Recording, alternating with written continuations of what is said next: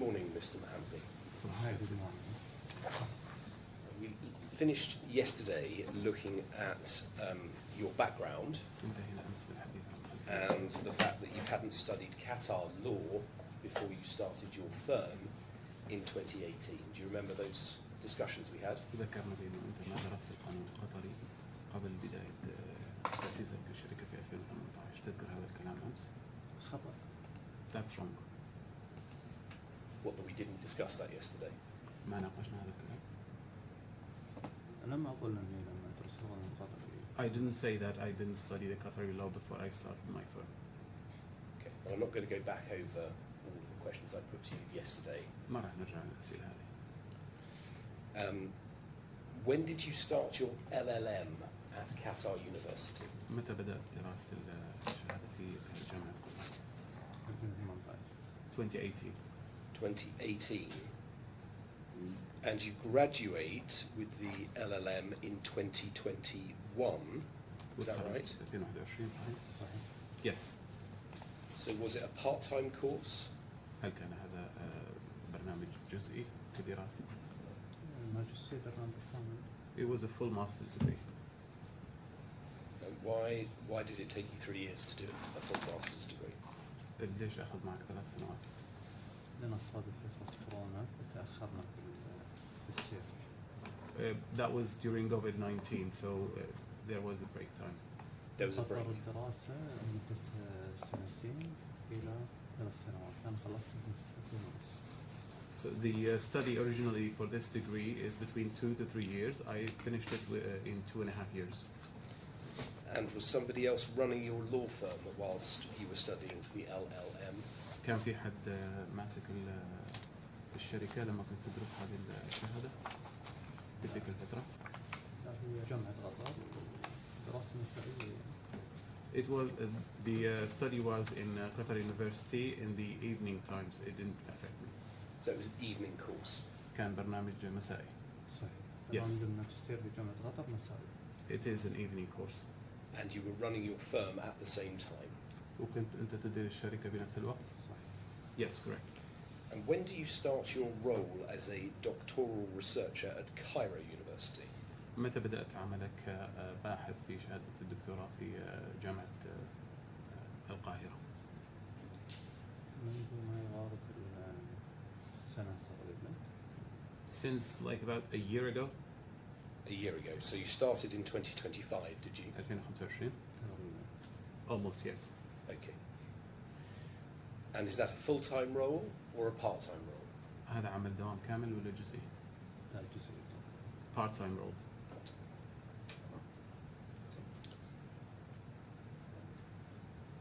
And so is somebody else helping to run your law firm as you're doing your doctoral research? في حد عم يساعدك حاليا في إدارة الشركة وأنت عم تقوم بهذه المهمة؟ الشركة عندي تتكون ما يقارب من 25 محامي. So my law firm is made up of 25 lawyers. هناك managing director وهناك head of department. And there is a managing director and there's a head of department. وهي مؤسسة قانونية. And it's a law firm. And I understand you also write legal articles in the Qatar press. Is that right? صحيح. أيضا أنا بفهم منك أنك أنت تكتب مقالات قانونية في قطر بريس في الصحافة القطرية. Yes, correct. I think these are published online, aren't they? هذه تنشر على الإنترنت. أسبوعيا. Yes, weekly. And they, from looking at them, they include articles about when the death penalty can be imposed. That was on the 31st of January last year. مثلا أحد هذه المقالات أنا رأيته اللي هو حالات عقوبة الموت وهذه تم نشرها في 31 من يناير من السنة الماضية. هذه أحد مقالات. أنا كثير من المقالات يعني There's multiple yes. articles that I've published. Well, the ones that I've seen related, among other things, to the death penalty, licensing for post offices, and the misuse of emblems of the Qatari state.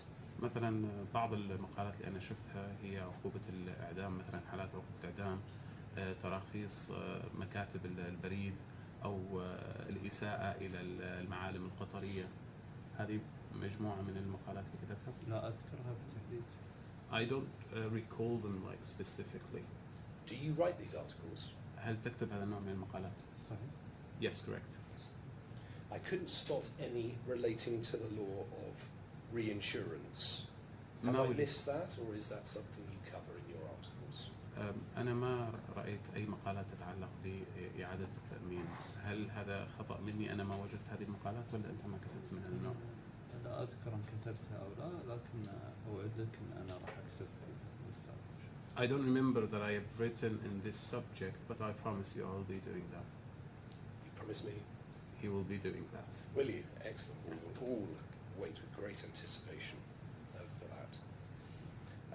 Now, the reason you have an interpreter with you today is because your native language is Arabic, yes? السبب لوجود مترجم معك لأن لغتك الأم هي اللغة العربية، صح؟ صحيح. Yes. And I understand that you were assisted in the preparation of your reports by Mr. Bashar al-Nashef, yes? وأنا فهمت في أنك أنت تم مساعدتك لإعداد تقريرك من قبل السيد بشار الناشف. صحيح. Correct, yes. And he's a colleague of yours at your law firm. هو زميلك في الشركة؟ صحيح. Yes. And is it right that the drafting of your evidence was a collaborative process between the two of you? وهل صحيح بأنه إعداد عملية الأدلة كان عمل تشاركي بينك وبينه؟ بالتأكيد يساعدني بترجمتها ونطلع عليها بالاشتراك ونضمنها في التغريدة. Sure, he helped me in its translation. We looked at them and we were satisfied with that. When you say he helped with the translation, was that from English to Arabic or Arabic to English? الترجمة اللي ساعدك فيها كانت من اللغة الإنجليزية للعربية ولا من العربية للإنجليزية؟ من الإنجليزي إلى العربي. From English to Arabic. Are you aware that Mr. Frangaskides has served a witness statement in these proceedings describing the process by which you worked with Mr. El-Nashef? هل أنت على علم بأن السيد فرانك ستيدي قام بكتابة بيان الشهادة لهذه الجلسات، وكان يصف العملية بأنه عمل مع السيد الناشف؟ هل هذا صحيح؟ لم أطلع بهذا. I'm not aware of that. Nobody's spoken to you about that witness statement? ما حد كلمك عن هذه الشهادة؟ يعيد السؤال. Can you please repeat the question exactly? Yeah. Are you aware that Mr. Frangaskides has served a witness statement in these proceedings describing the way in which you worked with Mr. El-Nashef? أنت على علم بأن السيد فرانكسكيدي هو قام ببيان شهادة شاهد، وذكر فيها الطريقة أو العملية اللي أنت شاركت فيها مع السيد الناشف في إعداد التقرير. يقصد فيها مشاركة فرانك مع بشار أو مشاركة؟ مشاركتك أنت مع الناشف، ذكر هو في هذا في شهادته. صحيح، هذا ما قلته الآن أنه هو الأمل ساعدني فيه الأستاذ بشار. لا، هو عم يتكلم عن شهادة الشاهد. أنت على اطلاع أنه هو تحدث عن الشراكة بينك وبينه؟ لم أطلع على تغيير شهادة الشاهد. So I confirm that I worked with Mr. Nashif, but I did not look at the witness statement regarding that. Mr. Frangaskides didn't ask you for any help with his witness statement? السيد فرانكسكيدي ما طلب منك أي مساعدة في إعداد شهادته؟ لا، لم. No, he didn't ask. Now, I understand that Mr. El-Nashef is also a native Arabic speaker. أنا كمان بعرف منك بأن السيد الناشف هو من المتحدثي اللغة العربية ولغة الأم. صح. Yes. Can you help me with this question? سؤال راح ساعدني فيه. Why do two native Arabic speakers produce a first draft of an expert report in English and then get it translated into Arabic? السؤال هو ليش اثنين من متحدثي اللغة العربية كلغتهم الأم بيعدوا تقرير أساسي باللغة الإنجليزية وبعد ذلك يحولوا للغة العربية كترجمة مع أنهم هم عرب. لأني أنا كمقدم التقرير أحتاج أستوعب صحة التقرير باللغة الإنجليزية، أنه راح يقدم باللغة الإنجليزية. Because the actual report will be submitted in English, that's why we focused on the English first. So I know I want to understand it, that's why I have it in Arabic version. Yes, but if you're working with a fellow Arabic native speaker, why wouldn't you produce the report in Arabic and then get it translated into English? طيب طالما أنت عم تعمل مع شريك لك وزميل عربي مثلك، ليش ما تعد التقرير باللغة العربية وبعدها تترجمه للغة الإنجليزية؟ يعني وجهة نظره هذه، احنا عملنا بالطريقة هذه. This is your opinion. We did work English first, then Arabic. Are you sure it was just the two of you working on the report in English? هل أنت متأكد أنكم أنتم الاثنين فقط اللي عدتوا هذا التقرير باللغة الإنجليزية؟ نعم. Yes.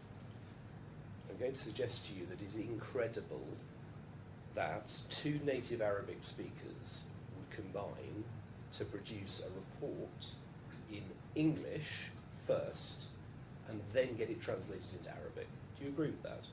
متفاجئ جدا ولا تتفق معي بأن الموضوع غريب جدا ومفاجئ بأنه اثنين من العرب يعدوا تقرير باللغة الإنجليزية أولا بعد ذلك يترجموه للغة العربية. والله ما بلغت وجهة نظرك، لكن هذا ما عملنا به. Well, this is what we did. You might be surprised, but this is what we did. Very surprised. Now I'm going to ask you some questions about your expert evidence. راح أسألك بعض الأسئلة عن الأدلة من ناحية كونك الخبير. I'd like you to do your best to answer the questions. أتمنى من حضرتك تعطيني أفضل إجابة. But will you tell me if I ask any questions that you can't answer because they're principally matters that Mr. El Nashef considered?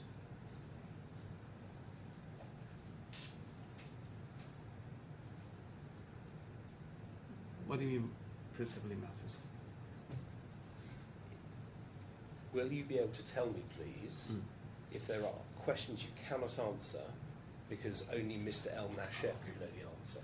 وأتمنى من حضرتك هل من الممكن أنك أنت إذا كان في إجابة لا تستطيع الإجابة عنها والذي يستطيع الإجابة عنها فقط السيد الناشف، هل من الممكن تخبرني بذلك؟ بالتأكيد. For sure. Before we start though, I want to see whether you can recall, without looking at the expert report, the 5 issues that you were asked to consider in your expert report by Wordly Partnership. Do you want to translate that and I'll finish the question? طيب من دون النظر إلى تقرير الخبير بدي منك 5 قضايا أو 5 مشاكل اللي أنت طلبت منها إنه يكون يطلعوا عليها الأطراف. Would you, without looking at the report, know what those 5 issues were? ما هي هذه ال5 مشاكل أو القضايا اللي ذكرتها في تقريرك؟ ال5 قضايا اللي ذكرتها أستند عليها كتأسيس لتقريري. Do you mean the 5 issues that I based my report upon? Yes. نعم. القضايا المحكوم فيها يقصد يعني اللي أنا ذكرتها اللي محكوم فيها. For example اللي هي قضية بوم. يعني هذا اللي أقصده. ما فهمت. ما أعتقد. أول issue اللي أقصده. Yeah, I think he conflates the issue with case because they are the same word in Arabic. I see, apologies. I mean the 5 questions he was asked to look at. الأسئلة ال5 الأساسية اللي أنت أسست على أساسها التقرير تبعك. في موضوع احنا أول نقطة أنا التقرير لما أعده وأطلع عليه لما التقرير وايد كبير. So when I prepare my report, I first start with preparing it. After I finish, I look at it because it's long.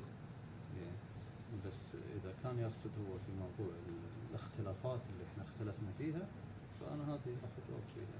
But if you mean that the disagreements that we no. I'm talking about your first expert report. التقرير الأول. You were asked to consider 5 points 5 نقاط أساسية أنت ذكرتها. by Wordly Partnership. I have to look at the report. You would have to look at the report to know what they were. Would you know what any of them were without looking at the report? عندك علم بأي من هذه النقاط الخمسة من دون الاطلاع؟ لا أذكر، أحتاج أطلع عليه. I don't remember. I have to look at the You report. don't remember any of the issues you were asked to أي consider? من هذه النقاط؟ أنا عديت تقرير وطويل وأحتاج أطلع عليه. So I prepared a long report and I have to look at it just to remember. Not even one? حتى واحدة أو نقطة واحدة فقط. أعيد، أحتاج أطلع التقرير. I need to look at the reports. Let's start with Article 791. We go to page 6465 of the bundle. Does it have an Arabic version?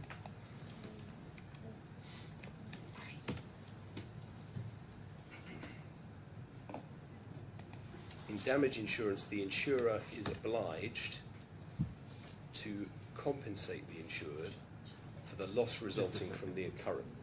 She's just pulling. Oh, sorry, apologies. 6465. Mhm. In damage insurance, the insurer is obligated to compensate the insured for the loss resulting from the occurrence of the insured risk. Are you translating? He's looking at it in the Oh, Arabic you can read version. it. Fine, Yes. okay. Provided that such compensation does not exceed the insured amount. Do you see that? ترى هذه الجملة اللي قالها نفسها هي. نعم. Yes. هو كان يقصد الخمس نقاط وقوانين الحاكمة للمسألة يعني. When you said the 5 points, do you mean the 5 laws governing No. this issue? No. I mean the 5 issues you were instructed to consider. الخمس نقاط اللي أنت طلب منك إنك تطلع عليها. صحيح. Have any of them come back No, to you? sir. No, still not. Okay. Now, so that's Article 791. Article 790 is at 6463.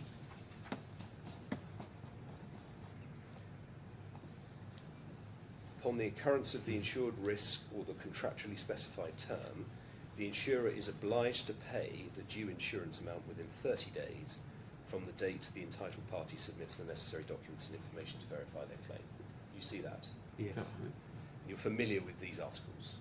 على اطلاع أنت بهذه البنود والمواد. Yes. So, breaking it down, the obligations on the insurer in Article 790 مثلا راح نجزئها في المادة 790 مسؤولية شركة التأمين أو المؤمن apply only after the occurrence of the insured risk or the contractually specified term. تبدو حصرا تتحقق عند الخطر عند حلول الأجل المحدد في العقد. هذا هو كما هو مذكور. صحيح؟ بالتأكيد عند حدوث الخطر المحقق في العقد. نعم. Of course, when the عند risk حلول happens, الأجل المحدد في العقد. نعم. and also on terms, on time, on the time of the contract. What do you mean the time of contract?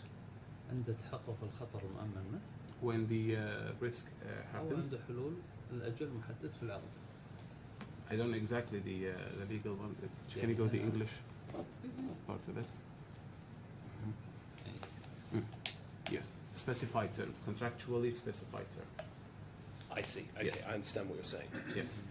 So, put to one side for the moment contractually specified term. خلينا نترك هذه النقطة الثانية على جنب. The obligations in Article 790 only start to apply upon the occurrence of the insured risk. يعني عندنا احنا الالتزامات تبدأ في حال تحقق الخطر. صح. Yes. And so Article 790 is only ever relevant where there is cover in principle. وبالتالي هذه المادة هي يمكن أن نعتمد عليها عندما يكون هنالك خطر محقق. صحيح. Yes. بالإضافة إلى باقي المواد In addition to other articles التي تتحدث عن الخطر. that talks about the risk. And then when the insurers are provided with the necessary documents to verify the claim, لما يتم إعطاء المستندات للمؤمن للتأكيد على المطالبة، the insurer has to pay within 30 days. المؤمن لازم يدفع خلال 30 يوم. صحيح. على أساس أنه يقدم المستندات اللازمة للتثبت من حقه. So yes, if the documents are provided supporting the claim, He has to pay. يجب أن يدفع المؤمن بعد تقديم المستندات الدالة على حقه. after submitting the supporting documents. And he has 30 days to do that. خلال فترة 30 يوم. صحيح. Yes. And I think you accept that documents that are necessary vary depending on the class of insurance. وأعتقد أنك أنت تقبل بأن المستندات الأساسية أو المطلوبة تختلف حسب نوع التأمين. بالتأكيد. For sure. And I think in this context you've made reference to the case of Boom, and we see that at page 982 of the bundle. هنا أنت أشرت إلى قضية بوم اللي ممكن نشوفها حاليا بالصفحة اللي Paragraph 35 of your report. 35 هنا.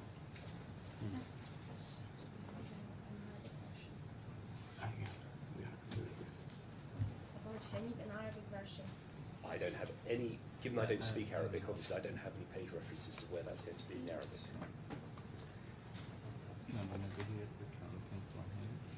Also, can I ask Solomia, which version of the Arabic are you pointing him to? Is it the one in bundle N, or is it the one that's in the main bundle? Just going below this report, so the Arabic version below this report.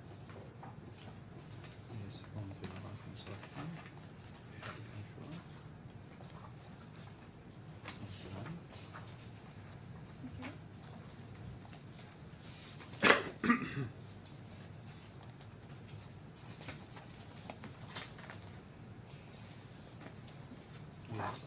Yes, we found it.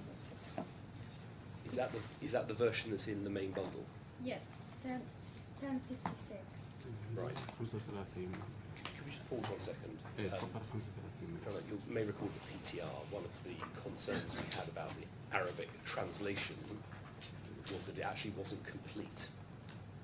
And that prompted a certified translation to be produced, which is not in this bundle, and which this witness is not referring to. I'm going to be referring to the English version. I don't want Mr. Al-Mohammadi to be confused, because the Arabic version is a summary or incomplete. It'd be much preferable if he could have the English version and the relevant part translated, rather than an Arabic version, which may or may not actually be a complete translation of what is in the English, and it's certainly not a certified translation. Right, so you don't accept the Arabic translation of the bundle, but isn't that why there was a certified translation arranged? That was. Would it be sensible that we refer to the certified translation which the claimant is happy I don't have an with? objection to that. The only concern with that is that when he was examined in chief, he was taken to the Arabic version that is the abridged version, or the summary version, incomplete version in the main bundle, and was asked whether that or the English version, the full original version, is more authentic. And he said, the abridged version. So I'm in your hands as to what you want to do, but what we can't have are 3 versions of the expert report, one in English, one in a sort of in-house summary translation Arabic, and one certified translation of Arabic. But do we need the witness to give a view on what is a certified translation? It's not a question of a view as to whether it's certified. We all are clear there is one certified version. The version, though, that he said is more authentic of his views is not the certified version. It's the short form version, summary version, that's in the bundle. And that's why I'm in some difficulty. What I don't want is to take into paragraph 35, for example, and I don't know if this is right on paragraph 35, me to point to a sentence and it not be there in the version that he's looking at. It's not fair on him, for starters, and it's not fair on me cross-examining. So I have every sympathy if we can get the certified version, and we can do it by reference to that, have that alongside, that's fine. But I'm concerned if he's only looking at the abridged version that we're going to get confusion, which is not going to reflect well on his Well, evidence. why don't we get the certified translation, and why don't we ask the witness to read the certified translation, and confirm whether it reflects his views, and then why don't we proceed with you questioning by reference to the paragraph number in the English version, which will be reflected in the certified translation. Should we do that? Yes, I have no objection to that. Do we have copies of the certified translation? Should we? I can arrange for that. I can arrange for that to be printed. Yes. We can arrange that, but it will probably require a short period of time. It's in bundle N. It's in, But if we can pull it on here, then yes. If we can pull it on here, we can use the electronic If we can get version. bundle N on the screen, That then there's could no be a problem. Herculean task. But we have a short adjournment, and why we can don't we see have- whether this can happen. Yes. And then obviously Mr. Al-Mohammedy's got to read that. It may not take him that long, and then we can carry on without any confusion. why don't we do that? We'll adjourn. On our end, we will see if we can get bundle N and bundle 10 on the screen. If that's not possible, then we'll make sure that somehow we get hard copies, and then we will come back. Thank you, I'm very grateful. All right.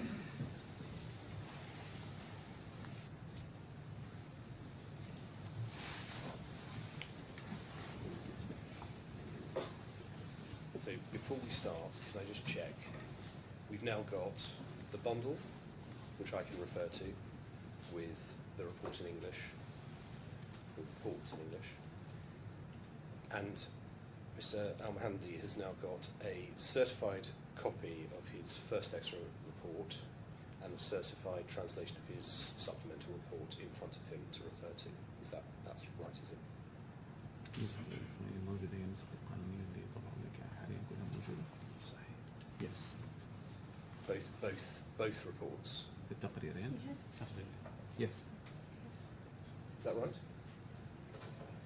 Yeah, he's saying both I reports. was actually trying to catch some of it as I see whether she knew.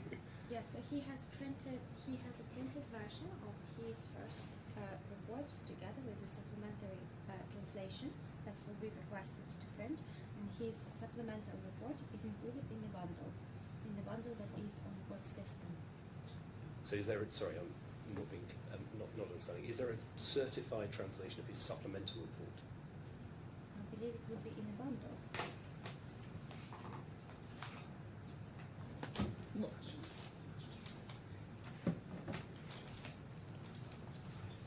That's so you talk about 1257. Yeah. That's not a certified translation.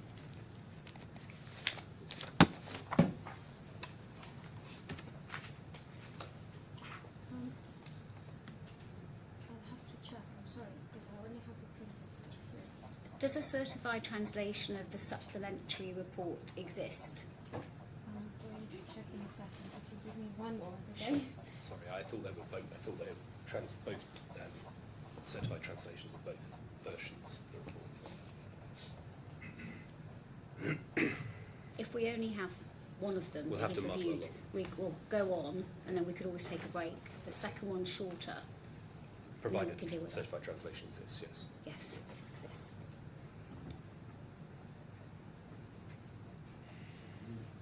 I don't think we have a certified copy of the second report. Okay. So certified translation of the second report. So we'll have to work on this bundle. Just the first report. That's all. And do we know if the Arabic translation of the supplemental report is also abridged? Same problem. So we'll get that back. is it an abridged, a shortened version, the Arabic translation of the supplementary report? Do we know? I believe it's verbatim. So Verbatim. Verbatim. So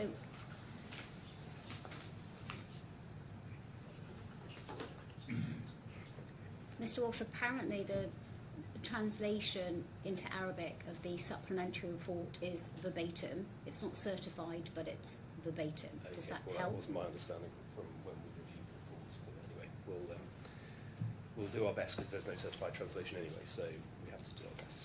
Or should we get through your questions on the first report? And Well, then let's see whether we need to. It may be that. Well, we just have to do our best because if there's no certified translation, we're going to get one in the next day or so. So before we broke, Mr. Al-Mahanadi, we were talking about Article 790. Do you remember that? كنا تحدثنا احنا قبل البريك عن مادة 790. Yes.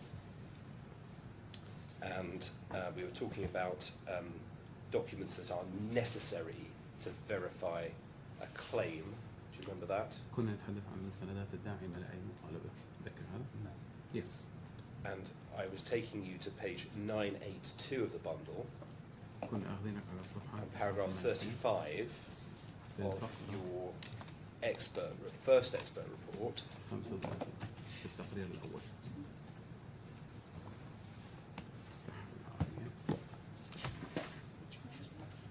في 35.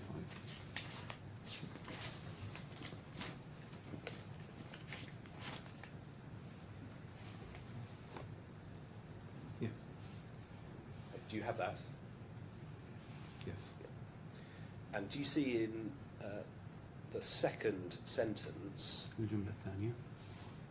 you're talking about a case called Boom General Contractors, تتحدث عن قضية للبوم جنرال كونتراكتورز. نعم. Yes. and this is in connection with your discussion of Article 790. You وهذا can see that from the previous paragraph. بيرتبط في المادة 790 وأنت بتشوفها هذه الفقرة اللي قبلها هناك ارتباط. نعم. صحيح؟ نعم. Yes. Can we look at that case briefly? It's at page 6768 of the bundle. ننظر إلها الصفحة 6768 في الحزمة الموجودة.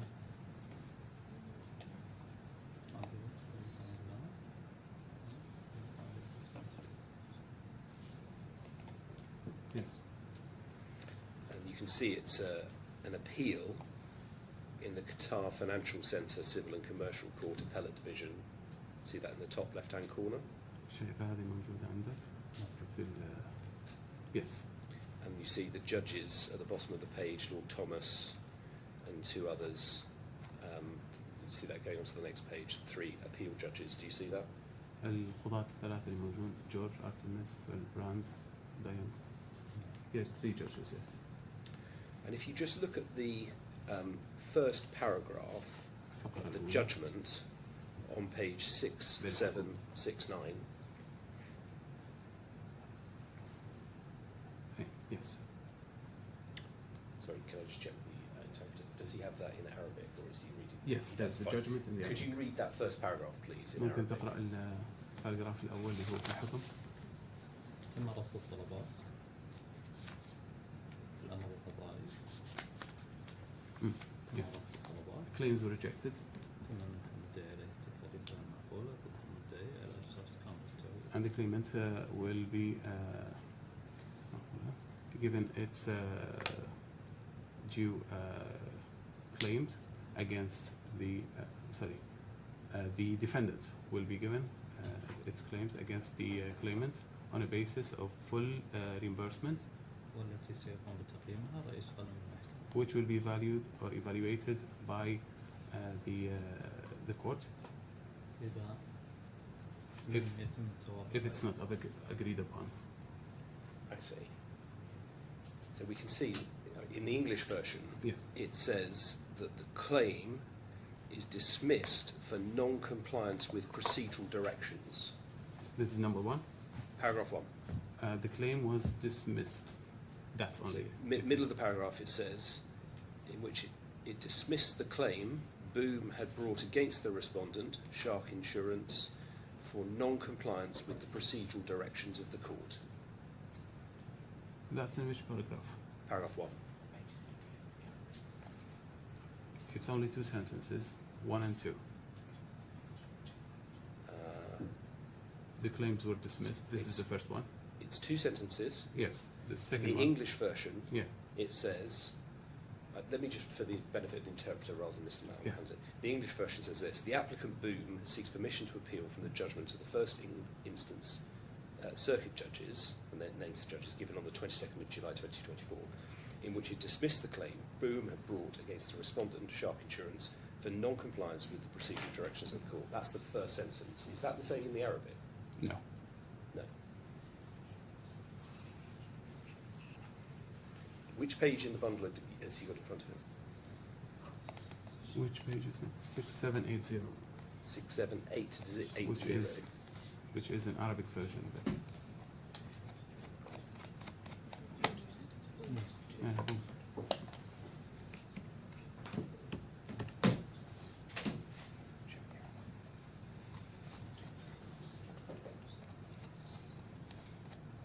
Can you, so there's a heading in the English version. The first heading is order. And Yes. the second heading is judgment. Yes, Do you have the same? yes, And under order, Yes. it looks like in the Arabic you have two paragraphs. yes. What I'm focusing on is the first paragraph under the word judgment. Oh, under judgment, yes. Yeah. Mhm. And in the English, Mhm. that reads, the applicant Boom seeks permission to appeal from the judgment of the first instance circuit, and then lists the judges, given on the 22nd of July 2024, in which it dismissed the claim Boom had brought against the respondent, Shark Insurance, for non-compliance with the procedural directions of the court. That's the end of the first sentence. And But then we're the not second, talking about the first paragraph, we're talking about the second paragraph, maybe? The No. first paragraph is talking first about... paragraph, Uh, why don't you look at Yes. 6769, Please. the English, because you'll be able to see what I'm talking about.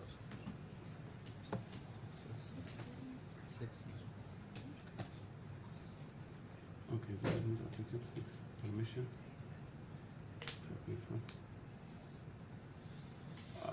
That's a bit different from the Arabic version. Is it?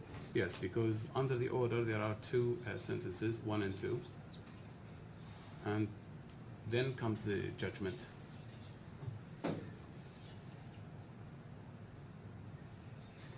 I think what has happened, Mhm. unfortunately, is that Mr. Al-Mohammadi has cited this case, and the English version is the version that we are referring to, and the Arabic version is a different case. طيب، أعتقد Same إن parties, different case. حضرتك أنت أشرت إلى هذه القضية، شايفين النسخة الإنجليزية If you look مختلفة at, عن النسخة العربية، ممكن تكون So حتى if you القضية look at the English version, مختلفة Your Honour, أو ترجمة at مختلفة. page 6768.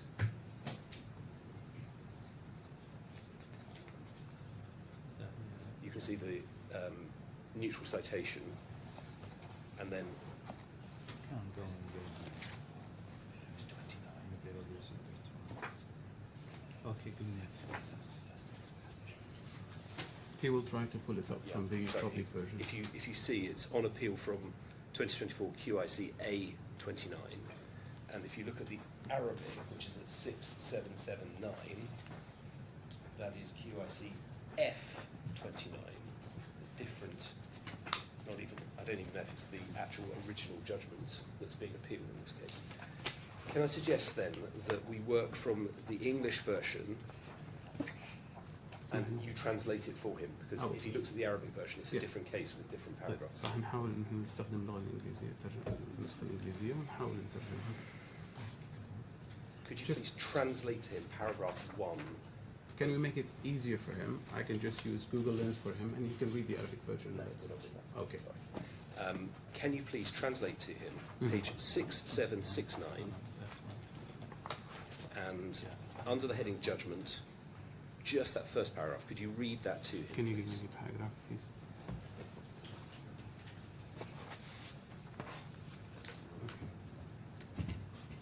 هون عندنا الباراجراف الأول في الحكم، فإن المطالب اللي هو بوم يحاول أن أخذ إذن في استئناف الحكم الذي في المحكمة الابتدائية في قضية جاستس جورج وارتس وفيتس براند وهذول القضاة في 2024 QIC F29، وبناء على أنه في 22 من جولاي 2024 هذه القضية تم رفضها ومطالبة بوم رغم أنه كان ضد الطرف الآخر اللي هو شرط إنشورنس لعدم الالتزام بالإجراءات في المحكمة، وطالبت بتكاليف أن تكون مدفوعة كتعويض، دفع تكاليف تعويض بناء على لأن بوم رفضت أو لم تلتزم بإجراءات المحكمة. Yes.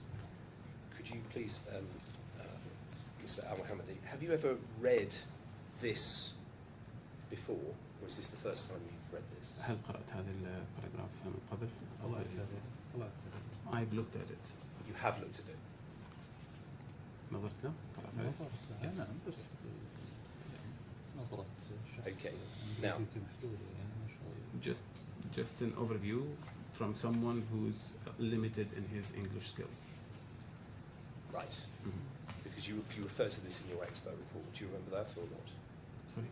Do you remember the fact that you referred to this in your expert report? أنت أشرت إلى هذا في قناة تقرير الخبير الخاص فيك صح؟ صحيح. Yes. So, now you've read paragraph 1. الآن قرأنا إحنا الفقرة الأولى. Can we agree that the claim is dismissed at first instance for non-compliance with the procedural directions of the court? ممكن نتفق على أنه المذكور هو بأنه المطالب اللي هو المشتكي تم رفض قضيته لأنه ما التزم بإجراءات المحكمة. صحيح. Yes. Can you see تقديم المستندات الدالة على المطالبة. The procedures in submitting the documents supporting the claim. Well, that's not what it says in paragraph 1. It's about the procedural directions of the court. Does he agree with me? الموجود هون اللي هي الإرشادات الإجرائية من المحكمة. هم ما التزموا فيها. هي المدخل على حيثيات الحكم. يتبين بأن رفض الدعوة من خلال القبول بتقديم المستندات الدالة على المطالبة. If we go into details of the case, we will see that the case was dismissed because Boom didn't submit the documents supporting their claim.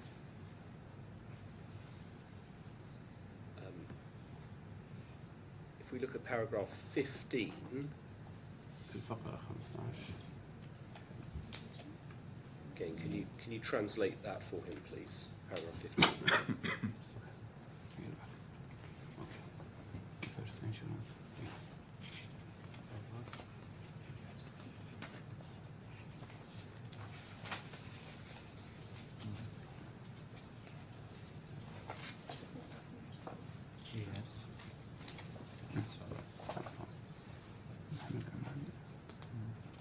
لا. Yes. طيب في عندنا في قضية في الحكم المبدأ الابتدائي consider that we should weigh up the reasons إنه لازم المحكمة وجدت إنه لازم هو ينظر إلى الأسباب لعدم الالتزام المقدمة من قبل بوم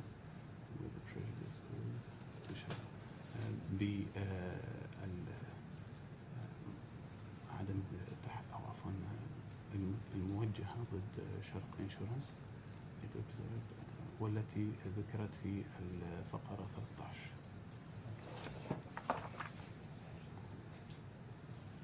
ما بعرف إذا هي الفقرة 13 كنا نجمع الناس عن نطاق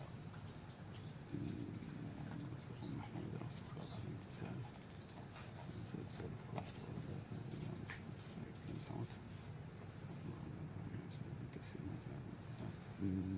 لا.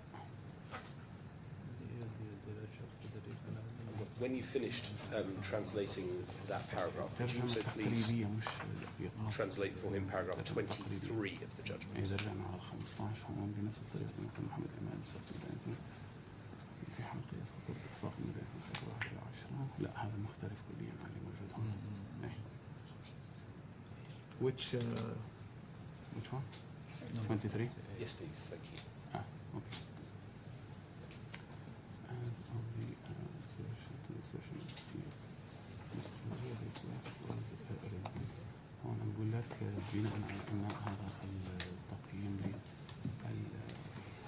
لطلب الإفصاح كان غير مفيدا في هذه الحيثية. The claim was in respect of civil compensation وأن المطالبة كانت من طرف التعويض المدني and not for the amount due وليس بخصوص المبلغ المستحق for the shedding of للدماء التي سفكت كان فيها دم. That was no answer to the failure. هذا لم يكن جوابا على فشل الالتزام with the order for screen. The failure to be first instance circuit. أنا هذا الطلب تم شرحه وكان هنالك فشل في تقديم الأدلة في المحكمة الابتدائية. In any event في أي حال it was misconceived. لم يتم إعدادها بطريقة صحيحة because of the terms of the motor insurance بسبب شروط سياسة التأمين على المحرك أو السيارة مش عارف كلمة motor home and the correspondence between والمراسلات بين بوم وبين motor insurance حيث كان من الواضح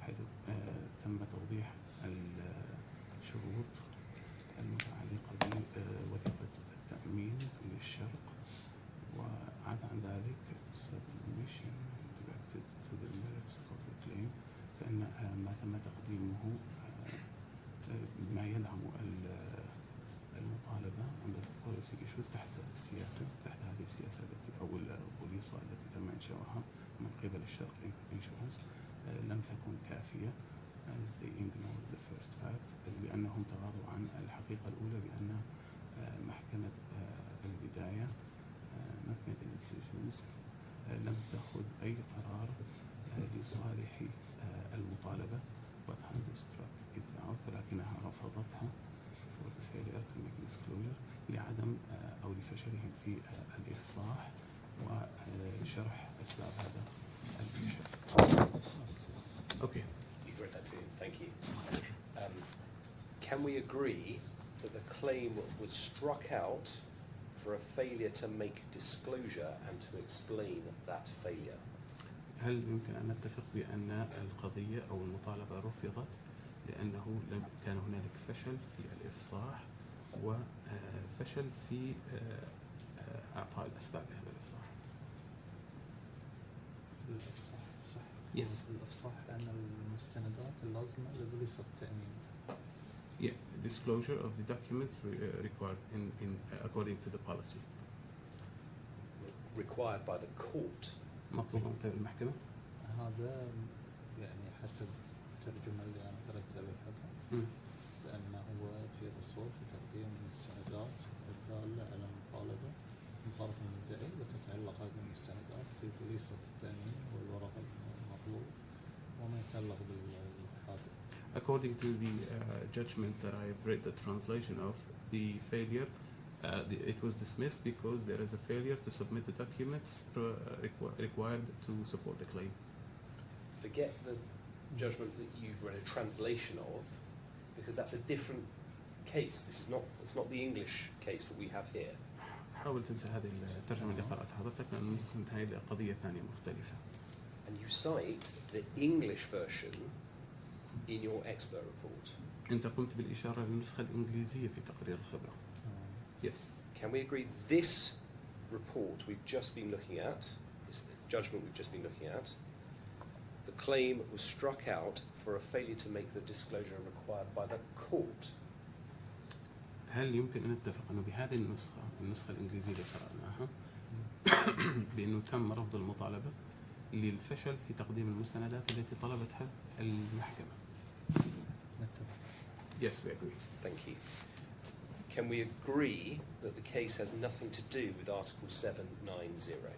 هل يمكن أن نتفق بأن هذا البند ليس له علاقة بالمادة 790؟ لا. We do not agree. We don't agree. No. Okay. Suggest you're wrong about that, but were you here in court yesterday when Mr. Al-Ansari was asked some questions about Article 790? هل حضرتك كنت متواجد في الأمس لما تم طرح بعض الأسئلة باستجواب السيد الأنصاري عن البند أو المادة 790؟ نعم. Yes. Do you remember he was asked some questions about the standard required by Article 790?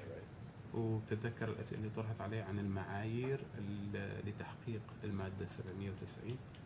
In terms of the documents, إذا سيفتني الذاكرة. I will try to remember, I will see.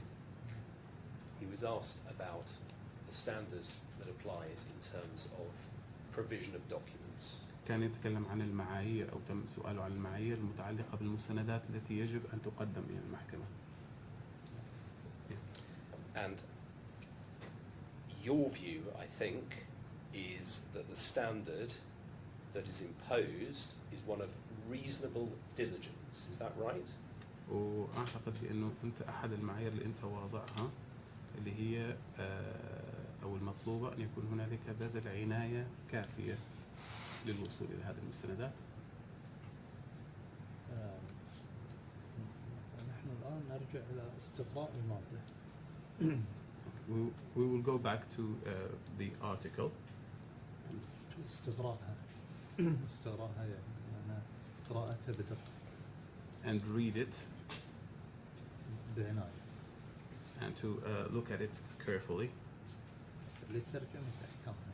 To see exactly what it means. Shall we turn it up then? It's 6463. نرجع على المادة.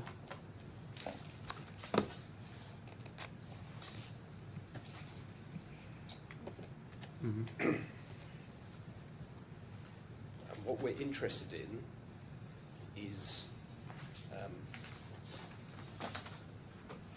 effectively how much effort the party has to go to who is required to submit the necessary documents.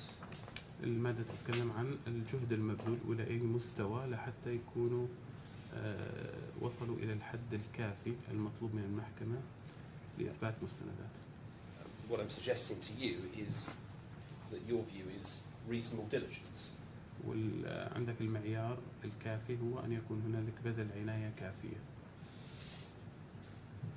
أنا سوف أفسر المادة التي هي تشرح وتجاوب على ما تقدم. So he will interpret it in a way that will explain everything. Yeah. نحن الآن نتحدث عن يلتزم المؤمن يلتزم المؤمن عند تحقيق الخطر مؤمنا أو عند حلول أجل محدد من العقد وهذا ليس خلاف. So first of all, the first part of this article we don't disagree on until the word contractual terms. We agree on this. That there's no misunderstanding between us. في الفقرة الأولى. الفقرة الثانية بإداء مبلغ التأمين المستحق خلال 30 يوما من اليوم الذي يقوم فيه هذه الفقرة اللي فيها. So the second part is the one that we are discussing right now. الذي يقوم فيها خلال 30 يوما من اليوم الذي يقدم فيه صاحب الحق البيانات والمستندات اللازمة للتثبت من حقه. Which talks about the 30 days period in from the claimant to submit the documents to support his claim. للتثبت من حقه يعني بمعنى في حال احنا نفسرها بمفهوم المخالفة في حال عدم تقديمه للمستندات وبيانات غير مثبتة لحقه فتقديمه غير مقبول. So in case that he's supporting documents that do not actually prove an evidence for the claim or he's not supporting the required documents, we cannot say that he has the right to claim. ومفهوم المخالفة مفهوم المخالفة هو من المفاهيم المعتمدة في السيفل لو في منظومة القانون المدني الغربي. تفسر المادة تفسيرها وتفسير المخالفة لها. يعني هي انك انت تفسير العكس. تفسير العكس. And that's why we can see here that every definition in the civil law also defines its what we call the opposite definition. Like let's say if he has to provide the required documents, then the other way around, if he doesn't provide these required documents, then it will not be considered as satisfactory to what we call support the claim of the claimant. وهي قاعدة آمرة يعني لا يجوز الاجتهاد فيها أو الاتفاق على مخالفة. اللي هي هذه القاعدة تعتبر القواعد الآمنة، يعني لما الشرع يذكرها يأمر فيها، فما في مجال الناس تختلف فيها أو تتفق. اللي هي قاعدة المادة الغامضة تعتبر قاعدة آمنة، أنه لابد يقدم المستندات والبيانات اللازمة للتثبت. And this article is clearly talking about the supporting documents, and it is a definitive article. So it means that if he doesn't provide the supporting documents, then he does not have the right to his claim. And there's no misunderstanding, and there shouldn't be a misunderstanding about it. Let me try this a different way. Does Article 790 require a claimant to procure documents outside of their control? هل هذه المادة تتطلب من المطالب أو صاحب الحق أن يقدم مستندات خارج عن نطاق صلاحياته غير قادر على التحكم فيها؟ بالتأكيد هذه تحكمها قواعد أخرى لا تحكمها المادة هذه، فهو طالب تقدم من البيانات مثبتة لحقه. وهناك عدة سبل للتثبت لحقه. So if it's external or outside of his control, there are some maybe other articles that can govern that, but there are multiple ways to support your claims. You can provide the documents or different documents that can support your claim if the other ones are outside of your control.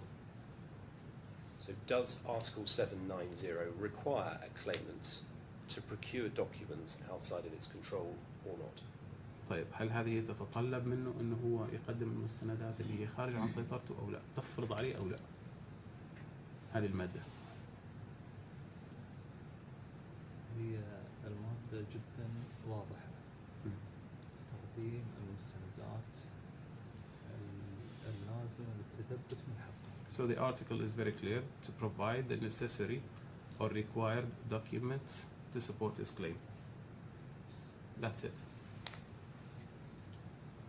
Let me try this another way. I'm going to read something to you and then I'm going to ask you whether you agree with it or not. Okay? طيب راح يقرأ لك شيء ثاني كمان وراح يشوف إذا أنت تتفق معه أو لا فيه. The insured must take reasonable steps, acting in good faith, to obtain and submit documents. طيب المؤمن أو اللي هو شركة التأمين يجب عليه أن يأخذ خطوات فعلية خطوات فعلية ويعمل تحت ما يسمى بحسن النية ليحصل على البيانات أو المستندات المطلوبة that are reasonably available and relevant to substantiating the claim. والتي قد تكون متاحة وموجودة بشكل منطقي وعقلاني ليدعم المطالبات الخاصة به. تتفق أم لا؟ أتفق. وهو مبدأ حسن النية المبدأ المطبق في تنفيذ أحكام العقد. Yes, I do agree, and good faith is a principle that is applied in these kinds of. Let's try another one. The law does not require the insured to do the impossible, to procure documents outside of its control, or to delay the claim indefinitely while pursuing marginal or irrelevant points. طيب عندنا احنا الجملة هذه بأن القانون لا يطلب من المؤمن أنه يفعل المستحيل للوصول إلى هذه المستندات الخارج عن نطاق القدرة لديه من أجل محاولة تأجيل هذا المطالبة إلى أجل غير مسمى مقابل أنه هو يحاول أن يلاحق أو يركز على نقاط هامشية أخرى. هل تتفق أو لا تتفق مع هذه النقطة؟ هي نقطة عملية يعني. This is a practical point. Do you agree? أكيد. Yes. Let's try another. Reasonable diligence is the correct standard, and the courts are generally reluctant to allow insurers to rely on technical or unrealistic documentary demands to postpone or defeat indemnity. طيب النقطة اللي تليها اللي هي العناية الكافية هي المعيار الصحيح وأن المحاكم عادة المحاكم عادة تحاول أن لا تؤجل أو لا تسمح بتأجيل مطالبات بسبب بعض المطالبات الغير منطقية والغير عقلانية لبعض المستندات التي قد يبدو من المستحيل أن يصل الطرف إليها أو للحصول عليها. هو هذا الموضوع جدا متشعب. This is where it gets a little bit complicated. الآن احنا لما نتحدث عن طلب بيانات تتحقق من تنفيذ أحكام عرض التأمين، فالمادة 97 واضحة. So when we are asking for supporting documents for any claim in an insurance company, so Article 790 is very clear. لا هي عندنا يقول لا اجتهاد مع النص، لا اجتهاد مع النص، يعني احنا لما يكون في نص واضح لا يجوز أن نجتهد في تفسيره. And in law, if there is a clear paragraph or an article, you don't have to go into extra steps to try to interpret it in a way that it doesn't hold. لأن احنا راح نخرج من جوهر السياقة. That will take us into a different interpretation that was not originally intended by the law. فهي واضحة وتحدثنا عنها. So we have talked about this 790 article and it's very clear. Okay, can I just get whether you agree or disagree with this? تتفق أو لا في النقطة التالية. Reasonable diligence is the correct standard, and courts are generally reluctant to allow insurers to rely on technical or unrealistic documentary demands to postpone or defeat indemnity. Do you agree with that? هل تتفق مع هذه النقطة بأنه العناية الكافية هي المعيار المقبول ضمن المحاكم، والمحاكم لن تقبل أن يكون هنالك مطالبات غير منطقية أو غير عقلانية لمستندات لا يمكن الحصول عليها من قبل الطرف الآخر من أجل تأجيل هذه المطالبات عند المحكمة. تتفق مع هذه النقطة أو لا؟ هو القضاء عندنا لا اتفق معها، لأن القضاء عندنا هو صاحب القرار، وهو عنده السلطة التقديرية في تحديد ما هي المستندات الدالة وفقا لأحكام القانون المقيدة للقضاء في ذلك ووفقا للعرض المبرم. I disagree because the court or the judge is the one with the final say. So if the one of the parties or the insurer is requiring impossible or technically unachievable documents, the judge will be looking at the insurance policy, will look at the supporting the required documents, and also he will be deciding which documents can be suffice or enough for the claim to be supported. Could we please go to page 1248 of the volume? Paragraph 75 of your first report.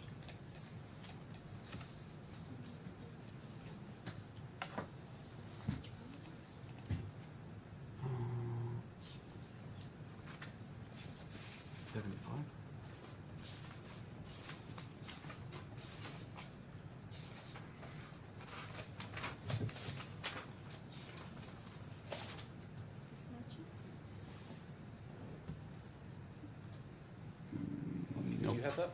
No. No. 75, yeah? Yeah, it's no. No? No. طيب في البند 75 عندنا هون بيقول لك المادة 790 تفرض التزام على المؤمن أن يدفع للمؤمن عليه عندما يقوم بإعطاء المستندات.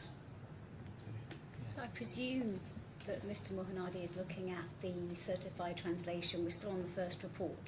Is that correct? Is this the first report? Yes. So we have a certified translation. It's the I second do report. apologise, it's the second report, that's entirely my fault. Oh, Sorry. second report. Oh, right. Which is why Okay, we that's don't why have it's the wrong certified all the translation. time. Sorry. That's why I'm Sorry for the confused. confusion on I've my caused part. the confusion, so Yeah. I'm very sorry about that. Paragraph 75, the English at 1248. 74. I think you Sorry, said. 75. 75, paragraph 75. Right. Page 1248 for the English, for those of us working in English.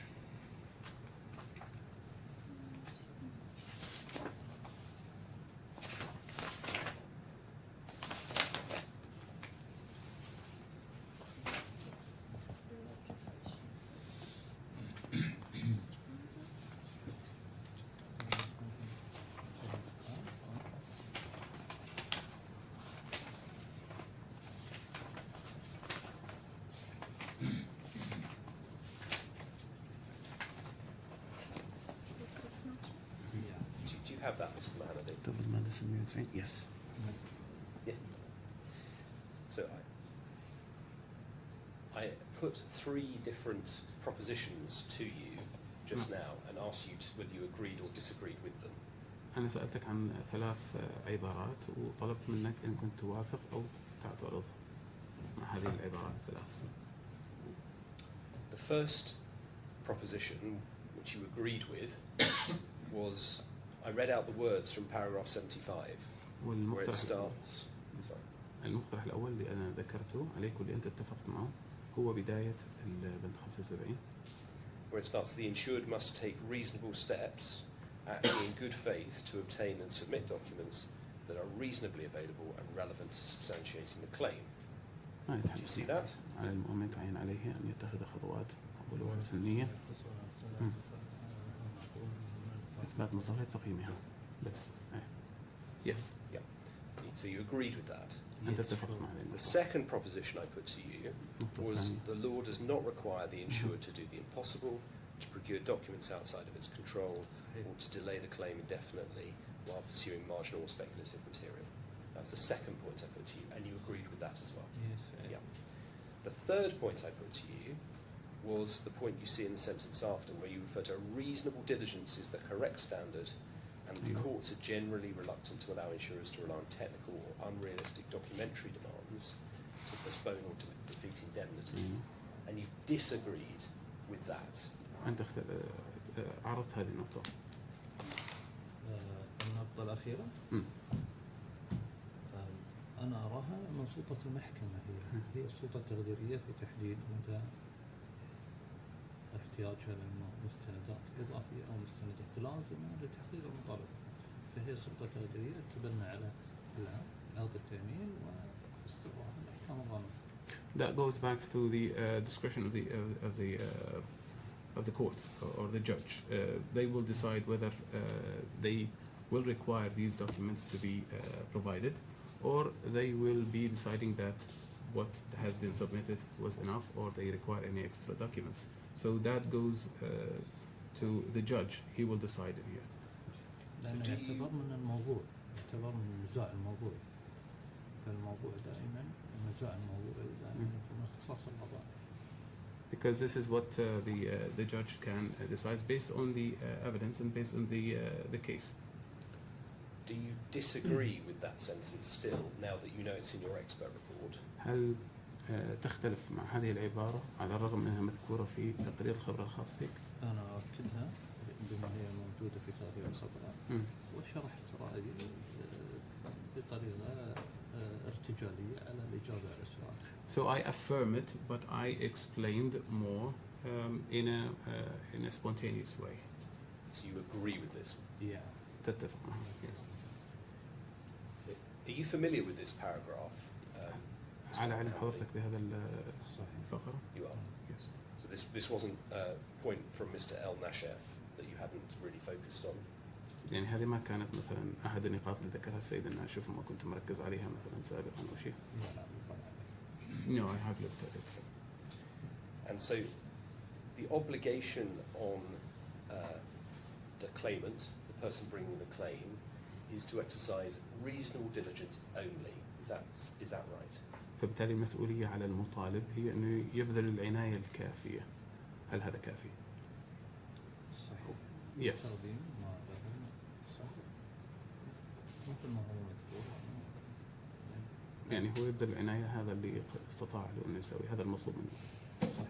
وفقا للمستندات الدالة على المطالبة، هي معيار العناية، مش معناته يروح يقدم ورق أبيض.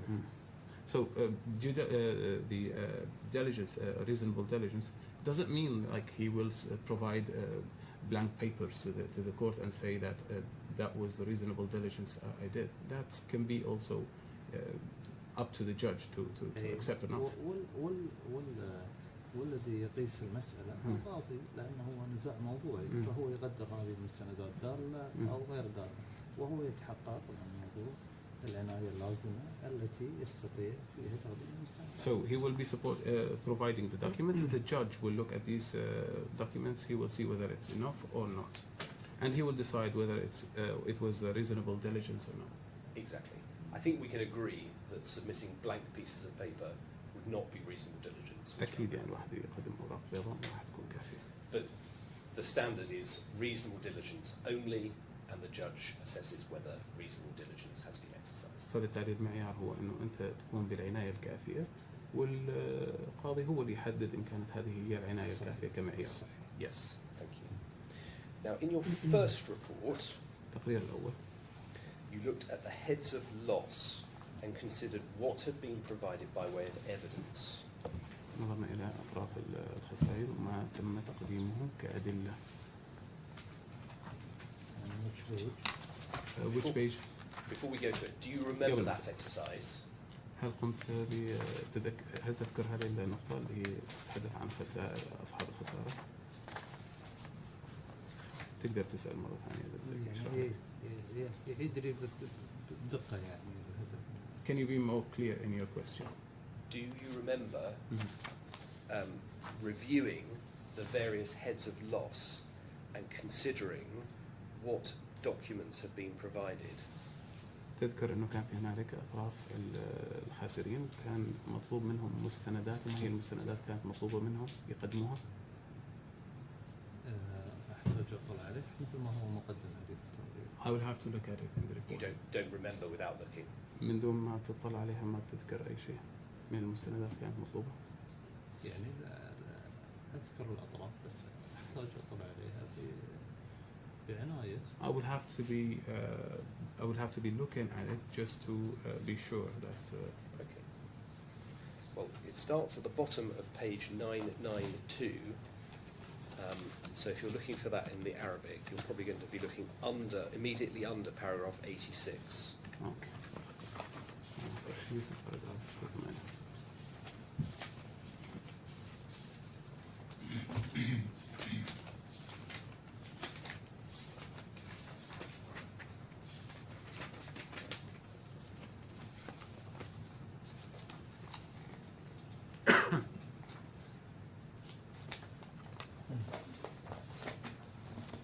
'86 or '87? Paragraph immediately underneath, so it starts at the bottom of the page in English.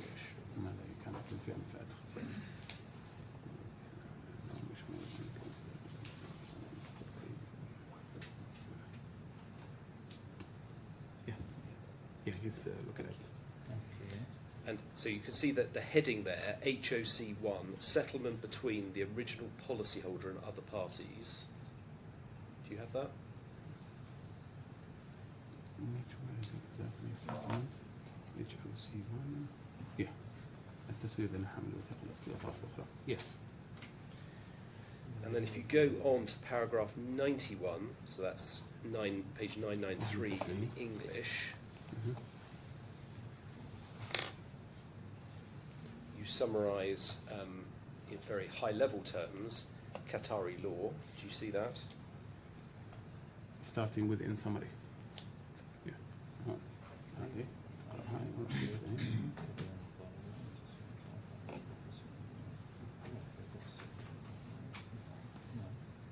Yes.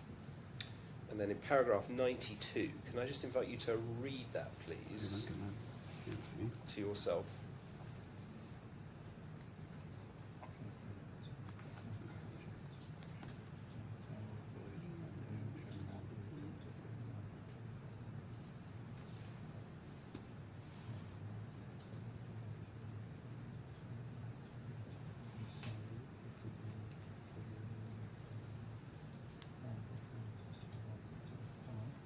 Okay. Is this coming back to you now? تستذكرها الحين؟ Yes. And then paragraph 93, you deal with the evidence that was given by Mr. Tommy and Ms. Kuznetsova. Do you see that? Just have a read of that.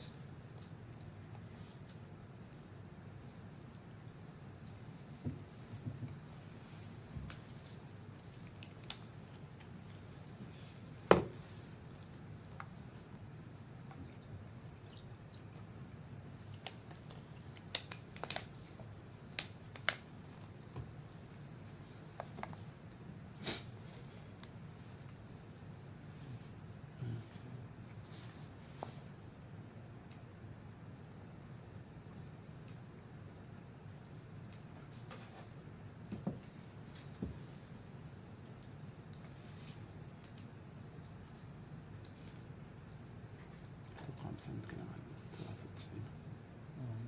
هذا 900. Yeah. Do you remember reading Mr. Tommy's statement, do you? تذكر بيان شهادة السيد تومي؟ قرأتها؟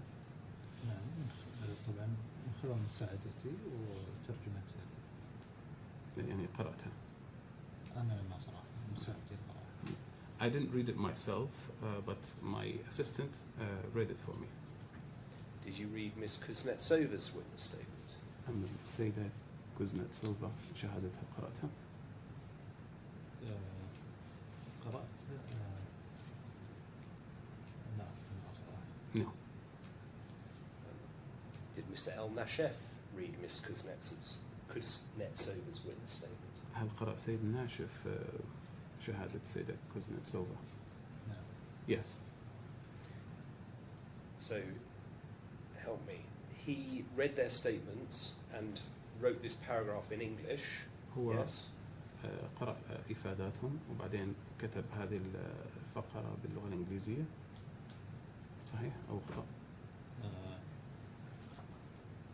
صحيح. Yes. قرأها وبعد. Yes. And he showed it to you. رواك إياها هذه بعد ما خلص؟ لا. No. He didn't show it to you. لا. هذا من 93. No. So, is this the first time you've read this? هذه هي أول paragraph? مرة تقرأها؟ لا قريتها أنا. لا أقصد الحين تقرأها أول مرة؟ لا هذه التغريدة أنا قريتها وطلعت على تغرير الصادرة من الصبرة وطلعت عليها كلها. هذه التغرير اللي صادرة من شارلي Mm. و IFIC I have- طلعت عليه تغرير الخبرات. I have looked at it before, and I have looked at the experts' reports before, like the one mentioned here, Charles Taylor, And- and IFIC. I've read it also. Stage يعني a lot of company. And there are lots of companies that I've maybe read. 4 or 5 company كانوا يعني تغرير. There were like 4 or 5 companies. Mr. You must have seen this paragraph in English that Mr. El Nashef had drafted before you signed the report, surely. على الأقل المفروض إنك أنت شفت هذه المادة قبل ما توقع عليها. صحيح؟ أنا كنت يعني اطلعنا على تغرير الخبرات. لا هو يقصد هذه المادة بالتحديد هذه المكتوبة. طبعا كان هي. يعني هو مثل ما قلت لك مم. هو اسيستنت مم. وساعدنا فيها يعني. Mm. So Mr. Nashif was assisting me in this. Did you read this paragraph before you signed your expert report? قرأت هذه المادة قبل ما توقع عليها. Yes. How did you know whether what is in there is right or wrong if you had not read Mr. Tommy's witness statement?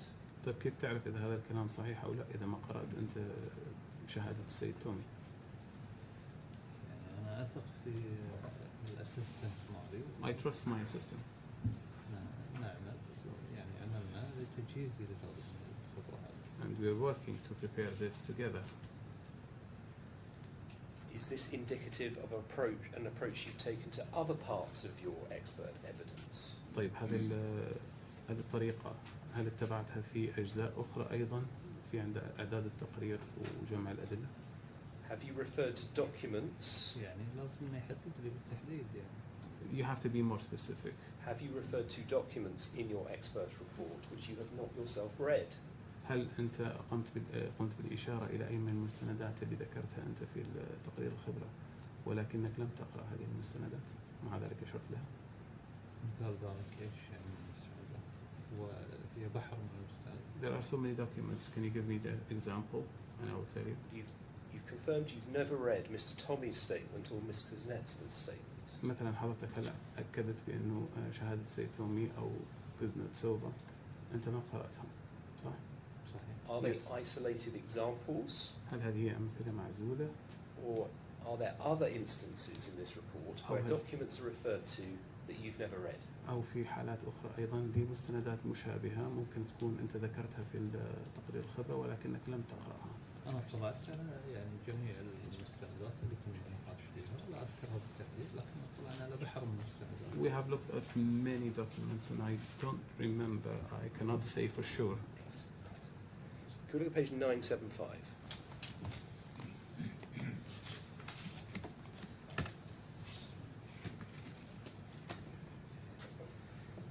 This is paragraph 11 of your report. You say, I have reviewed the following documents. Do you have that? In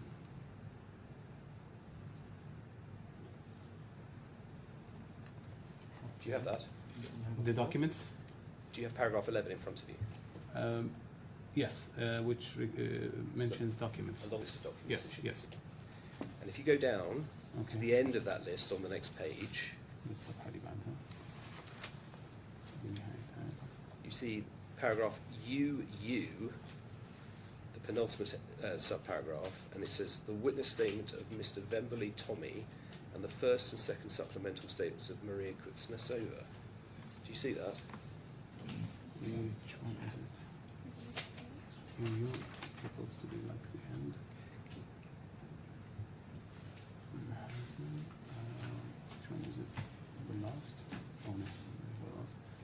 وليد تومي ولفادتان الأولى والتثنية الشهيدة ماريا كورنتسوفا. Yes. So when you say in your report, I have reviewed the following documents, عندما تقول أنك that's أنت not right هذه insofar as فهذا الكلام Mr. غير Tommy's صحيح. statement and Ms. Kuznetsova's statements are concerned, is it? يعني أنت لما تقول أنك أنت طلعت على هذه المستندات ومن ضمنهم المستندين اللي ذكرناهم سابقا، هذا الكلام غير صحيح لأن حضرتك الحين قلت أنك ما اطلعت عليهم سابقا. أنا حددت في المستندين بس ما حددت في باقي المستندات. يعني هو يتكلم بأن أنا ما طلعت على المستندات هذه في اللي أنا قلت أنا الأسيستنت في القلعة، بس هي في كثير مستندات، يعني هو كثير مستندات. يعني ليش يشملها هو في جميع المستندات؟ لا مو هيك، عم بقول بس انه انت هذول المستندين انت مانك مطلع عليهم، مع ذلك ذكرت انك مطلع عليهم هون بالقائمه. هذه هي قائمه المستندات اللي انت مطلع عليها. المستندات اللي تضمنها التغريد. So these are the documents that the report includes. It doesn't mean necessarily that I have looked at them. I understand. Mm. So let's look at the next one, the witness statements of Mr. Muhsin and Ms. Pereira. Do you see that reference in the next subparagraph? طيب السيد تقرير السيد محسن والسيد بريرا، خلينا نشوف وين. مهم. Which one? The one after that or the last one? أمير محسن and بريرا. Yes, هذول المستندين كمان. What about them? Did you read those? هل قرأت هذين المستندين أيضا؟ إفادتين؟ والله لا أذكر. I don't remember. You don't know. What about the previous page? الصفحة اللي قبلها. Subparagraph D, the amended particulars of claim. Did you review that? And ABCD. This is in the beginning, right?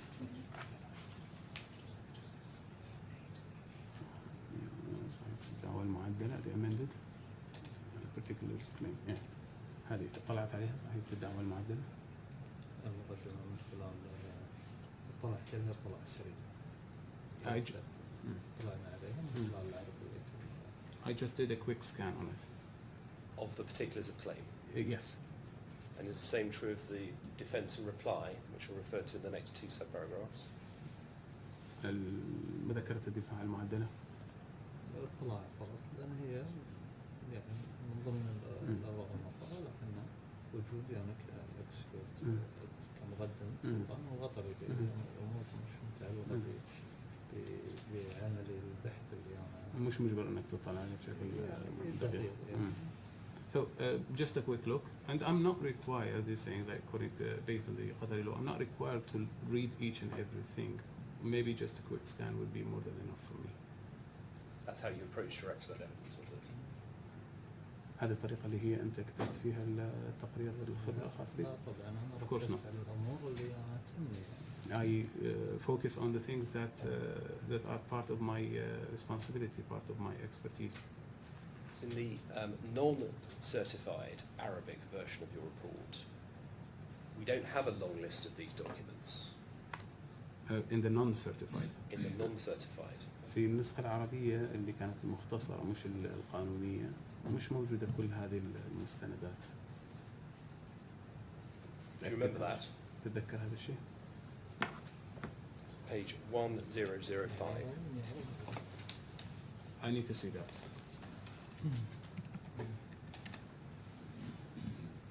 النسخة الأولى يقصد. The first version. The non-certified one at 1005. التغرير الأول أو التغرير الثاني؟ The first report or the second? First report. الأول.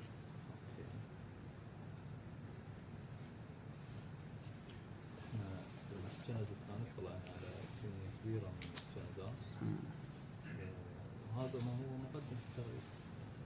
يعني ايش السؤال، ايش الهدف من سؤالنا؟ What's the goal of your question? Of course, there is a difference between the number of documents, but what's the reason of this question? None of them are listed out Yeah. in the original Arabic version. إنه ما في أي شيء من هذه المستندات مذكور في التقرير الأول الأساسي العربي. وأن يعني هذا هو التغرير، هذه ترجمته، هذه المستندات موجودة من ضمن التغرير. This is a report, and this is its legal translation, and all of the documents are mentioned here. Not in the Arabic version, they're not. مش بالنسخة العربية اللي معروضة هناك. صح، لأنه مش مترجمة يعني أقصد. هو إنه مش مذكور. أشوف هون المستندات في عدد طويل هناك بس مستندات مذكور شيء. إيه. شو هو عم يسأل شو الفكرة ليش؟ ليش شنو السبب؟ يعني احنا اشتغلنا عليها كانت هذه لأن حجم كبير من المستندات اللي طلعنا عليها ولم تذكر لي يعني ما في سبب. Well, there is no مقصود يعني. reason, like there is no intentional reason just to miss mentioning these documents in the original Arabic version. Can we go back to 994, please? This is your first report. We were looking at what you were saying about HOC1 by reference. Sorry, translate.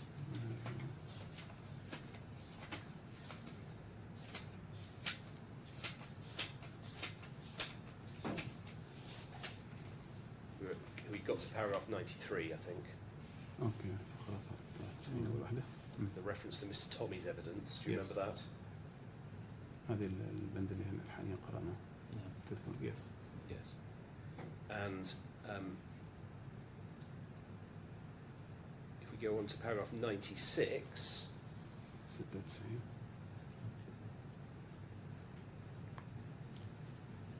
you say, while it's ultimately a matter for the court to determine the evidential weight of the witness accounts, the documentary picture they describe, if accepted, supports the view that the settlement was conducted without full evidentiary substantiation.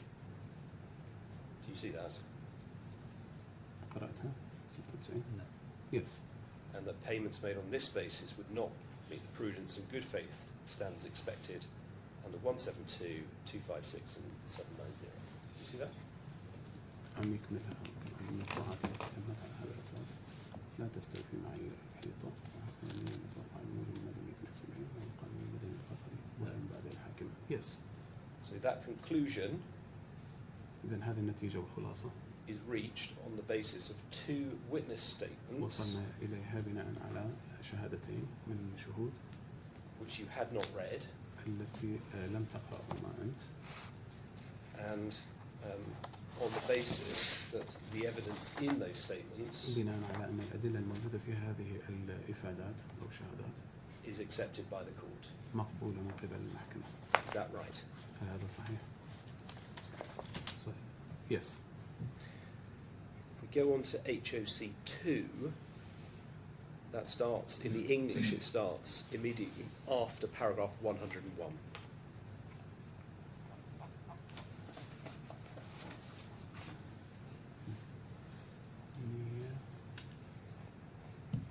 The HOC2. It says HOC, there's a head HOC2, dismantling and removal of super yachts. Yes.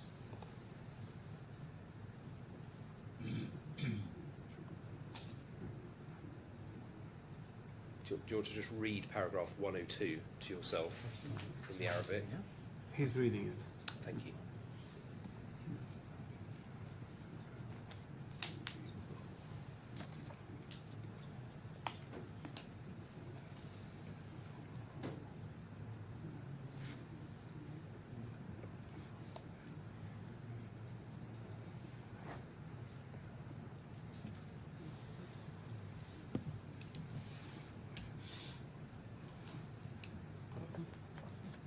Yes.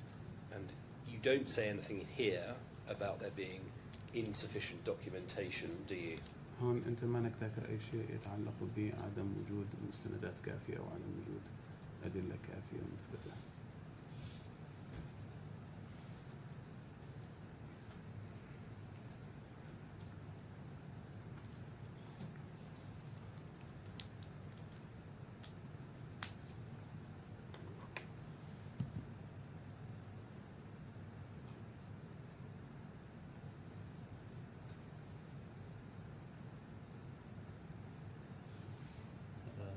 لما نتحدث عن المصروفات والفواتير التفصيلية. When we're talking about invoices, when we're talking about detailed bills and procurement bills, فهي تتحدث عن المستندات. so now we're talking about documents. These are types of documents. Yes, we looked, if you go back to paragraph 96 in relation to HOC 1, نرجع 96. which we were just looking at, Hmm. you came to a view which was that if the evidence of Mr. Tommy and Ms. Kuznetsova was accepted, وصلنا احنا نتيجة إذا كان الأدلة التي قدمها السيد تومي والسيدة كوزنتسنوفا. you say it supports the view the settlement was concluded without full evidentiary substantiation. وهذه أنها تدعم الوصول إلى التسوية من دون الوصول إلى أو من دون تقديم الأدلة الداعمة. And that payments on this basis would not meet, among other things, the requirements of Article 790. فبالتالي الدفعة التي حصلت بناء على هذه القاعدة لم تقم بإيفاء الشروط الموجودة في المادة 790. Do you remember that? تذكر هذا؟ Yes. Back to paragraph 102, نرجع page من 996 of the English.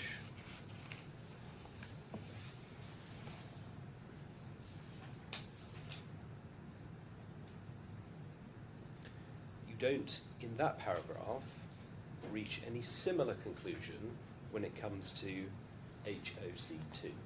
أيضا That's هون right. احنا في هذه الفقرة كمان نوصل لنتيجة مشابهة في هذا ال HOC2.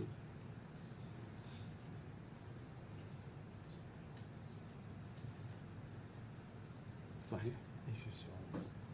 ايش What exactly do you mean similar conclusion here? Similar to the conclusion that you reach in respect of HOC1 at paragraph 96. إذا هي النتيجة أنت اللي وصلتها بال HOC1 نفسها أنت وصلت إلى نفس النتيجة هون بال HOC2. صح. Yes. Is that, yes, you agree with me? هل تتفق معه؟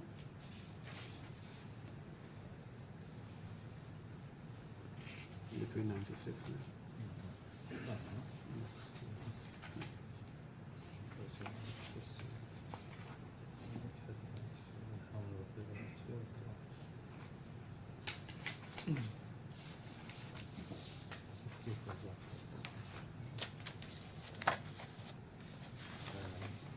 اتفق معك. Yes, I do agree. Thank you. And then immediately under paragraph 102, تحت you should see a heading, HOC3, damage to the shipyard hall. It's just making it clear that he agrees with what's written in this as a conclusion. In the HOC2 conclusion, yes. Right. Do you still agree with me, or are you saying you now don't agree with me?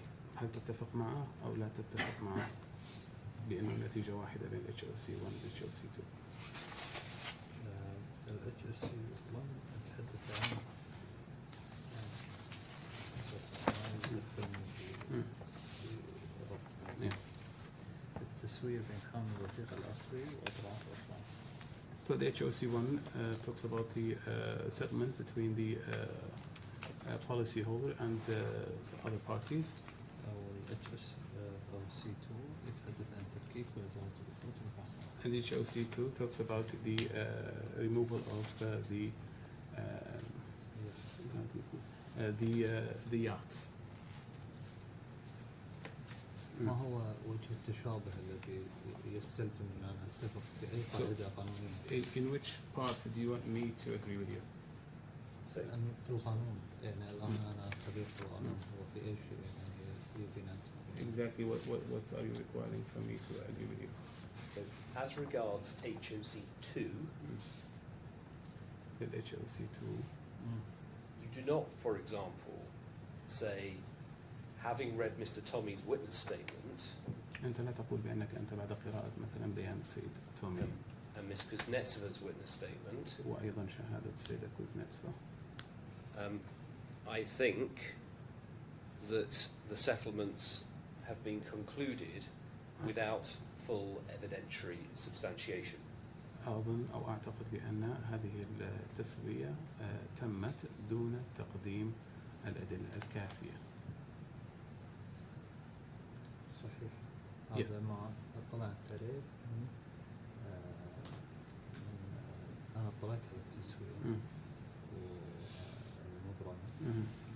Yes, I looked at the settlement واطلعت على تقارير الخبرة. and I looked at the experts' reports.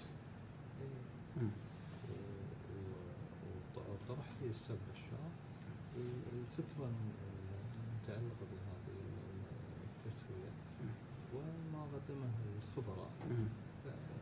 أنا استوعبت الأمر بأن هناك في قصور، لأن هناك في أحداث أخرى وقعت مخالفة لما تم الإعلان عنها التسوية. Mr. Bashar اللي هو مساعدك. And also Mr. Bashar explained to me the witness statements of Mr. Tommy and Ms. Kuznetsova, and I've looked at the evidence provided, and I've reached to this conclusion that the settlement was done without any substantiating evidences. Where do we Right. see? Sorry. Sorry. Where do we see that in paragraph 102? وين هذا موجود في الباراجراف 102 المذكور؟ أنا الآن أشرحها. Now I'm explaining. I'm not reading from the paragraph. Okay. You've just said that I've looked at the evidence provided and have reached to this conclusion the settlement was done without any substantiating evidence. أنت الحين ذكرت بأنه أنا طلعت على التقارير والأدلة الموجودة ووجدت بأنه التسوية تمت دون تقديم أدلة كافية. صحيح. Yes. هناك أسباب مختلفة للحريق There are many reasons or different reasons for كان في حريق سابق for the fire, and there was also another fire before happening, ما تم الإبلاغ عنه. and it was not reported before.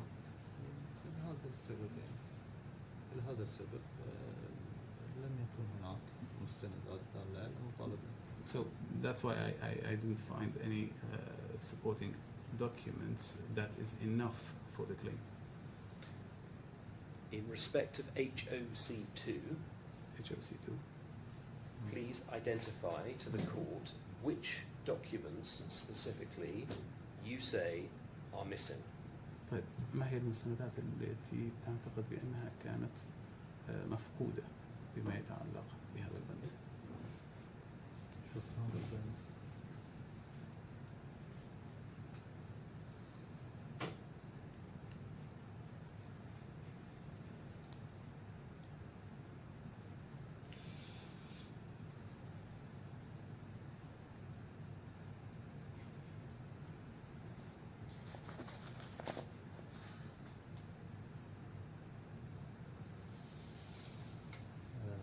هو المؤمن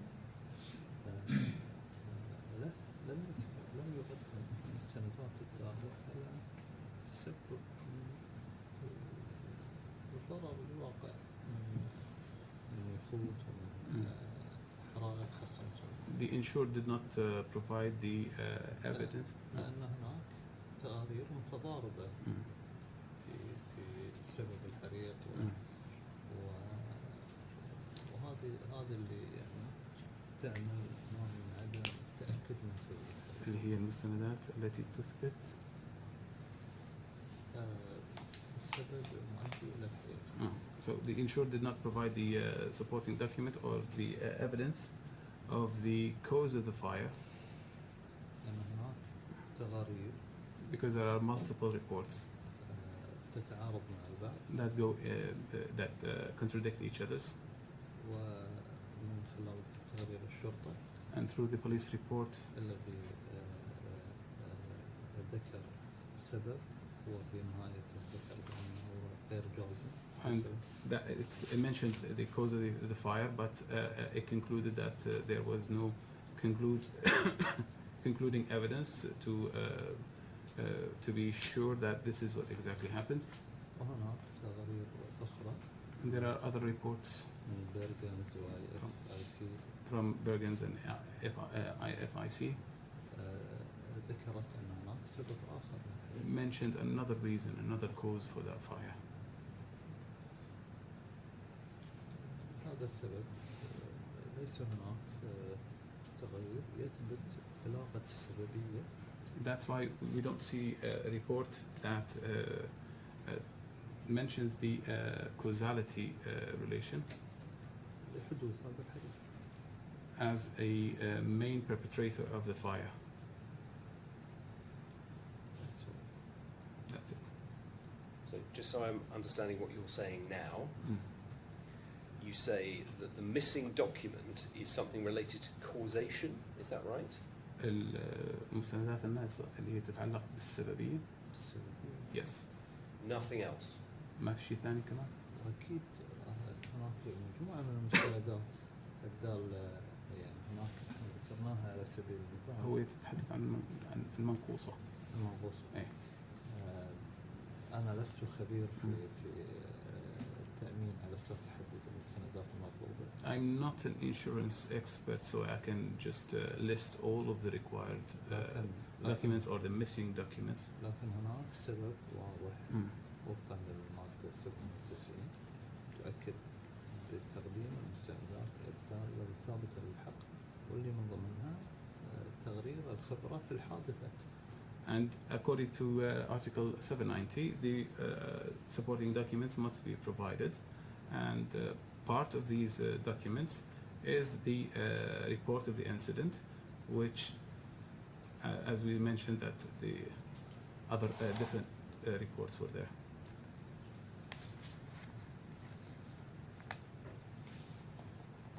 So, sorry, in terms of the documents you're now saying are missing, we've got causation and مستندات السببية هذا كان غير موجود كما ذكرت. and reports of the incident. هي أنا لست هنا محل القضاء. أنا أتكلم بأن هناك مستندات لا تبين صحة المطالبة. So I cannot say that I can put myself in the position of a judge and say that these are the missing documents, but I'm saying that there is not enough documents to show the right to claim. وأنا بنيت هذا رأيي بناء على تقارير الخبرة المعمولة من الكيانات الأخرى برغنزي وIFC IFIC والتقارير الأخرى التي تم تقديمها. And I've reached this conclusion based on the experts' reports from different companies like Bergenzi and IFIC and others. Mr. Hamdi, with the greatest respect, you seem to be making this up as you're going along. None of this appears in paragraph 102 of your report, does it? للأسف ما في أي من هذا الكلام يظهر عندنا بالفقرة 102. فأعتقد أنك أنت عم يعني تخترع الكلام الآن. هي مذكورة فواتير تفصيلية أو تقييمات خبراء. Here it's mentioned that there are detailed bills or invoices and experts' reports. It's mentioned. You don't say anywhere in paragraph 102 that the claim, any claims for HOC2 وهون ما بيذكر انه باي مطالبه من مطالبات HOC2 would not be payable because of the missing reports on causation. لن يتم الدفع او لن يتم الدفع المبالغ بسبب عدم وجود تقرير سببيه. مش مذكور هذا الكلام هون. بس إثبات المعاملة والسببية المباشرة والضرر والمقدار. Let's look at the last line or similar. تتوقف القابلية للاسترداد على إثبات المعاملة والسببية المباشرة والضرر والمقدار. That discussed above recovery depends on the insurance establishing direct causation. Yes. There is in the middle, accordingly, the analysis mirrors that discussed above. Recovery depends on the insured establishing direct causation, necessity, and quantum in accordance with articles blah blah blah. So it's mentioning causation. The word causation appears. What you do not say is, in this case, the claim is not payable because of a lack of a report. هو dealing with موجود causation. السببية لكن أنت مانك ذاكر إنه ما يدفع أو لا يدفع وصلت أنت إلى هاي النتيجة لعدم وجود تقارير سببية أو لعدم وجود أي تقارير تثبت السببية. أنت مش ذاكر هذا الكلام. وهي المعاملة إثبات السببية والضرر والمقدار هذا المصروفات من خلال الفواتير التفصيلية أو تقييمات الخبراء. ولا تختار مبادئ إضافية خاصة بهذا النوع من المصروف. ما نعرف أن التحليل الضابط المصروف يعني تتوقف القابلية للاسترداد على إثبات المعاملة بالسببية المباشرة والضرر والمقدار. فهي في قراءة الفقرة كاملة أنا بيّنت لابد من فواتير تفصيلية تقييمات خبراء لإثبات العلاقة السببية والضرر والمقدار. So he's saying that I have looking at the 102 paragraph and reading it as a whole, it will show you that there has to be a causation, and it can be proven through these proving with the quantum and the expenses reports and experts reports as well. I've put the point, I'm not going to labour it any further. Underneath the paragraph 102, you should see a heading HOC3, damage to the shipyard hall. Do you see that? 103 اللي هي الأضرار التي تحدث في حوض بناء السفن.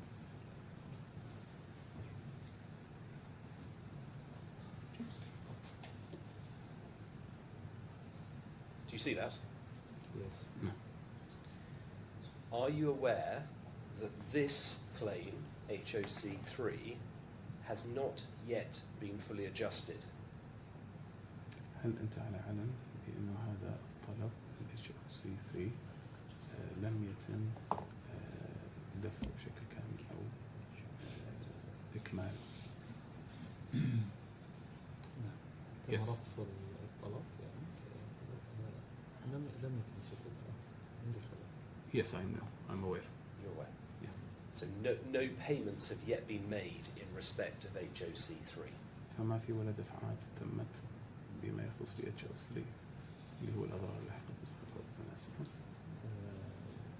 حسب ما اطلعت عليه من المستندات يوجد ولا ما في دفعات؟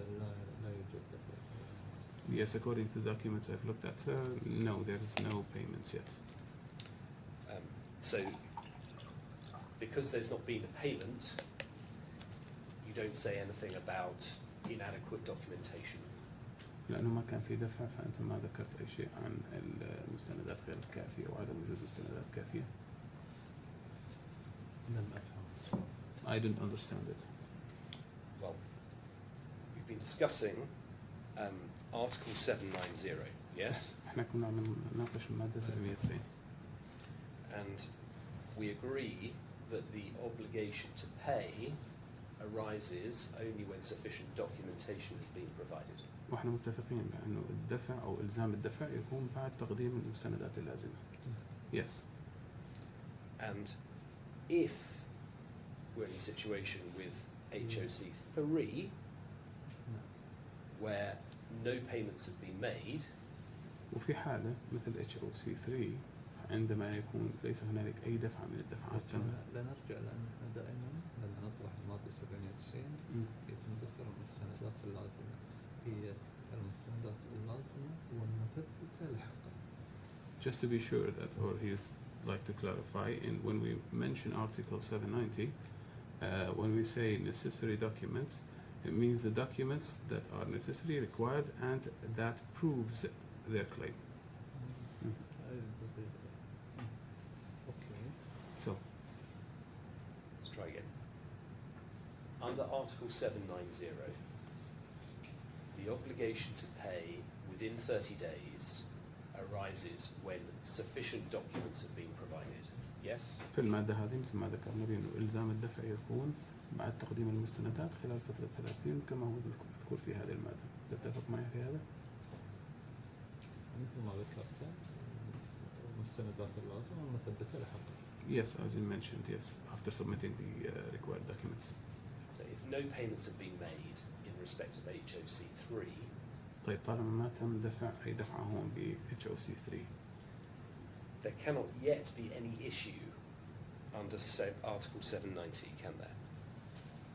sorry, There cannot yet be any issue under Article 790, can there? فبالتالي ما بيكون في هنالك أي قضية أو مشكلة تتعلق بالبند 790 في هذا البند. ما هو الربط؟ احنا نتحدث عن حسب المادة التعبير والمستشارات، ممكن نتكلم عن المادة 8 وما هو الربط المادة 790 بالحالة المستقبلية؟ احنا الآن نعلم المستقبل. Here we're not talking about Article 790 actually, we're using 803. Do you recall that the reinsurance procured by Doha Insurance was partly procured 40% by Aon? هل تذكر بأنه التأمين اللي تم شراؤه من قبل دوحة إنشورنس أيضا تم شراؤه من قبل أيون بنسبة 40%؟ اطلعت. I looked at this, yes. Are you aware that Liberty was involved in the approval of certain payments made on that reinsurance? وهل أنت على اطلاع بأنه الليبرتي كانت لها علاقة بالدفعات المحددة اللي بترتبط بإعادة تأمين هذا؟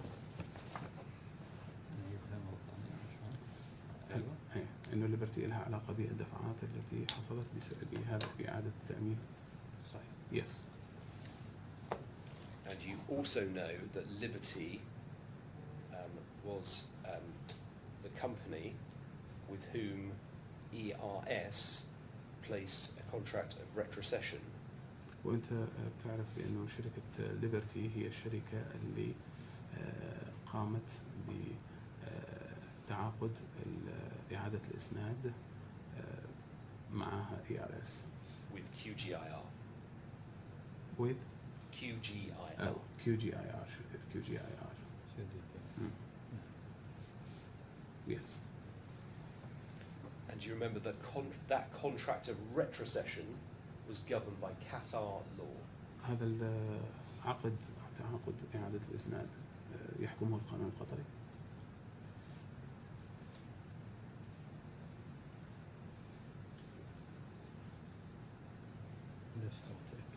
I'm not sure. We look at page 2020.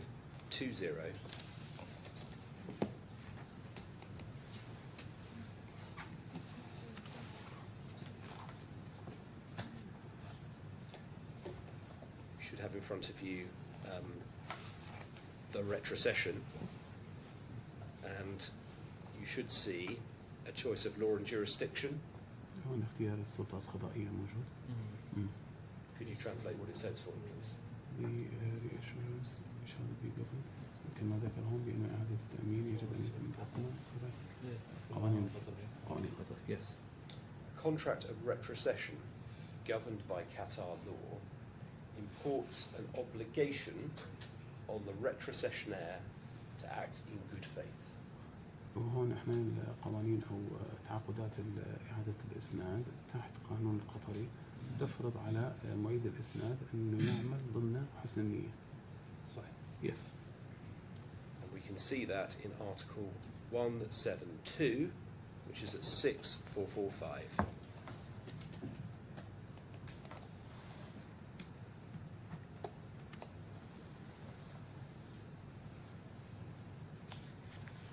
Article 172. Okay. Are you familiar with that, Mr. Almham? طلعت عليها.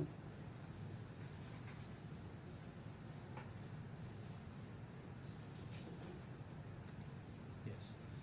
Yes. If we could go to paragraph 19 of your first report, which is at page 979, you deal with the role of good faith. Which one? 19, yeah? Talks about good faith, right? Good faith. Good faith. Yes. And I'm assuming you have the Arabic translation of your report in front of you.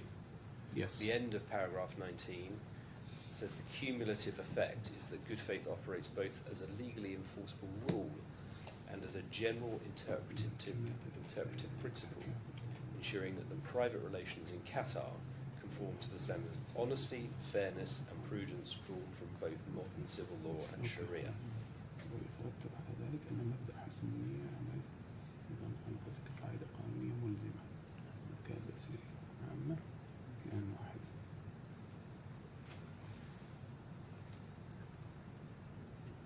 No. Okay, you read it. You remember that part of your report? Yes. تذكر هذا؟ And the duty to act in good faith would apply to the retrocessionaire's obligations to pay claims that are covered in principle and sufficiently evidenced. طيب واحنا مثل ما قلنا مبدأ حسن النية هو يفرض على معيد الإسناد أنه هو يدفع المبالغ المطلوبة منه كمبدأ للمطالبين بذلك إذا تم تقديم الأدلة الكافية. نحن ذكرنا بأن مبدأ حسن النية هو مبدأ ملزم في التحكيم وفي تفسير العقود. We said that, or mentioned before that the good faith principle is an enforceable rule. في التأمين وفي قراءة العقود. لكن هو In insurance and reading contracts, but لكن مبدأ حسن النية له يعني سلطة تحديد محددة وفقا لما هو معمول به من الالتزام التعاقدي. but the good faith is governed or interpreted according to the contracts between the parties صحيح. التزام الأطراف في تنفيذ الالتزامات. and their commitment to uphold their حسن النية في commitments. تنفيذ الالتزامات بين الأطراف هذا الأمر. to fulfill their the terms of the contract between them.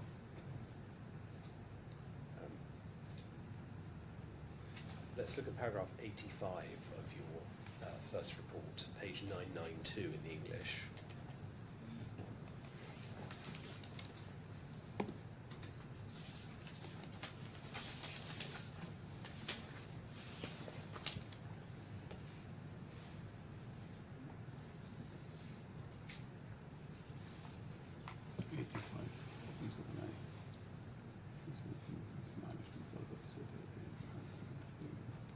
Do you have that? Yes. You say, finally, good faith governs the insurer's conduct in claims handling and settlement. The insurer must evaluate the claim promptly, communicate any additional information required, and pay the indemnity within the statutory period. Delay or obstruction without legitimate cause would constitute bad faith performance under Article 172 and may give rise to compensation under Article 256 for delay in contractual performance. Do you remember that? تذكر هذا الفقرة؟ No. So, Yes. good faith governs the insurer's conduct in claims handling and settlement. That's right. إذا هذه الجملة الأولى هي إنه يحكم حسن النية معالجة المطالبات وتسويتها. صح؟ Yes. And if it doesn't pay without a legitimate cause, that is bad faith. وبالتالي إن ما دفعوا من دون ما يكون في هنالك سبب فعلي فهذا يعتبر سوء نية وليس حسن نية. لا يجب الخلط بين أحكام القانون. هذا مبدأ حسن النية. هذا مبدأ حسن النية يتعلق بتنفيذ العقد والتعامل بحسن النية بجميع التصرفات. أما هنا نحن نتحدث عن قاعدة تتعلق بالتأمين. المادة 97 تتحدث عن التأمين بشكل منفصل. فلا يجوز الغش لما هي تكون مادة آمرة موضحة بأن تقديم المستلزمات هي وضحت ما هو مطلوب منها. تقديم المستلزمات والمستندات بحسن النية بالتأكيد هو واجب في تنفيذ التزامه بالعقد. So the principle of good faith is saying that it can be applied in all أشرح لك يعني أوضح لك. تفضل أحسن خليني أترجم. لما الآن نتحدث عن مبدأ حسن النية When we're talking about the principle of good faith في تنفيذ التزامات العقدية in applying the contractual commitments, فهو مبدأ عام it is a general principle وهو ملزم للطرفين. and it is enforced on both parties. صحيح. وهذا ما قدمناه كذلك من تفسيرات في موضوع حسن النية وتنفيذه من خلال ما قدمناه من السنهوري والبراوي اللي هم. And you can see what we provided like al-Sanhuri and Barrawi البراوي في موضوع تنفيذ الالتزامات. in terms of fulfilling their commitments, هم فقهاء في القانون. and they are well versed in the law. لكن موضوع حسن النية لا يلزم الطرف بكسر القاعدة. But the good faith principle does not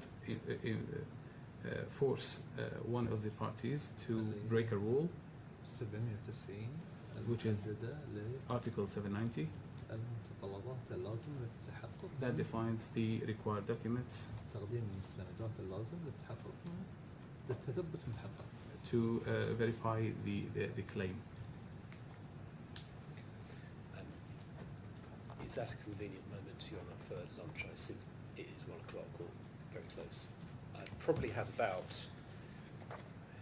I don't like making predictions, especially about the future, but 40 minutes? So should be plenty of time for application. Well, we shall adjourn then. Mr. Mohanadi, you are under oath, so please don't discuss your evidence with anyone. Actually, Mr. Yemen too, just no discussion of any of Mr. Mohanadi's evidence, and we will reconvene at 2 p.m.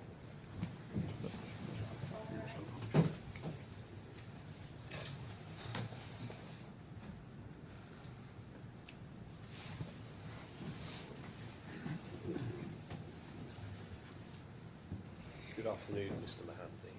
Good afternoon. Before we broke for lunch, we were talking about paragraph 85 of your report, page 992 of the bundle. قبل ما ننتهي احنا بناخذ بريك كنا عم نتكلم عن الفقرة 85 من تقريرك بالصفحة 992. صح؟ نعم. Yes. Do you want to just refresh your memory as to what that paragraph says? تحتاج ترجع تقرأه؟ لا. Yes.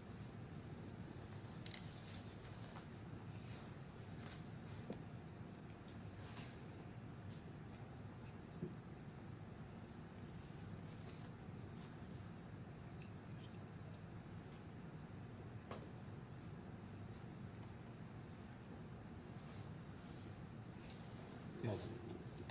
And you agreed that good faith governs the insurer's conduct in claims handling and settlement. Do you remember that? أخيرا يحكم حسن به سلوك المؤمن في معالجة المتطلبات وتسويتها. صحيح؟ صحيح. Yes. And I suggested to you that if an insurer doesn't pay without a legitimate cause, that is bad faith. وبالتالي أنا اقترحت عليك أو سألتك إن كان هذا الشخص ما دفع فهل هذا يعتبر سوء نية؟ Do you agree with that? هل تتفق مع هذا؟ لا يستلزم الدفع مبدأ حسن النية كثر هو ما يستلزم المستندات اللازمة لإثبات حقه. So it's not only about good faith, it's also about providing the sufficient documents. Yes. Well, if there are insufficient documents, that would be a legitimate cause for not paying, wouldn't it? إذا ما كان في عندنا أدلة كافية أو مستندات كافية فهذا هو سبب طبيعي لأنه الطرف المؤمن ما يدفع. صح؟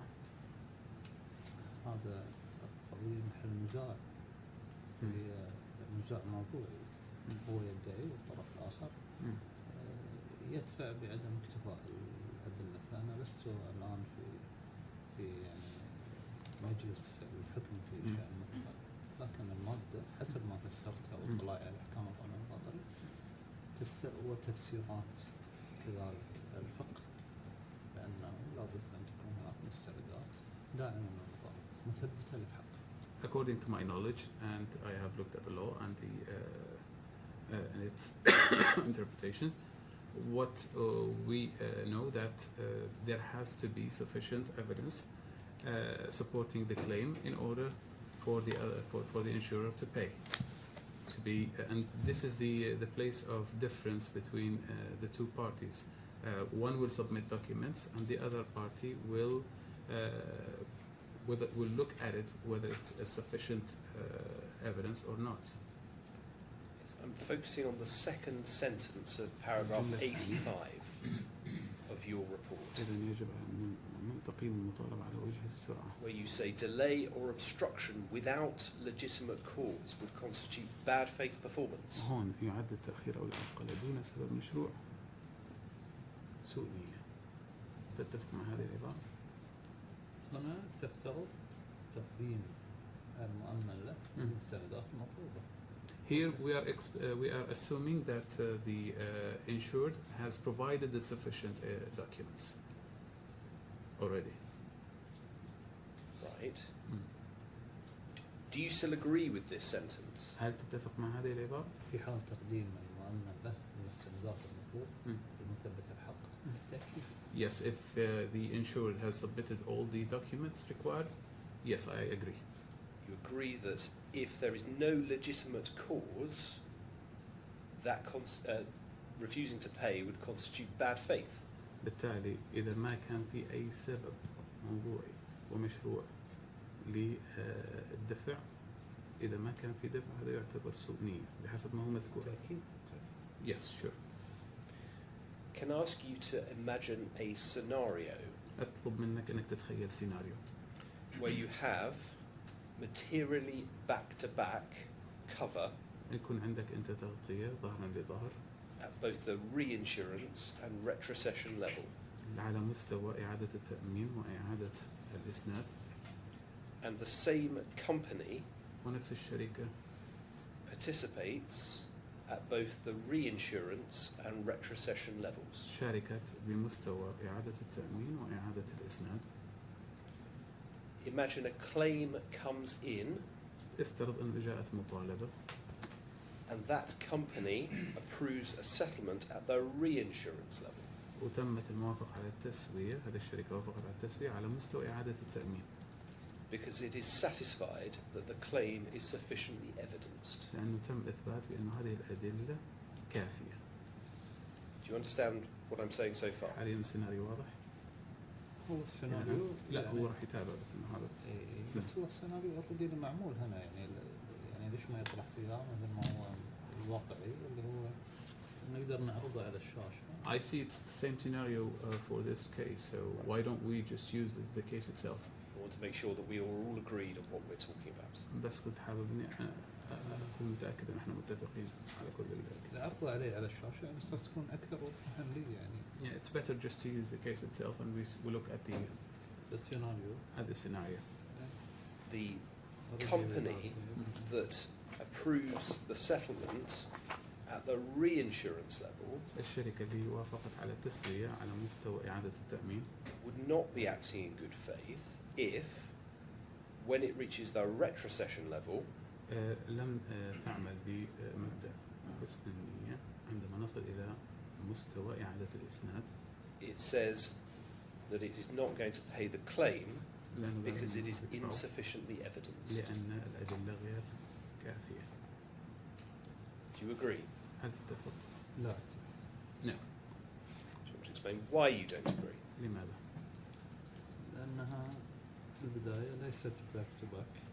First, because it's not back to back. That's why I asked you to assume the scenario. لذلك أنا طلبت Assume منك for the تفترض السيناريو. moment على الأقل للحظة we الحالية have a materially back-to-back cover. أن يكون في عندنا إحنا تغطية back to back. ومنصوص عليه بالعقد باك تو باك. Is it mentioned in the contract back to back? Just ولا assume وفقاً that that لإحكام is the القانون scenario. back to back. لنفترض أنه هذا هو السيناريو. يكون منصوص عليه بالعقد باك تو باك. It has to be mentioned in the contract that it's back to back. Assume that that is the scenario we are talking افترض about. أنه هذا هو السيناريو اللي نتكلم عنه. وفقا لإحكام أي قانون. According to what law should I assume? Assume this is all Qatar law. That's why you're here. قد لو قانون قطري لهذا السبب أنت موجود هنا. قانون قطري يفترض في المادة 790 بعدم وجود قاعدة باك تو باك هي تفترض تقديم المستندات اللازمة للتثبت من الحق. The Article 790 in the Qatari law doesn't assume the back-to-back coverage that we're talking about. It's only about, it talks about the evidence, submitting the evidence. I'm not talking about whether Article 790 assumes back-to-back cover. أنا ما عم بسألك إذا كانت 790 لها علاقة back-to-back. I'm asking you about a scenario, and I'm asking you to assume, for the purpose of my question, هو there is مثلاً- back-to-back cover. هو مجرد سؤال فقط تخيلي أنك أنت تفترض في هذا السيناريو أن التغطية back-to-back حتى تجاوب على سؤال. الإشكالية في طرح الإجابة أن الإجابة راح تعتمد على أحكام القانون واللي هو القانون القطري. So the problem here, because if I want to answer you, I will be answering you from the point of view of the Qatari law. فالقطري لو لا يعتمد موضوع الباك تو باك في موضوع That's why I mentioned in Article 790, in the insurance, it doesn't take the back-to-back coverage that you're assuming in the scenario. I'm asking you to assume a scenario where there is materially back-to-back cover. بس إنه افترض في سيناريو حاليا Forget this تغطية case. back-to-back. انسى This is القضية. an example. مثال فقط. Okay. Everything is governed by Qatar law, كل شيء محكوم بالقانون القطري أكيد. and you have an insurance company لديك شركة تأمين at the reinsurance level وهنالك إعادة تأمين which approves a payment والتي for a توافق على particular invoice. لدفعات لفواتير معينة. When it gets to that same company, that particular invoice goes up the chain to the retrocession level, وبالتالي هذه الفواتير تطلع إلى مستويات إعادة الإسناد and that same company is asked to pay. وهذه الشركة مطلوب منها تدفع It would be acting in bad faith, فراح تشتغل بسوء النية having paid the claim at the لأنها, reinsurance level. لأنها دفعت المطالبات على مستوى إعادة التأمين If it then said at the retrocession level ولكن لما نوصل لمستوى إعادة الإسناد that it was insufficiently documented. ذكروا بأنه المستندات غير كافية. That must be right, mustn't it? هذا المفروض يكون صحيح. لا أستطيع أن أجاوب لأنه هو يصادف المبادئ المعمول فيها بالقانون القطري. I cannot answer this question because it goes against the principles acted upon in the Qatari law. مثل ما أنا ذكرت بأن المادة 790 As I mentioned, Article 790 لا يوجد فيها باك تو باك. it doesn't contain back-to-back.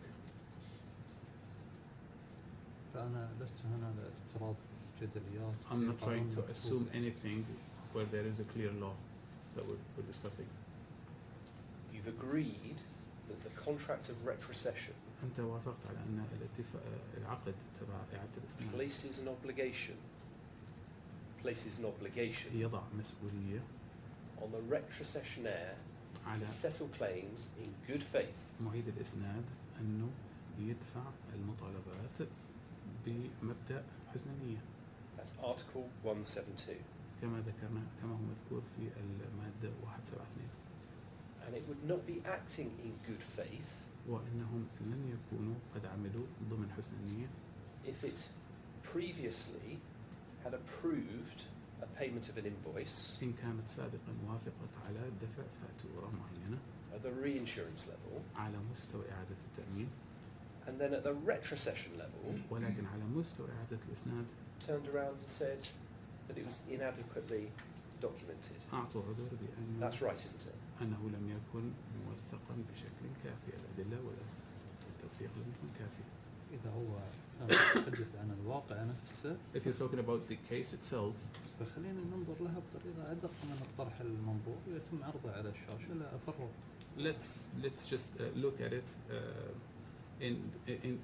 let's look into the specifics of it and without trying to assume anything, and we will see everything on the screen.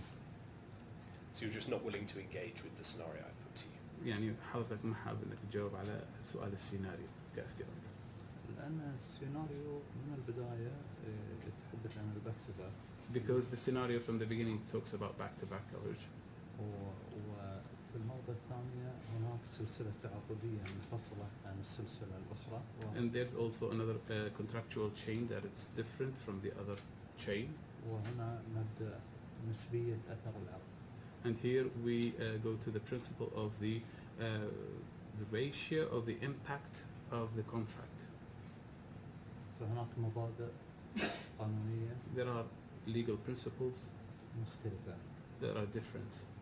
نتحدث في كل تفصيلة بتفصيلة. So we should be talking just point to point. We shouldn't be talking in general. So that's why you will refuse to answer my questions. لهذا السبب أنت رفضت الإجابة عن هذا السؤال.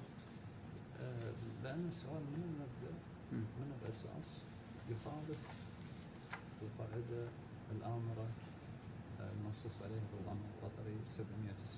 Because the question itself goes against the rule that is mentioned in Article 790 of the Qatari law. So that's why you won't answer the question. لهذا السبب أنت رفضت الإجابة عن السؤال. Yes. Can we please look at page 6461 of the bundle? And I want to look at this in the English, if I may, please. Sure.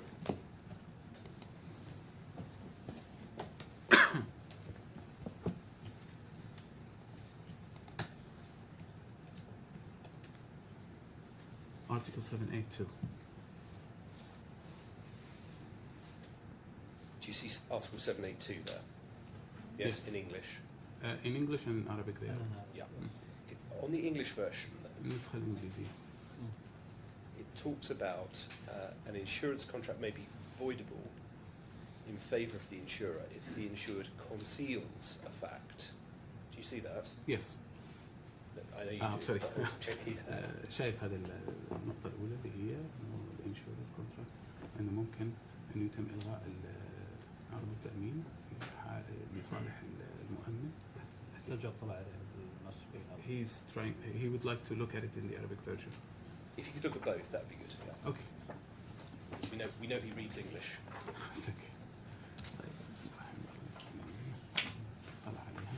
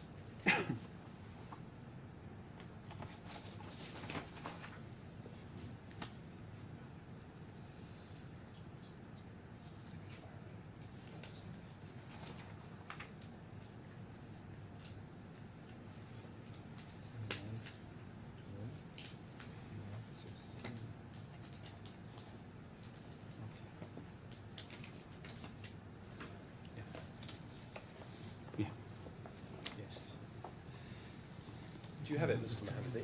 Yes, it's in front of them. So do you see the bit I was referring to? An insurance contract may be voidable in favour of the insurer if the insured conceals a fact. Do you see that? شايفها؟ Yes. Yes, you see that.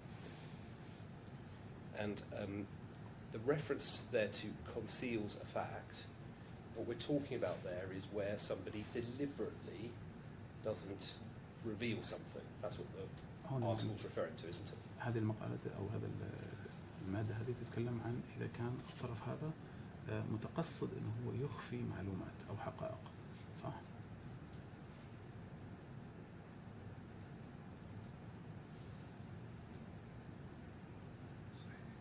Yes. Could we please turn to page 6431? 6. Article 217. Do you remember this? This is 8. about official documents. هذه عندكم مستند قانوني. هي بس لتفسير المادة هي فيها كثير من الاحتمالات. قبل الأبطال إذا سكت المأمن عن أمر ما يعني السكوت. 2 يقدم بيانا غير صحيح. وكان من شأن ذلك أن يغير صحيح. موضوع الخطر أو تقل جسامته، يعني موضوع الخطر يتغير يقل جسامة الخطر. نعم. احتمالات وقوعه في نظر المؤمن. نعم. يعني أنا كمؤمن اليوم بأمن بغير احتمالات وقوعه عندي الاحتماليات فيعطيني المجال فيفتح على أساس أن استغرها بغير صحيحة مش نقطة واحدة في مدة. So he would like to add to the last point when we thought about like concealing a part of the truth or concealing an information, is just reading the whole piece, and he's saying that it's just not just only concealing. Maybe he's providing incorrect reports or something that can make a change to the severity and the likelihood of that risk happening in the eyes of the insurer, just to be sure that all of them are. Yes. The article goes on to talk about Yeah. other things, I understand. Okay. Could we turn, please, to 6431? Okay. هذه المادة 217. Article 217. And we're talking about official documents now. هذا مستند قانوني.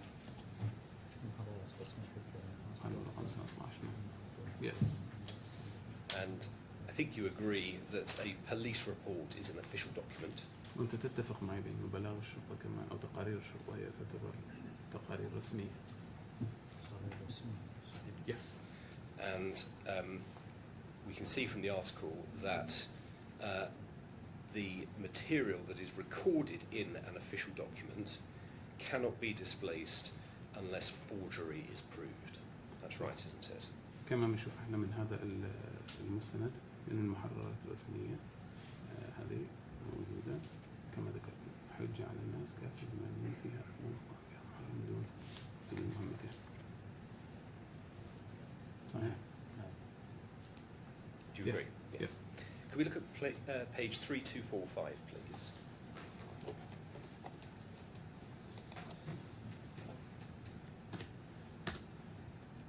Do you recognise this document?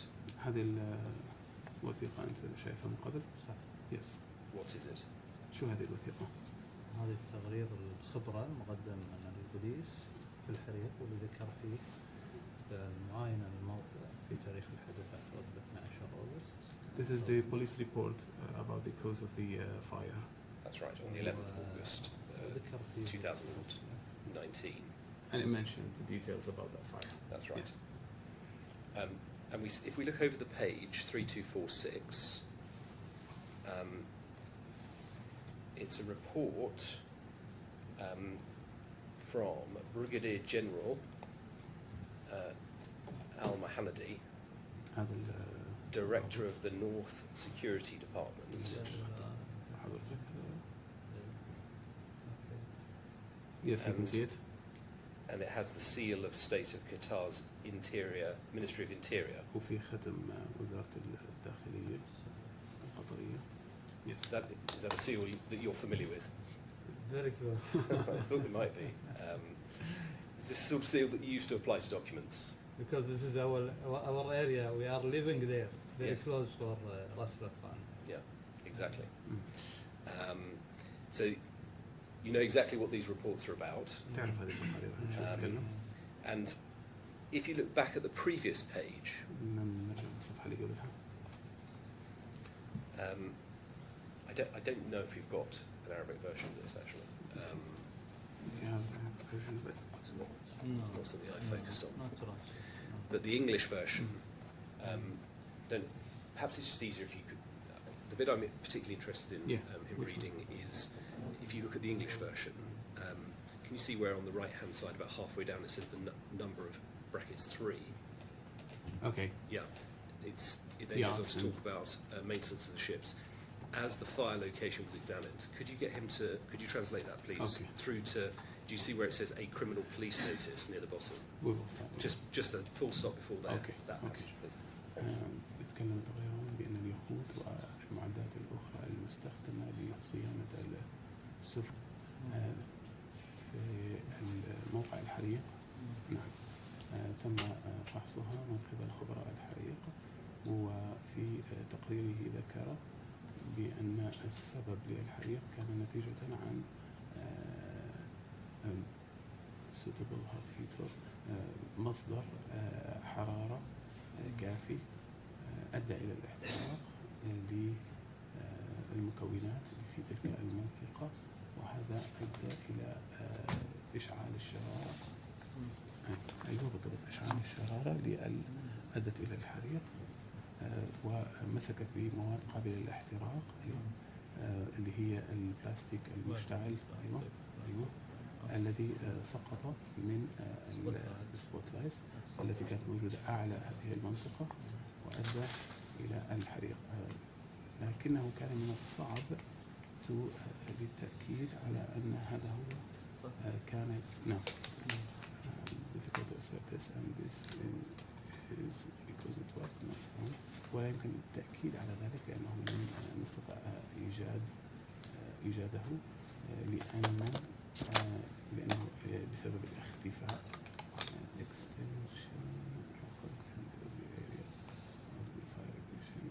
بسبب أيضا إزالة المكونات المكان الذي حصل فيه هذا الحريق حصل فيه الإشعال أو الاشتعال في ذلك الحريق and it was dangerous to remove the debris وكان من الخطر إزالة الركام in that area بذلك المكان due to falling بسبب سقوط السقف والرافعات التي كانت مثبتة فوق ذلك المكان ما كان الحريق causing the fire to be found in this condition.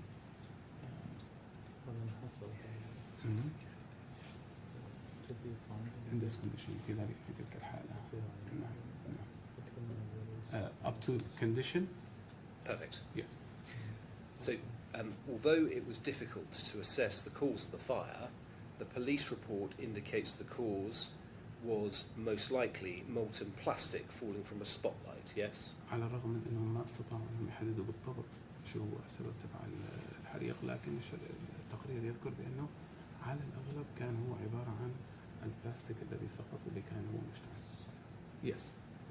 And do you recall the judgment given in the Al-Qut case in November 2022? تذكر القضية والحكم اللي كان في قضية الكوت؟ Yes. It starts at page 3641.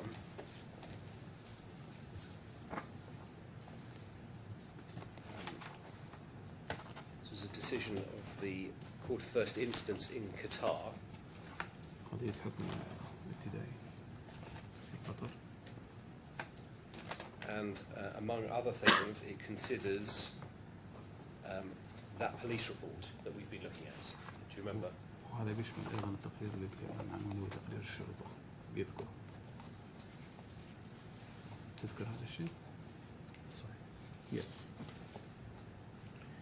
If we go to page 3642, do you see about 2/3 of the way down the page, there's a reference to Qatar Energy conducted an investigation. Just a second. Okay, 2/3 starting from. It says Qatar Energy conducted an investigation. Do you see that?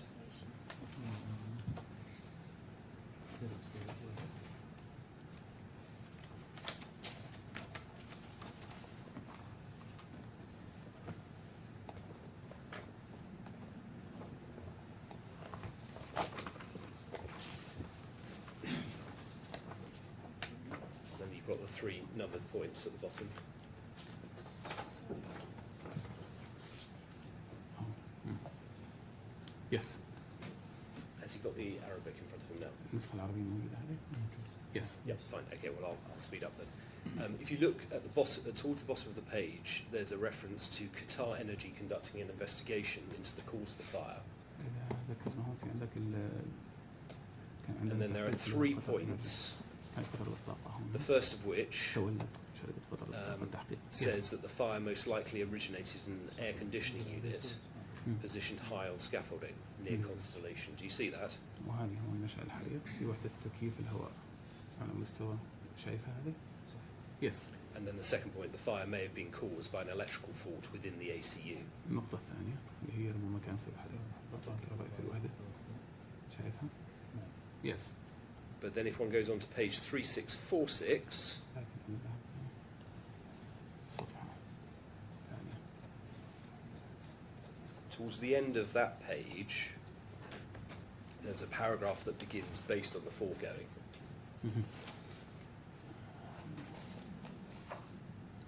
And it said, then quotes, it says the following facts are established Okay. by the Ras Laffan police station certificate regarding the cause of the fire. كان ثابت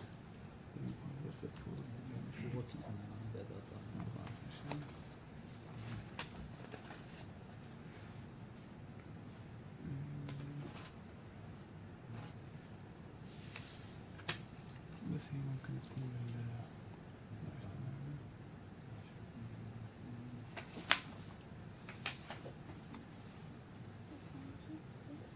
Yes. Do you see that? ايه تمام هي نفسها. Yes. Yeah. Mr. Mahandi, you've read this before, haven't you? قرأتها Yes. تقريبا. And so you know that it says the following facts are set forth as established by the Ras Laffan police station certificate, and then it goes on to quote, doesn't it, what is said in the police certificate. Have a look if you want to. But it goes on to the next page, and it's effectively reproducing what's in the police certificate. هي عم هون في اقتباس من تقرير الشرطة يعني عم يذكر هو هذه الوقائع وعم يذكر بعدها اقتباس لتقرير الشرطة. صحيح؟ صحيح. Yes. Including the conclusion that although it was difficult to assess the cause of the fire, the cause was most likely molten plastic falling from the spotlight. بما يشمل أيضا النتيجة اللي وصل إليها تقرير الشرطة اللي هو كان من الصعب أن نحدد إحنا سبب الحريق، لكن على الأغلب كان هو البلاستيك المحترق النازل. صحيح؟ حسب ما ذكر في تقرير الشرطة. Yes, according to what has been written in the police report. And the judgment does not say that the police report only establishes facts personally observed by the Brigadier General who submitted the report, does it? وهذا الحكم لا يذكر بأن تقرير الشرطة يعتمد فقط على الحقائق بل التي تم الاطلاع عليها من قبل الخبراء أو حضرتك الضابط المختص الذي قدم التقرير. أليس كذلك؟ لا يعيد السؤال. What do you mean exactly by that?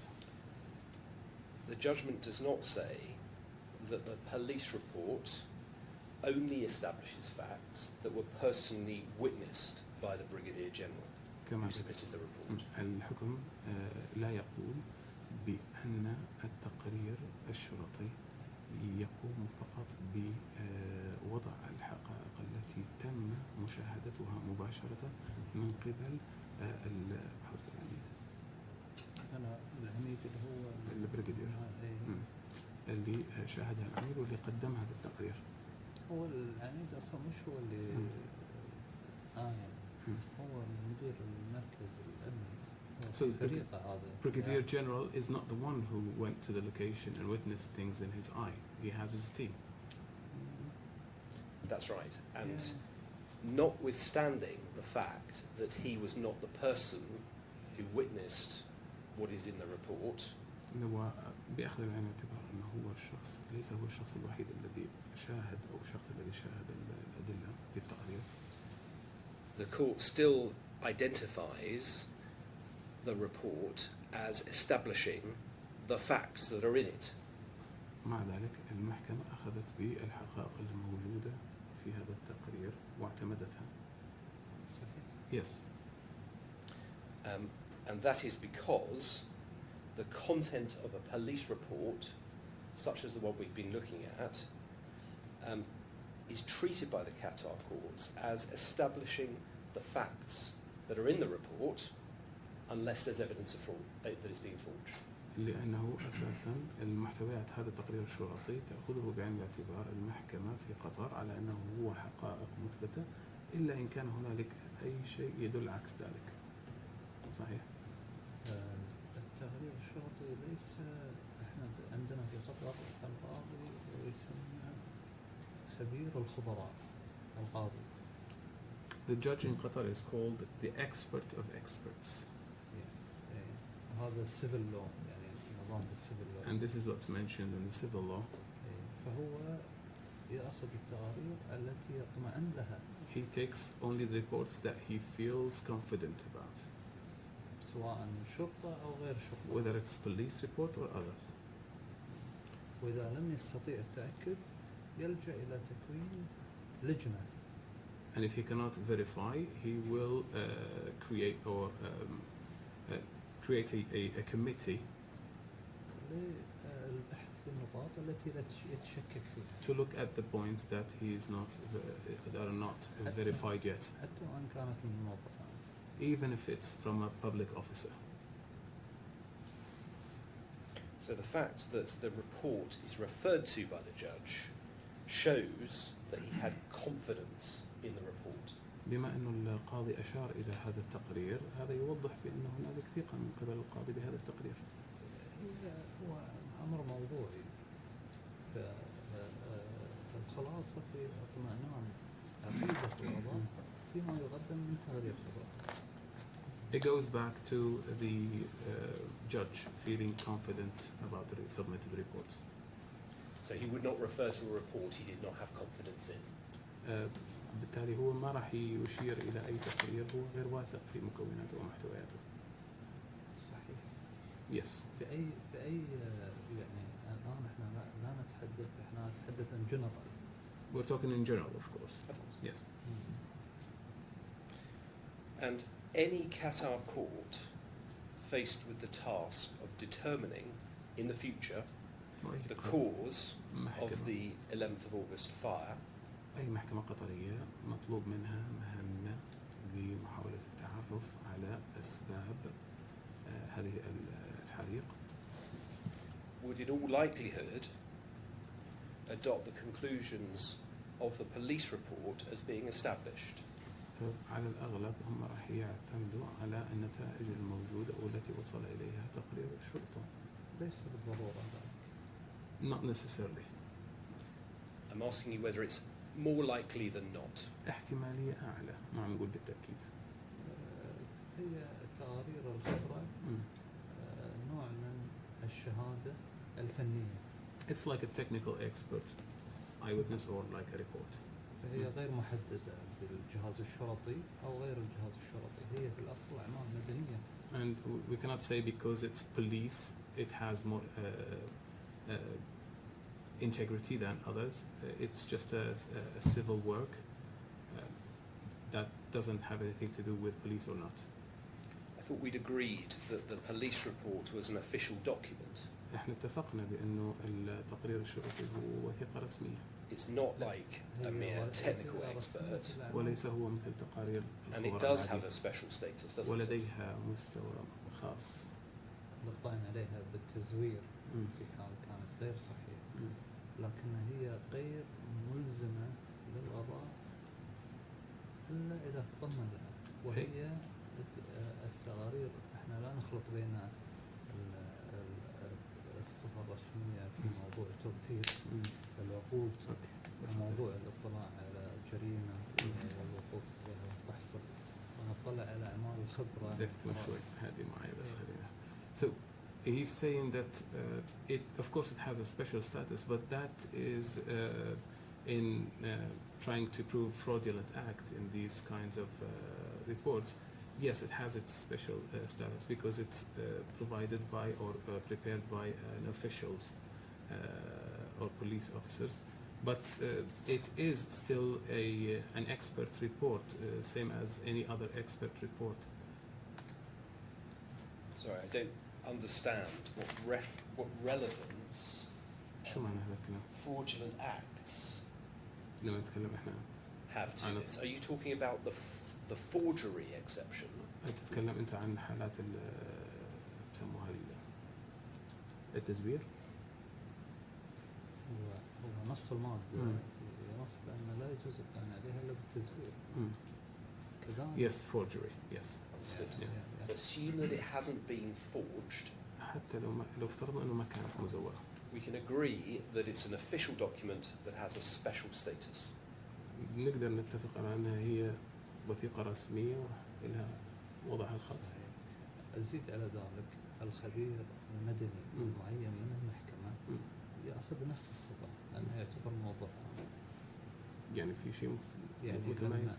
لما المحكمة تنتدب خبير خارج جهاز الشرطية يأخذ نفس الصفة فيكون موظف عام ولا يطعن على تغريره إلا بالتزوير.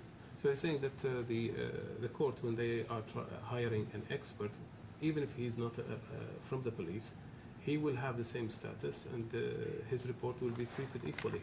ويعتبر موظف عام. And he is considered as a public officer or a public employee. Well, if that's right, what is the point? And this is mentioned in the Qatari law. If that's right, if you go back to page 6431,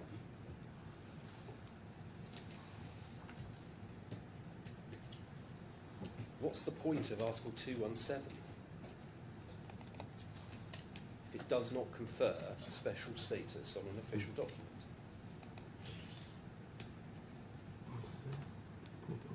طيب شو الفائدة من هذه المادة هي 217 إذا لم تعطي أي حالة خاصة لوثيقة رسمية؟ هو لما يقدم هو يقدم في مرحلة جمع الاستدلال. هذا التقرير أعد في مرحلة جمع الاستدلال. This report was prepared and submitted in the phase of gathering evidence. وهي مرحلة تحتم بين واقعية وجود جريمة جنائية. And in that phase, it is the phase where we decide whether it's a criminal act. أو الاطلاع على الأسباب التي يستطيع هو الوقوف عليها بالتأكيد. Or just looking at from point of view that things happened and we are just documenting. وللمعاينة. Or just observations. بس هو لم يكن منتدب من القضاء. The report. But the expert or the report was prepared. The person who prepared the report was not commissioned by the judge. That's right. I understand that. But I thought we'd agreed that the police report was an official document within the meaning of Article 217. بالتالي احنا اعتقد ان احنا كنا متفقين بانه التقارير الشرطيه هي تعتبر محررات رسميه بحسب البند 217. صحيح. صادرة من موظف عام. Yes. Yes. And Article 217 says that official documents constitute evidence against all people for the matters recorded in them, as performed by their author within the limits of their duty or by the concerned parties in their presence, unless forgery is proved.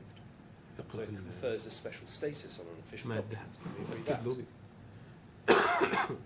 وأكد له إنه هذا يعني بأنه التقرير الشرطي له مكانة خاصة بحسب هذه المادة. صحيح.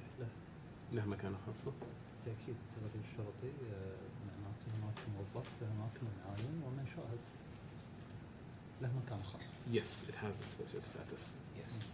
And whilst there might be a theoretical possibility قد يكون that a هناك court احتمال. might reach a different conclusion ممكن يكون في احتمال on افتراضي the انه ممكن cause of the المحكمة 11th توصل لنتيجة August ثانية. fire, the most likely conclusion is that it would follow what is said in the police report. That's right, isn't it?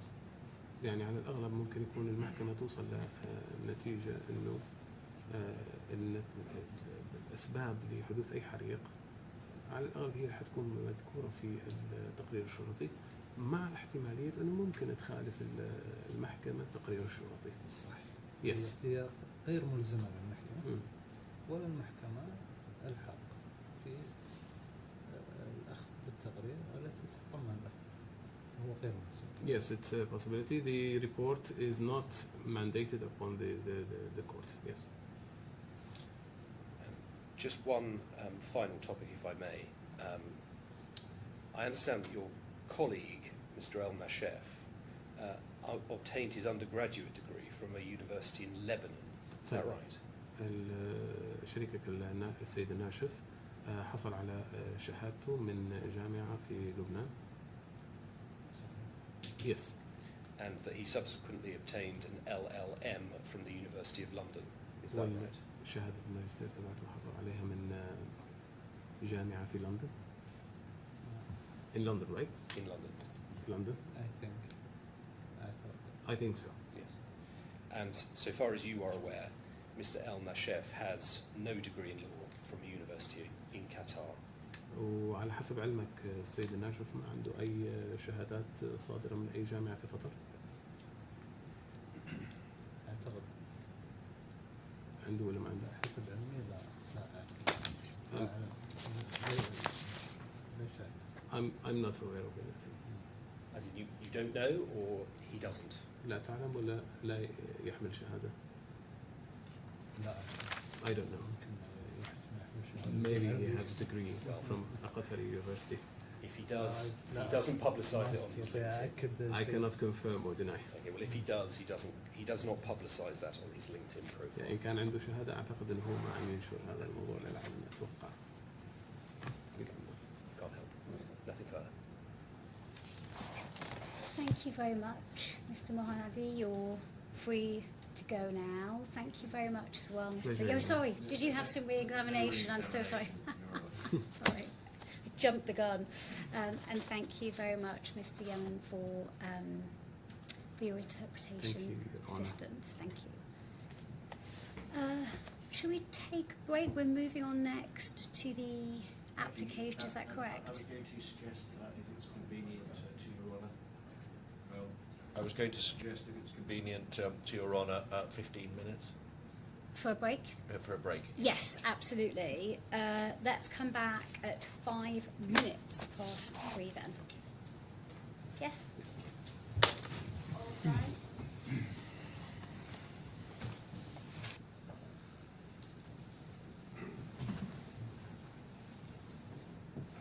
Your Honour, it falls to me To make an application pursuant to Rule 18 of the DIFC Court Rules to make an amendment to our defence or a re-amendment. I hope Your Honour has seen that. The amendments are on page 12 internally. The purpose is to introduce the schedule in the context of Article 790 of the Qatari Civil Code. The new paragraphs of the pleading are 31KA and a small addition to 31L on page 12 of the draft re-amended defence. Now, what I ought to do, and what I haven't done yet, Your Honour, is to just go through the schedule to explain the relevant points, why they are relevant, or indeed some of them may not yet be relevant in view of the debate today on Article 790 and when this incises. Before we do that, I had asked for the application to be printed, but my copy of the amended defence does not have the new articles in. So if you do have a copy, that would be wonderful.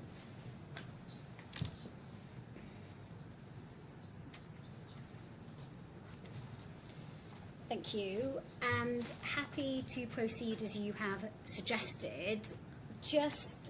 I've been thinking very carefully about the schedule since Monday and about your application since yesterday, and considering the relevant principles that I would take into account when deciding whether or not to grant permission. I expect that those principles are going to be uncontroversial, but you're free to address me on that. So are we going to look at the relevant, and then are you going to address the type of concerns the court may have, such as what the injustice would be to the defendant if the application is not granted, and what potential injustice there may be to the claimant if it is granted? Just getting a sense of where we're going. Absolutely, Your Honour. I'm going to go through relevance first, and each of the items in the schedule, and then address you specifically on the balance of justice. The justice on one part of the defendant, if this were excluded, in not having all of the issues between the parties decided, and then what we say is the absence of any prejudice to the claimant if the application is permitted. But I did want to go through relevance of each of these first, and that's important for this reason. The submission with which Mr. Mahanadi agreed this morning in response to a question to my learned friend was that Article 790, the documents, the documentary provision, does not incise because claims on head of claim number 3, Super Yacht Hall, have not yet been paid. This is an uncrystallised liability, and that is to be adjudged at the time when payment is made. Now that's very important because the vast majority of the items in this schedule actually go to head of claim number 3, the big claim, the Super Yacht Hall claim, the damage to that. The consequence is, as we now stand, if the correct analysis, and we don't demur from this, is that the time for the assessment of documentary adequacy is the time on which payment is to be made, then these particular inadequacies, as matters stand now, have not formally crystallised. It may be important, depending on exactly what declaratory relief is sought by the claimant with relation to head of claim number 3. If the declaratory relief sought is merely that upon the provision of appropriate documents within the meaning of Article 790 of the Qatari Civil Code, there will be a liability to pay, assuming that prima facie cover, etc., are established, which will be for tomorrow, then that is a declaration which we say really is one of no utility, and for that reason the court ought not to make it, because policing such an order will be extremely difficult.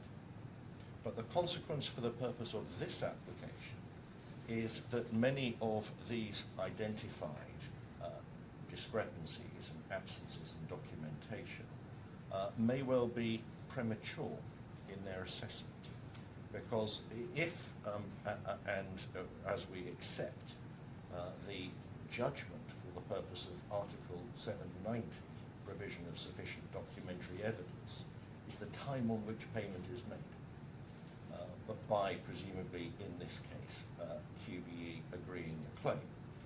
That is the moment at which, and not before, these alleged discrepancies, to the extent that they still exist, need to be determined. So if I could just take your honour through each of the alleged deficiencies and discrepancies. Now, the first is the Burgoyne's initial advice, to which Mr. Mahanadi referred to today in connection with the second and crystallised head of claim for the dismantling and removal of the wrecks. He made express reference to that in evidence this morning. It's also a report which is both referred to in Mr. Al-Ansari's statement, but I addressed him on it yesterday, transcript page 108, lines 8 to 12. I'd like you to take a look at the Burgoyne report, because you say that the Burgoyne report didn't come to a conclusive result in relation to the cause of the fire. Yes. Now, are you familiar with this report? I've looked at it. Yes. Have you, or haven't you? I have looked at it. That is important also in the context of the conclusion which Mr. Al-Ansari had on documentary sufficiency at pages 150 to 160 of yesterday's transcript. And picking up from line 18, I formally suggest that this is not a case where Qatar Energy has provided sufficient documentary evidence to verify its claim under Article 790 of the Civil Code, has it? Again, with the existence of the Al-Qut decision, which will be a matter for debate tomorrow between myself and my learned friend, it is satisfied. You said at the beginning, quoting my report, that one of the ways to establish your right is through a court decision. Now again, I'm not an experienced person to understand what documents are required for the insurer to decide whether they can be satisfied or not. That was really the question I was asking. Yes. You are not. It goes back to the same answer I gave, which is that Mr. Al-Ansari didn't feel able to give an opinion on documentary sufficiency or inadequacy. He referred briefly to customs in the industry, but there's been no evidence as to any custom in this case by way of the provision of any expert evidence, and nor sensibly could there ever be, because any particular claim is very fact specific. What is required, what are the particular causes of action for an indemnity, which particular facts have crystallised and which have not. And the conclusion one can draw is that certainly Mr. Al-Ansari was in no way and would in no way have been prejudiced by the absence of these particulars in a pleading, because he expressly said he's not an experienced person to understand what documents are required. Nor, I suggest, would there be any conceivable prejudice by some sort of suggestion that the claimant perhaps would have lost the opportunity to prove a custom in the industry, bearing in mind the Qatari law principles of consistency and certainty through the market. Because every claim is effectively unique, one is really looking at the general principle of Qatari law, and then the court is making a decision as to whether or not sufficient documents were provided or not. That's really a question for the court. It probably wouldn't be a question in any event for any properly instructed expert. But certainly Mr. Al-Ansari wouldn't have been able to say anything about any of the particular deficiencies and discrepancies identified in these expert reports. And of course neither would Ms. Pereira, who very fairly said she was an extremely junior claims handler. So certainly no potential prejudice there at all to the claimant. But just going through now, if I may, the schedule to explain why we say these are relevant and why perhaps some of them are not as yet relevant insofar as they relate to the Super-Yacht All claim. So going through the first report, the Burgoyne initial advice, that is relevant, as Mr. Mahanadi said this morning, to dismantling and removal of the super yachts. This was when he was asked about his paragraph 102 at page 996. It was also referred to by Mr. Al-Ansari. And all that is being done here is setting out the documents that were requested by the loss adjuster themselves. This is not an interpretation or a spin.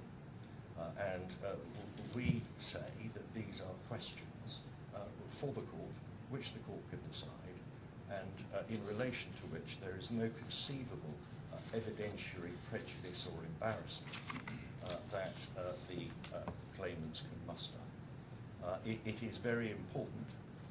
It goes both to Article 790 and Article 782, potential charge or potential additional premium, which would have been charged by an underwriter had he looked at the first fire, which wasn't disclosed, of the 27th July, and then the second fire of 11th of August.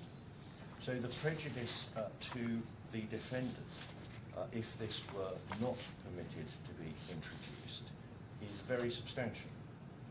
A key part of its case and an issue which ought to be between the parties would be shut out. The prejudice to the claimant is effectively nil, because all of the matters which need to be addressed can be done by way of submission tomorrow or in any other way.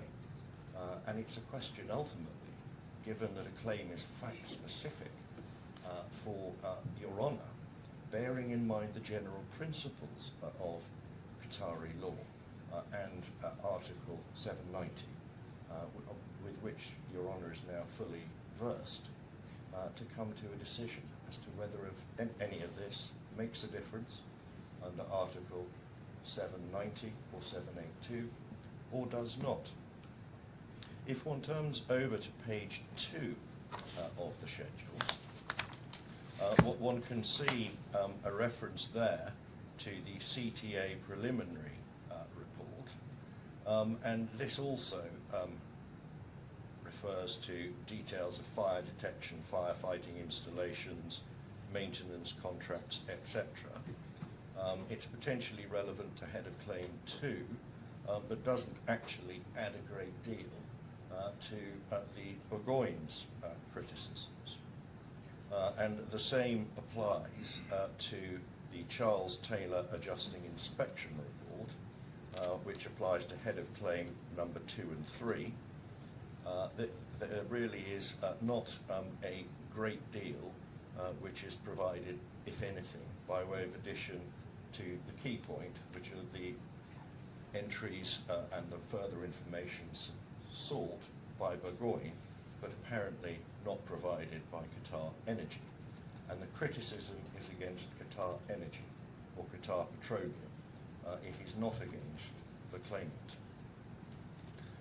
One can see that allowing for a contingency of 10%, CTA project the total cost of demolition and reinstatement of the concerned buildings to be in the order of. Well, that goes to the uncrystallised claim, as to which, as we stand here and now, we accept, in line with my learned friend's submission and the answer given, is to be adjudged as and when the claim comes to be paid. The same is very much true of the third entry, CTA report number 2, which effectively goes through and covers and traverses the same matters. Certainly insofar as it's dealing with costs of restoration, it is another matter that has yet to crystallise. Turning over to page 3, the Charles Taylor Adjusting Status Report of 14 February 2021, this is solely a super yacht hall, claim number 3 matter, as to which the Article 790 documentary sufficiency has not yet crystallised. So that would crystallise as and when payment is made, and so the matter is going to have to be judged when payment is made, unless some form of unusual declaratory relief is granted here and now for a claim which hasn't crystallised. At the very least, the claimant is now potentially in a better position than it would have been with regards to this uncrystallised claim, because it can see quite clearly that the points that the defendant expects to be met as and when the claim, or if and when the claim is in fact paid in the future. The big claim for the super yacht hall reconstruction. The final entry on page 3 is another super yacht hall point, Article 790 again not being engaged yet.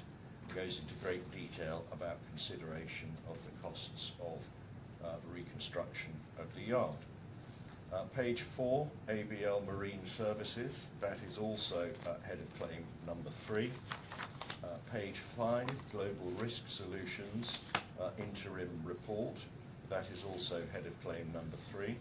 I'm just sorry to interrupt you, I'm just marking them. So are they all head of claim 3 so far? No, I mean, not- the Bourgoigne's report is wider. Burgoyne's report is wider.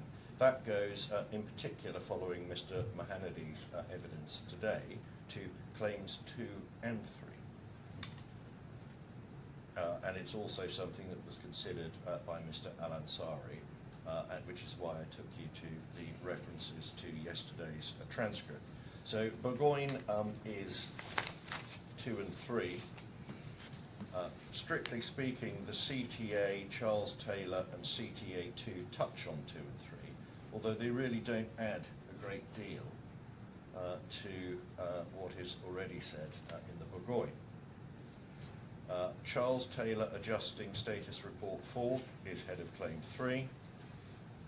The Charles Taylor Adjusting Status Report 6 is head of claim 3. ABL Marine Services Survey Report is head of claim number 3. Global Risk Solutions is claim number 3. All 3 of them on page 5. One then moves on to the property reports. The Sedgwick report, page 6, is head of claim number 3. The Investa Fire report is head of claim number 3. The Sedgwick interim number 2 fire claim report is head of claim number 3. The same is true on page 7 of the Sedgwick interim report number 3, of appendix number 1 of the Sedgwick interim fire claim report number 4, of the following Sedgwick report.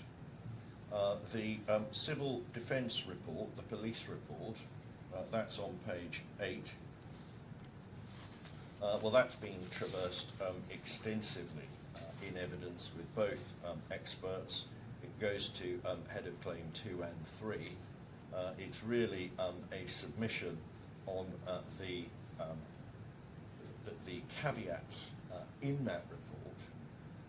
But the reality is that all of this has been traversed, both by my learned friend today and by me yesterday with the experts, as to what one can or cannot deduce from that report, and more particularly what status it has in Qatari law. Mr. Blackwood, you're going a bit too quickly for Sorry. me. I'm so sorry I lost you at Appendix 1. Sorry.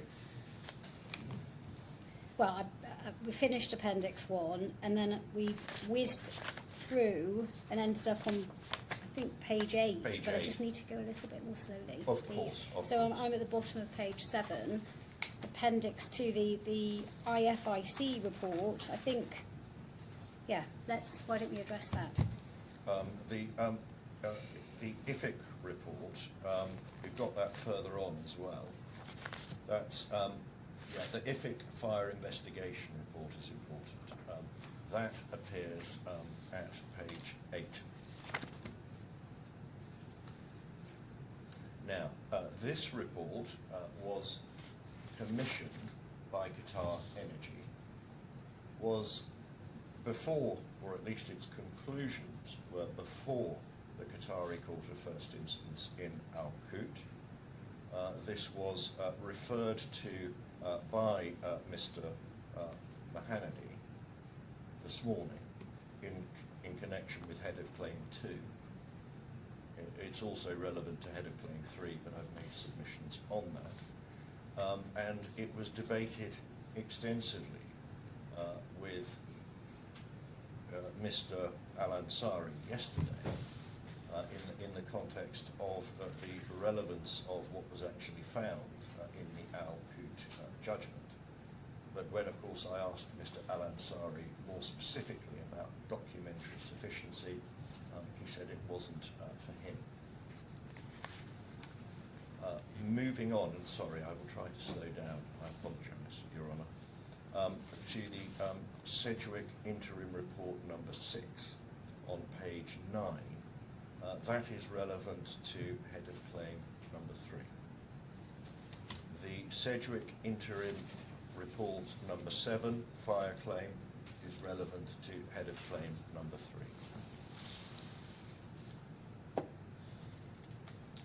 There is a reference on page 10 to further IFIC reports in this Sedgwick report, simply saying that we've still not been provided with any of the further IFIC reports. It appears that this information may not now be made available to us. It is obviously an extension of the IFIC line of inquiry. That comment only would also be relevant to Head of Claim number 2. The Sedgwick Interim Fire Report number 8, Fire Claim, that is relevant to Head of Claim number 3. The Sedgwick Interim Report number 9, Fire Claim, that is also relevant to Head of Claim number 3. The Supiot Halls Claim. The Steege XP Status Advice, Head of Claim number 3. The Steege XP Second Report, Head of Claim number 3. The Steege, moving on to page 11, Steege XP Third and Final Report, Head of Claim number 3. Now there is an important document on page number 11, and this is the settlement and release agreement between Amiri Yachts for the 3 yachts claims, and of course this is Head of Claim number 1.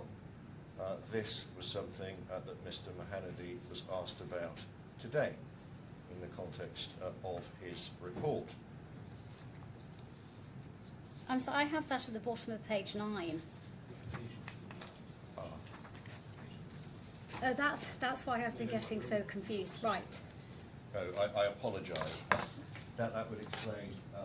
That's why I thought you were going so fast, but actually I just have different page numbers. Oh, I'm sorry about that. I seem to have a different printed version. I can follow you, but it would have helped maybe you just mention what the name of the document is on the left, and let's just ignore the page numbers for the moment, because that's what's causing a lot of confusion. I apologise for that. So I I'm at the settlement agreement. It's under a heading document deemed to be relevant. Deemed to be relevant to Head of HOC Claim 1, and it's yes. a settlement agreement and release. And I think that's what you're referring to. We've got different page numbers, but that's fine. We'll ignore the page numbers for now. Now, thank you. This is something that Mr. Mahanadi was asked about today, and I asked Mr. Al-Ansari about yesterday. The document speaks for itself. It's a settlement agreement, and simply points are taken on uncertainties with relation to that settlement agreement. But it appears that the claimant wasn't involved in the settlement agreement at all. It tells us that QBE have been less than helpful in responding to their requests for documentation. So once again, given that this is a mere submission point and nothing more, we say the claimant could not be prejudiced in any real way by the admission of this particular entry, particularly when balanced, when weighing the scales of shutting out a real and important issue between the parties, and the prejudice to be sustained by the defendant. If this sort of defence is shut out, is very significant. Right, is that a two-pointed submission? Firstly, that the insufficiency in this settlement agreement has already been raised within the context of the oral evidence. You mentioned raising it with Mr. Al-Ansari. Yes. And then yes, the second point is, in any event, the claimant was not involved. Yes, So there's- has suffered no prejudice and can suffer no prejudice. It has asked, as I understand it, QBE repeatedly for any and all documentation, and such that has been made available over the 3 tranches is before the court. Right, but this is relevant to HOC1. It's not. This is not one of. This is not one of the documents that you say is only relevant to. No, 3. this is. I mean, this is the settlement of the yacht damage claim, the constructive total loss of the 3 yachts. So it does go to head of claim number 1.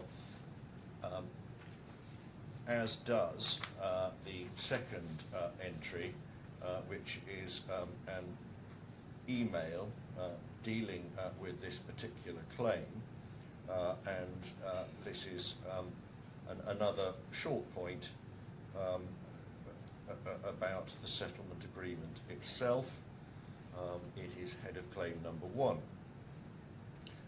The next entry, QGIRC payable voucher, this is a particular voucher point. It's simply a question and a request for clarity quantum-wise, where there is a bit of uncertainty about what this particular voucher was payable in relation to. That ought to occasion no prejudice at all. It's simply a request for information about this particular voucher.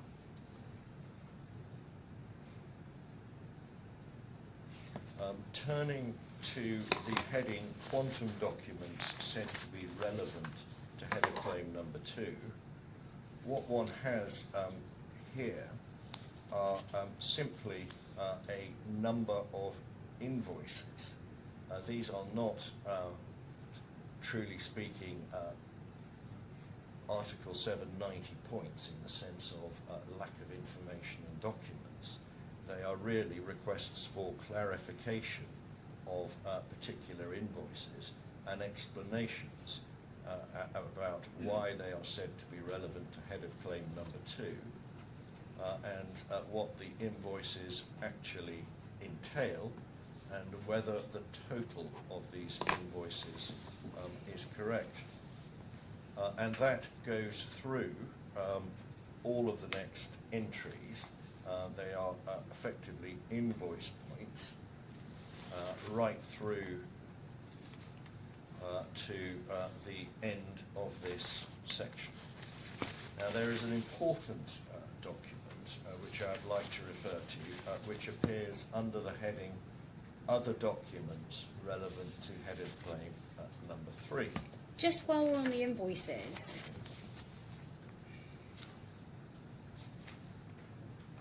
so this table seems to comprise queries on documents, clarifications, things like that. It is, exactly that. clarification of what invoices are said to be in relation to, why they are said to be relevant to head of claim number 2.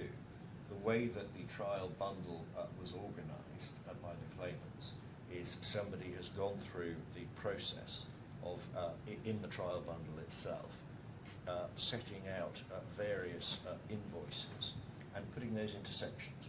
So, for example, head of claim number 1, head of claim number 2, etc. And these are simply factual inquiries about what exactly invoices relate to.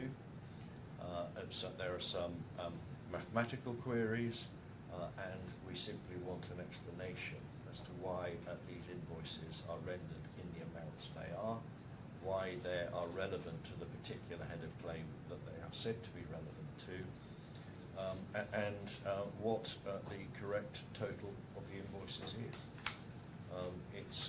These are questions about invoices.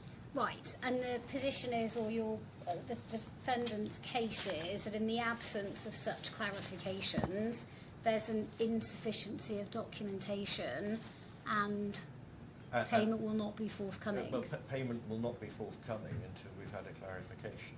Yes, it is. Okay.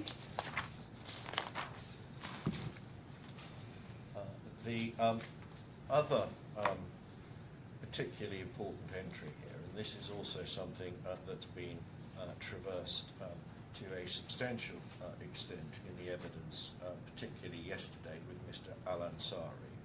This is the draft settlement agreement between Qatar Energy and Nakalat, a rather curious document which I discussed at some length with Mr. Al-Ansari yesterday, with the suggested settlement sum of $18.4 million. This goes both to prima facie coverage and indeed to heads of claim number 1 and 2. And I will explain to Your Honour why that is so. Your Honour remembers, or will remember from that document, that there was reference not only to the indemnification agreement between Qatar Energy and Nakalat, but also to a different agency agreement, which we haven't seen at all. It is relevant to cover because insofar as cover for heads of claim number 2 and 3 is said to come under section 2 of the policy, you will remember the policy refers to providing indemnification for the indemnity agreement between Qatar Energy and Nakalat. It does not also refer to providing cover for liability under an agency agreement, which is referred to as being the source of obligations in this draft settlement agreement. In fairness to my learned friend, Section 2 of the policy does say, or make reference to, the indemnification agreement. I think there's reference to, without turning it up, all similar contracts. We simply don't know what the status of this agency agreement is. So that is why this is relevant to prima facie cover. It is also relevant to heads of claim numbers 1 and 2, and is a document that's been put very fully, certainly by me, to Mr. Al-Ansari, and is a document certainly which raises, from the defendant's perspective, a large number of unanswered questions, because we simply don't understand how this draft settlement fits in, what the agency agreement is, the very curious chronology whereby one has the Al-Qut judgment, albeit only for about $8 million, preceding this draft settlement. So presumably there was, or the parties had in mind, some form of agreement which superseded the Al-Qut judgment. That's at least what I put to Mr. Al-Ansari, but we don't know. But this does raise a large number of uncertainties, and it's an important document and it is one which we submit we ought to be able to make reference to in this context.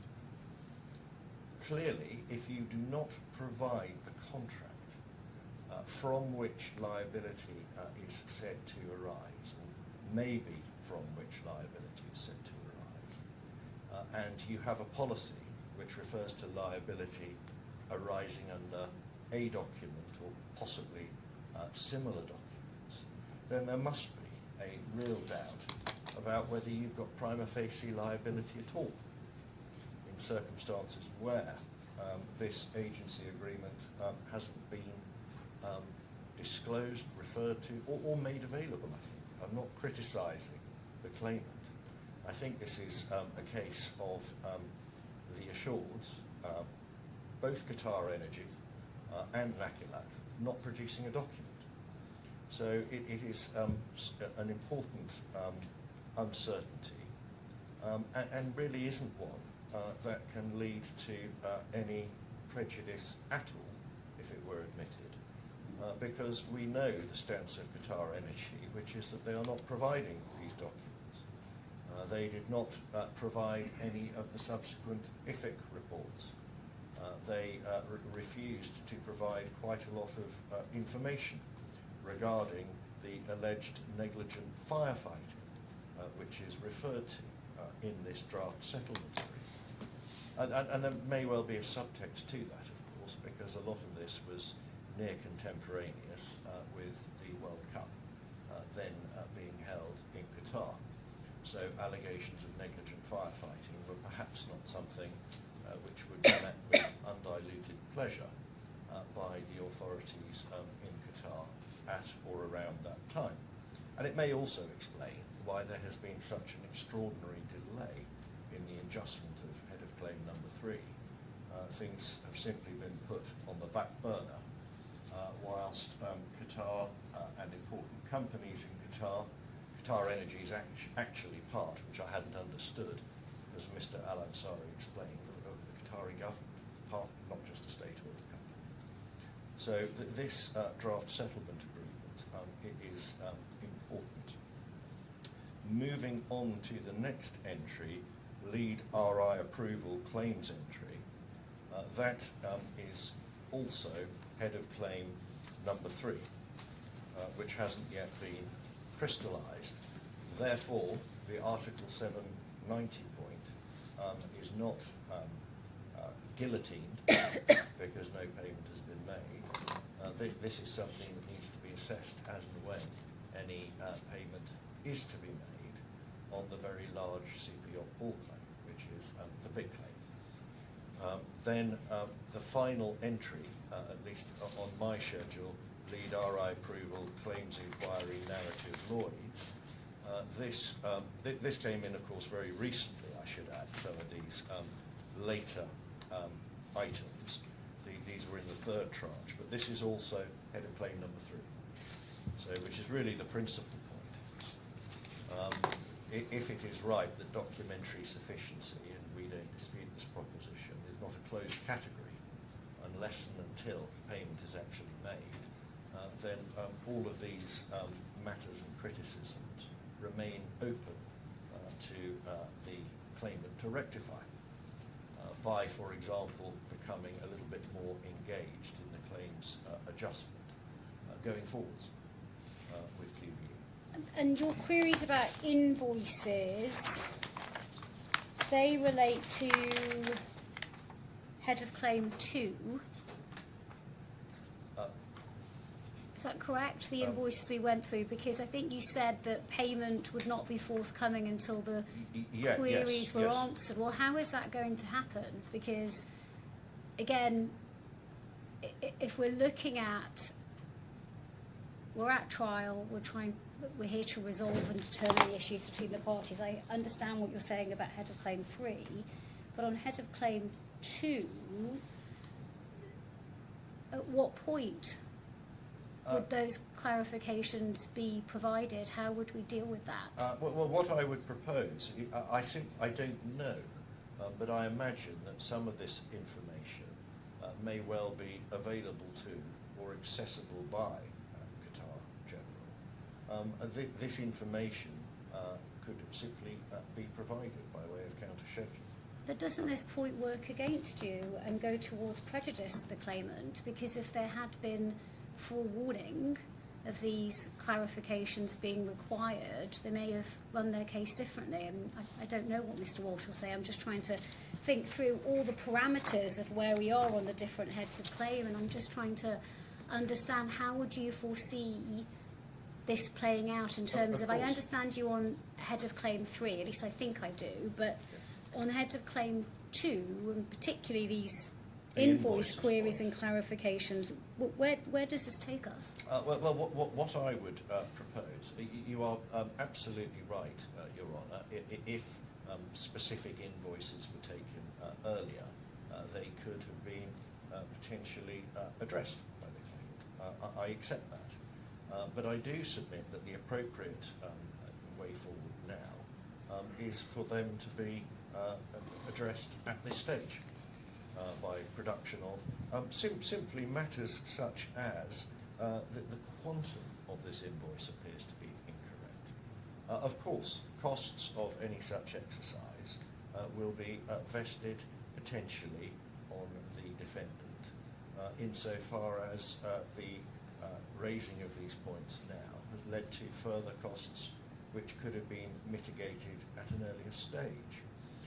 But the invoices points are a discrete item only Right. of this schedule. So I make that concession in relation to these points, but only to the invoices points. Right, because again, you say that these queries could be answered at this stage. I mean, could you be more specific about that? Are you suggesting overnight? Are you... This schedule has been available for a little period of time. I don't... 2 days? No. No, this came in with it's not 2 days. Since last Thursday. Yes. Yes. 5 days, yes. But some of these points are extremely basic ones. For example, number 7, CJC invoices. There is simply a small quantum point. It may well be, and it is likely to be, that the answers to these particular queries are not difficult. It's certainly not a Herculean task for somebody to provide this information. Right, so what's your proposal? My proposal would be... On the invoices? On the invoices, it is that in response to this schedule, the claimants provide an explanation of the queries raised in these items by way of counter-schedule in such period of time as they need. And if they do so, the likelihood is, strong likelihood, that all of these issues will be resolved by agreement. If any issues remain live in this section, what I would propose is that following service of the counter schedule within such period as the claimant desires, 14, 21 days, if any genuine issues remain live, then the parties be at liberty to address your court, address the court, Your Honour, in writing on these issues. Such submissions to be limited to 10 pages or possibly even 5. But a very short written submission to Your Honour. That's what I'm proposing. Right, and does that deal with head of claim 2 completely? The invoices point does not. Right. Your Oh, Honour, because there's other documents there's in this Burgoyne, schedule. There's IFIC. So, I mean, the really important reports, certainly from my perspective, are the Burgoyne report, which I've addressed you on, and the IFIC report, and lastly, the settlement agreement. So 3 things: Burgoyne, IFIC, and the very curious settlement agreement and agency. I mean, that also goes to prima facie liability, though. So we would say we don't need permission at all to make the point on prima facie coverage. under the contract. The claimant has been put to proof of prima facie coverage. So we would only need permission to the extent that this is also an Article 790 point and hasn't been specifically referred to. This is the reference to the agency agreement, whether that agency agreement was or wasn't a similar contract for the purpose of cover under the insurance. But isn't there an overlap between your prima facie coverage point and the Article 790 point? Because whether you're prima facie covered or not is subject to the governing law of the contract. The two are related, undoubtedly, but we have put the claimant to proof of prima facie coverage, and that is a burden for them to discharge. The direct contract of insurance says what it says about indemnifying for liability arising under a specific named contract and other similar contracts. Now, we have reviewed this draft settlement agreement, and we have a question about what was this agency agreement? How was this liability incurred? What has happened to the allegation by Nakilat about negligent firefighting, which would also give rise to a prima facie liability point? Because if Nakilat is saying that Qatar Energy was negligent and that caused or contributed to the fire, which the recitals to this draft settlement agreement purport to record, then insofar as that allegation is made good, then there's never any liability. And such liability was being compromised, or potential liability, appears at least in part to relate to an agency agreement that we haven't seen. So I can see that the point can be framed either as a prima facie coverage point or as an Article 790 point, but it's in reality primarily the former, even though it can also be, and is here, identified as a documentary discrepancy. Right, okay. Now, how do you propose, we've talked about the invoices, with these other documents, you've identified the three most critical ones, Yes.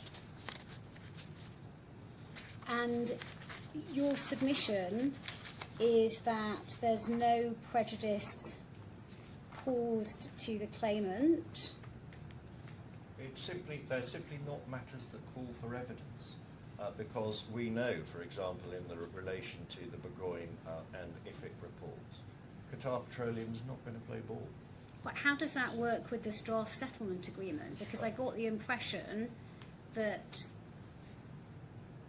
Well, this is again a Qatar Energy draft settlement agreement. What appears to have happened is that the allegation of negligent firefighting was itself extinguished by very proficient firefighting, if I can put it that way.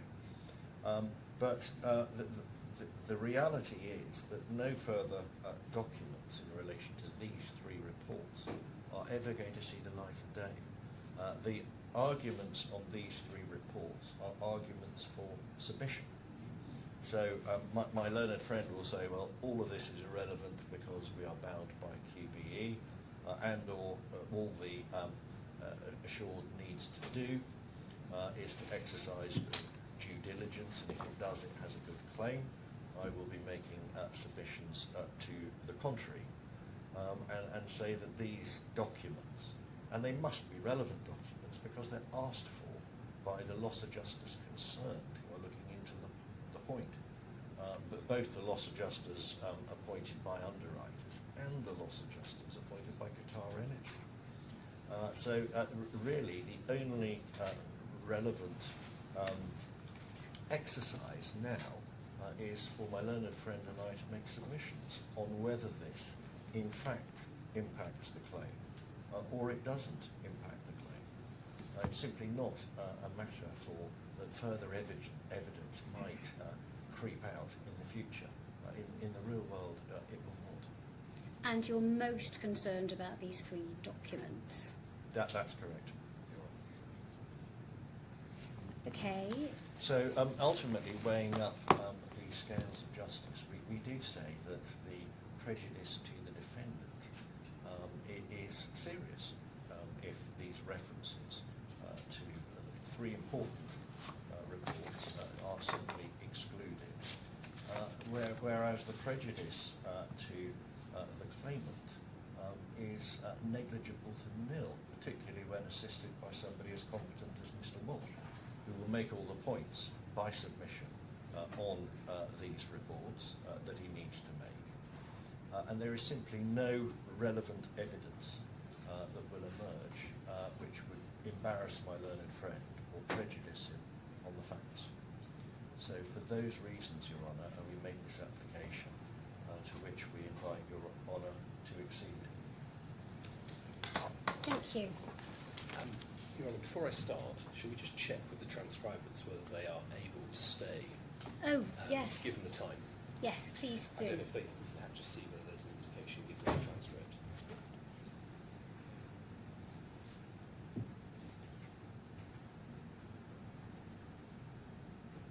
Sit until 5. Right. Well, I better crack on then.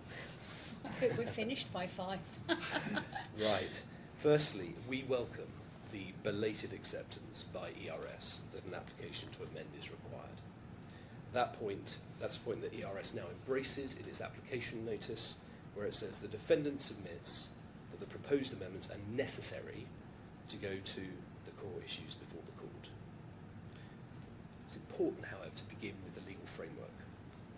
ERS's oral submissions in support of his application were a law-free zone, and actually things are much more simple when the legal position is borne in mind. 3 points to draw to the court's attention. Firstly, 18.2 of the rules of the DIFC court, no amendment to the pleadings is allowed without the permission of the court.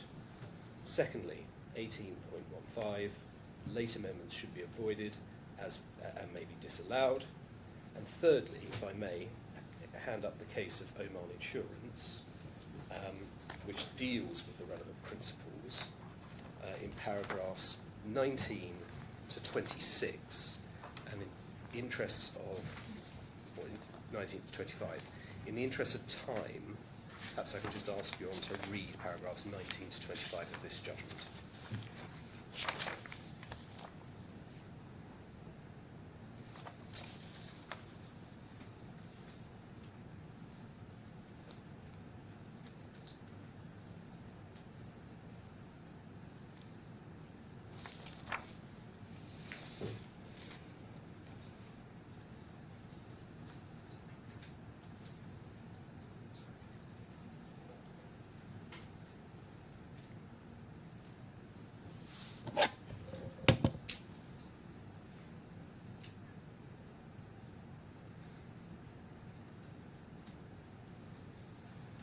Yes.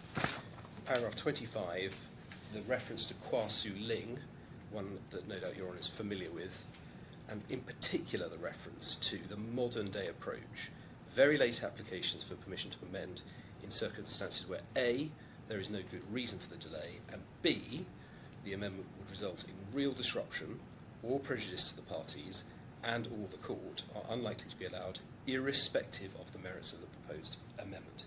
That is the approach of the courts in the DIFC. The way the submissions were framed, it felt rather like being in international arbitration, where one often finds that late amendments are allowed irrespective of the merits of the claim. The opposite is true here, and this court must apply DIFC law when looking at this very late amendment and apply the approach set out in this paragraph. So applying that test in paragraph 25, and contextualised by the paragraphs which precede it, the first thing that we must deal with is whether there is a good reason for the delay in bringing forward these amendments. As to this, we make 2 points. Firstly, the application itself includes no evidence at all to explain its lateness. There is just an evidential void at the heart of the application, and you were given no explanation this afternoon. Secondly, the reason why there is an evidential void is, of course, that there is no good reason for the lateness of the application. My solicitors have now performed an analysis of the points in the schedule to try and understand when the documents referenced were disclosed. 23 of the entries relate to documents produced as part of standard disclosure on the 19th of March last year. Right, let's focus on the 3 critical documents. Are you able to share with me I when they... can't give you right. a granular breakdown. I'm going to come to the specific entries, but I will give you a headline figure first, if I may. 23 were in March, 17 were in August, 1 was in October, and 3 were in November. The punchline of which is that 60% of these amendments could have been made shortly after standard reduction in March last year. Over 90% of the amendments could have been made shortly after the 15th of August last year, and all of the amendments could have been made by December last year. So why are they being made for the first time on day 3 of the trial? Nobody on ERS's side has had or has exercised the courtesy to the court to explain why, in a witness statement, these amendments are being made now. So there's, in terms of the first limb of the test set out in paragraph 25, there's no good explanation for the delay. The next point to consider, the second point, is whether the amendments will result in real disruption or prejudice to the parties and or the court. Now, clearly they do. We've had the draft amended pleading served in the early hours of the morning yesterday in the middle of trial. Although the amendment to the pleading itself appears limited, it incorporates 15 pages of detail in the schedule, so it is on any view an extensive amendment. In the ordinary course, my client will plead back to that pleading, but tomorrow is the last day of this trial. Obviously, there's no way that we could fairly be expected to conduct a trial and turn around an amended reply by tomorrow. And what about evidence that my client would be wanting to serve in response? As we said previously, if these points had been live last year, they could undoubtedly have been addressed by a witness at QGIR, be that Ms. Pereira or somebody else. The allegation in the amended pleading is that the statements and documents required by Article 790 have not been provided. That's clear from paragraph 31KA of the amended pleading. It's an Article 790 plea. In other words, the allegation is that claims have been paid by QGIR down the line incorrectly without adequate documentary support. I don't think that's the allegation. The allegation is that Liberty is entitled not to pay because of insufficient documentation. I understand everything you're saying about lateness, etc. But I think in terms of considering prejudice, and I understand as well, the position would be, well, we would have served evidence, we would have issued a pleading in reply. I understand that, but I need, and I appreciate this is a difficult task because it's 15 pages, but even just with reference to those 3 critical documents. I'm going to go through the whole of that schedule. Okay, and specifically what evidence there will be, because I'm mindful of Mr. Blackwood's submission that these are documents that, particularly I have in mind the 3 critical documents, that are in possession of Qatar Energy. The claimant couldn't get them in any event, so there's no evidence to be adduced, and there's nothing that the witnesses could contribute. But by all means, if you're going to go through them, I'm going to go through it because it's important to bear in mind the plea that's being advanced. If one looks at paragraph 31KA, this is the plea. So it's piggybacking on Article 790, which is set out earlier on in the pleading at paragraph 31A. I'm so sorry, I need a moment.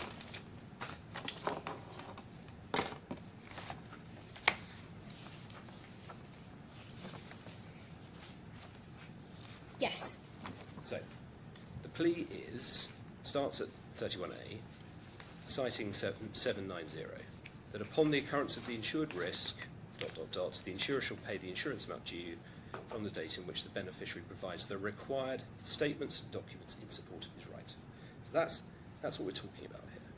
One then goes on to 31KA, and the quote is directly from Article 790. The required statements and documents in support of his right, for payment that is, within the meaning of Article 790, have not been provided for the reasons particularised in the schedule of documentary absences and inconsistencies attached. So that's the pleaded case. And it's really important to appreciate there are two elements to that plea. One is that there are statements and documents that are missing. And secondly, that those statements or documents are required in support of his right, i.e. the right to be paid. So those are the two elements of the case that one needs to run if one's running a 790 point. And if either or both of those elements are missing, the plea that we don't satisfy Article 790 is demurrable.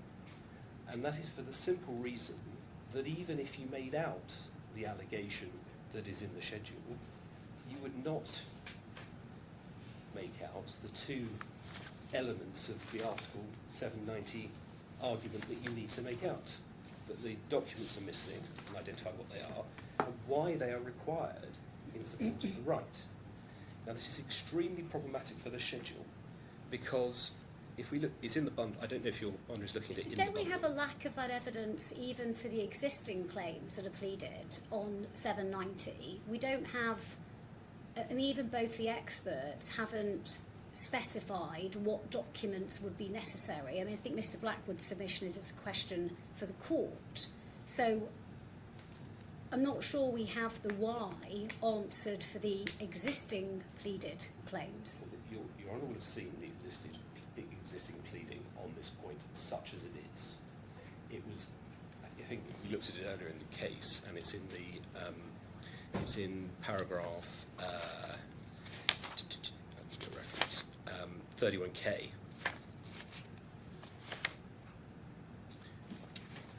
And it's all about the costs of related to Qatar energy, and we responded and said, all very interesting, but that's not what's happening. And that's the limit of what's actually in issue in the pleadings as they stand. That's it. So, Your Honour may be right. That may be the extent of the documentary, the witness evidence and expert evidence we have at the moment, but things wouldn't necessarily be that way if this schedule had been pleaded back in March last year. And as I say, there are two elements to this argument if it's going to get off the ground and pass the test that is required for an amendment at this stage. And if we look at the schedule, I'm looking at it in the bundle, but I can give you the page references, internal page references as well. You will see that on the left-hand column we have a document identified, and in the right-hand column we have a what is missing column. Critically, however, this schedule, which one must appreciate, is actually a pleading if this is allowed in. This is not just a general for your information, we've got these queries. This is a pleading. The schedule does not on its face purport to grapple with the second limb of Article 790. So it identifies, in some cases, and we'll go through it, some missing documents. But what it does not purport to do is say why they are required, quote, in support of the insurer, in this case the insurer's right to bring its claim. And that's the second part of the Article 790 argument. We not only need to say this document is missing, and therefore that causes a problem. You need to say this document is missing, and that document would be required to support a claim for indemnity. You can see that from the wording of Article 790 that's quoted in paragraph 31A. You have to provide required statements and documents in support of his right for an indemnity. They need to be required in support of a right to indemnity. It's not saying, oh, we'd love to see this document, but it's utterly irrelevant to whether we pay the claim or not. There has to be a link. And the schedule itself does not purport to address the second limb. Isn't it implicit that they're required? Isn't that what? We're not, I'm afraid we're not at the stage of trying to read the tea leaves now. Can I please hand up another case? Swain Mason, English Court of Appeal decision.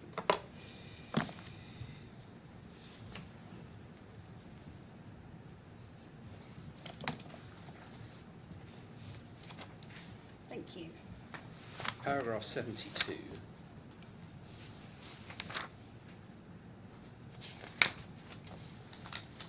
Reading from G on the right-hand side. However, this is Lord Lloyd, Lord Justice Lloyd. However, I do accept the court is and should be less ready to allow a very late amendment than they used to in former times, and that a heavy onus lies on the party seeking to make a very late amendment to justify it, as regards his own position, that of the other parties, and that of other litigants in other cases before the court. A point to me which seems to be highly pertinent is that if a very late amendment is made, it's a matter of obligation on the party amending to put forward an amended text which itself satisfies the full requirements of a proper pleading. It should not be acceptable for the party to say that deficiencies in the pleading can be made good from the evidence to be adduced in due course, or by way of further information if requested, or as volunteered without any request. The opponent must know from the moment the amendment is made what is the amended case that he has to meet with as much clarity and detail as he is entitled to under the rules. And that is the standard this pleading does not meet. Let's look at the pleading. First page, first entry. Yeah. Now, we have a list of documents here. Documentary requests from Burgoynes.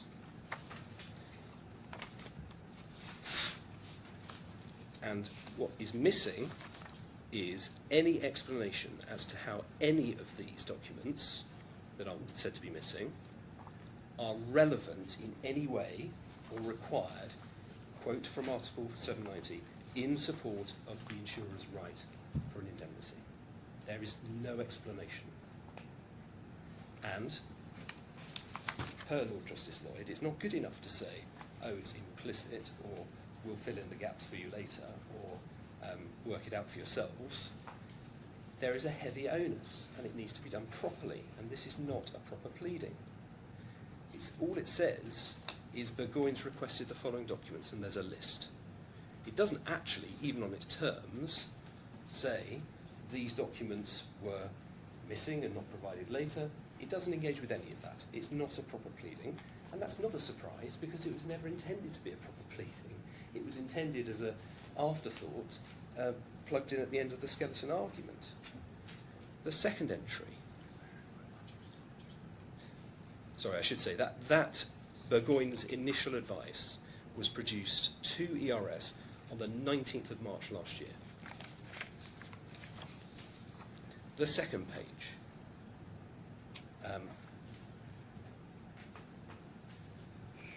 Sorry, I think the, yes, sorry. First, sorry, yes, the second page, the CTA preliminary report, same problem. CTA have requested details and copies of maintenance contracts. What is the pleaded case under Article 790?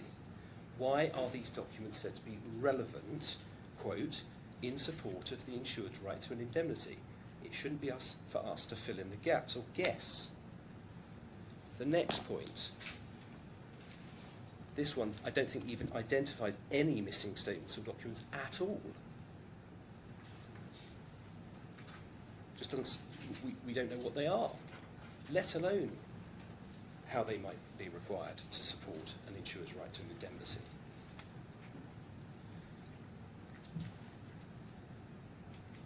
Next, we have, so this is report number 2, identifies some statements and documents, but again, no plea at all as to why they are required in support of the right to an indemnity. Over the page, Charles Taylor Adjusting Status Report number 4. doesn't identify any missing statements or documents, and there's no plea as to why they are required in support of the right to an indemnity. The next entry, which continues over the page, identifies some missing documents, but again, no plea as to why they are required in support of the right to an indemnity. We shouldn't have to guess. This is the report 6. This Charles, is I just want report to make 6, sure quite we're on, right, the, yeah. on the same page, No, yes. we're following, yeah.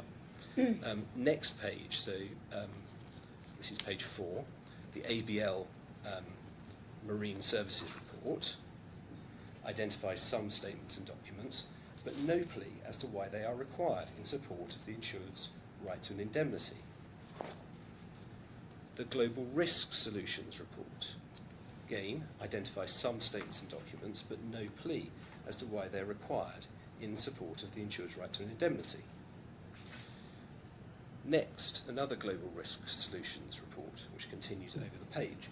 This doesn't identify any missing statements or documents unless the quote-unquote detailed assessment of quantum is intended to be a reference to a particular statement or document, and there's no plea as to why any of this is required in support of the insurer's right to an indemnity. It's a demurrable plea. Over the page, page 5, another Global Risk Solutions Report doesn't identify any missing statements or documents, and there's no plea as to why they might be required in support of a right to an indemnity. The Sedgwick Primary Preliminary Report Fire Claim doesn't identify any specific missing statements or documents apart from CCTV, whatever that's meant to be a reference to specifically, but it doesn't plead anyway why they would be required in order to support the insurer's right to indemnity. The next entry is the Envista report. Doesn't identify any specific missing statements or documents, or plead why they are required in support of the insurer's right to an indemnity. Sedgwick report number 2, the next one, which continues over the page, identifies 2 documents, but doesn't say why they are required in support of the right to an indemnity.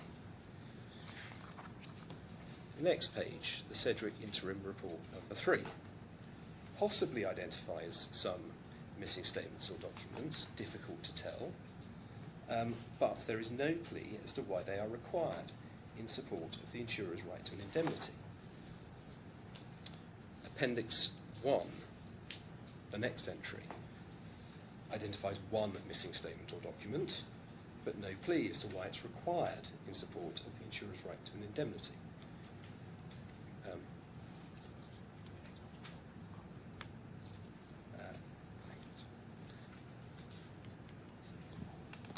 The Sedgwick interim report number 4 possibly identifies missing statements or documents, unclear, but no plea as to why they are required in support of an insurer's right to an indemnity.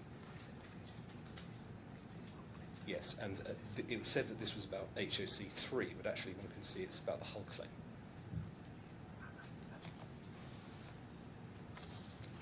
The final entry on this page, Sedgwick interim report number 5, continues over the page, identifies some missing statements or documents, but no plea as to why they're required in support of a right to an indemnity. And again, this was said to be HOC 3, but if one looks at the penultimate point, it's about liability of a removal of wrecks, so HOC 2. Over the page, we've got Appendix 1, doesn't identify any specific missing statements or documents, or plead why they might be required in support of an insured's right to an indemnity. Appendix 2, which continues over the page, identifies some missing statements and documents, but again, no plea as to why they are required in support of the insurer's right to an indemnity, and they've had that document since the 15th of August 2015. That's the second key document.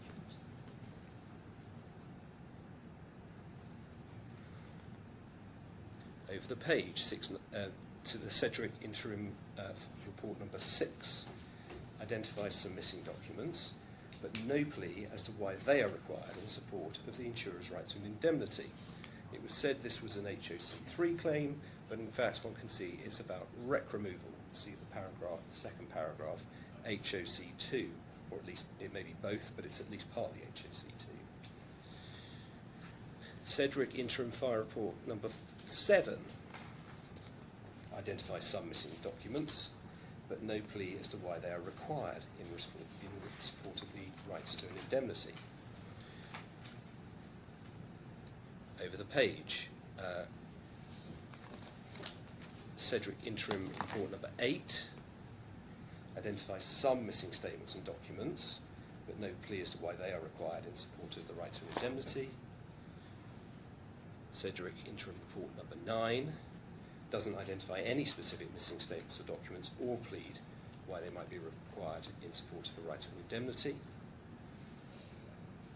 The Stige XP status advice entry, the entry itself makes no sense at all grammatically, but anyway, it does not identify any specific missing documents or plead why they are required in support of the insurer's rights to indemnity. The second Stige report identifies some missing statements or documents, but no plea as to why they are required in support of the right to an indemnity. The Stige third report doesn't identify any specific statements or documents that are said to be missing, or plead why they might be required in support of the right to an indemnity. And then under the green banner, we have the settlement agreement, which continues over the page, identifies some missing statements and documents, but no plea as to why they are required in support of the insurer's right to an indemnity. Over the page.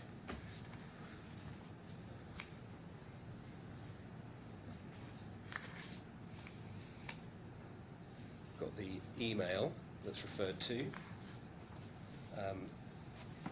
which continues on to the next page, identifies some missing statements and documents, but no plea as to why they are required in support of the insurer's right to an indemnity. Over the page, we've got the voucher, QGIRC payable voucher. Doesn't identify any specific missing statements or documents, or plead why they are required in support of the insurer's right to an indemnity. Under the green banner, now it was under this banner, it was said that all of these points are not really 790 points at all, orally, in which case why are they adduced as particulars of a case on 790? Makes no sense. Now, if one looks at the first of these entries, and again, it's important to note, this is a pleading. Points on the invoice which, quote, potentially should have been queried. To start with, that's not a proper pleading. It possibly identifies some specific missing statements or documents, but it does not plead why they're required in support of the insurer's right to indemnity. The next two invoices contain complaints that nobody copied people to emails. Again, this is a pleading in support of a case under 790. And the complaint is QBE approval is only sent to Aon, nobody else copied. Doesn't identify any missing statements or documents or plead why they might be required in order to support an insurer's right to indemnity. The next entry, number 8, invoice. The third, number 7, doesn't identify any specific missing statements or documents or plead why they're required in support of the right to an indemnity. And then the final entry on this page, number 8, which continues over the page. Again, we're in the realms not of a pleading, but of sort of stream of consciousness. Potentially should have been queried. That's not a pleading. In terms of the bullet points that follow underneath it, to the extent one needs to deal with them, I'm not sure what any of these even mean. What are we meant to... And again, it's extraordinary that this is being put forward to the pleading. A bullet which says, call with ADNIC. Well, what are we meant to make of that? How are we meant to respond? What does it even mean? It's hopeless. Where is that? So Call I'm with- looking oh, at- yes, it's over yeah. the page. Yes, got it. Well, one could take any number of examples. Email recontracts. Discussion re-asbestos issue. Not clear how this is relevant to the claim question. Okay, well, but what's the pleading case under the code? Below that, emails between QGIR and DIG, etc. Doesn't identify any specific missing statements or documents or plead where they might be required in order to support the right to an indemnity. Invoice number, the entry number 12, invoice 20140, doesn't identify any specific missing statements or documents or plead why they might be required in order to support the insurer's right to an indemnity. Beneath that, doesn't identify any specific missing statements or documents or plead why they are required in support of the insurer's right to an indemnity. Below that, now on its face, so this is 14, 61723B, on its face, this is the most promising this comes the closest to looking like a pleading. And obviously it's there's some pretty, it's not a great competition, but this comes closest to looking like a pleading. But it's actually, I mean, there's no other way of describing it. It is a dreadful point. The argument appears to be here that CJC issue an invoice. Everyone has that invoice. It's in the bundle, page 5911. If we can just quickly go there.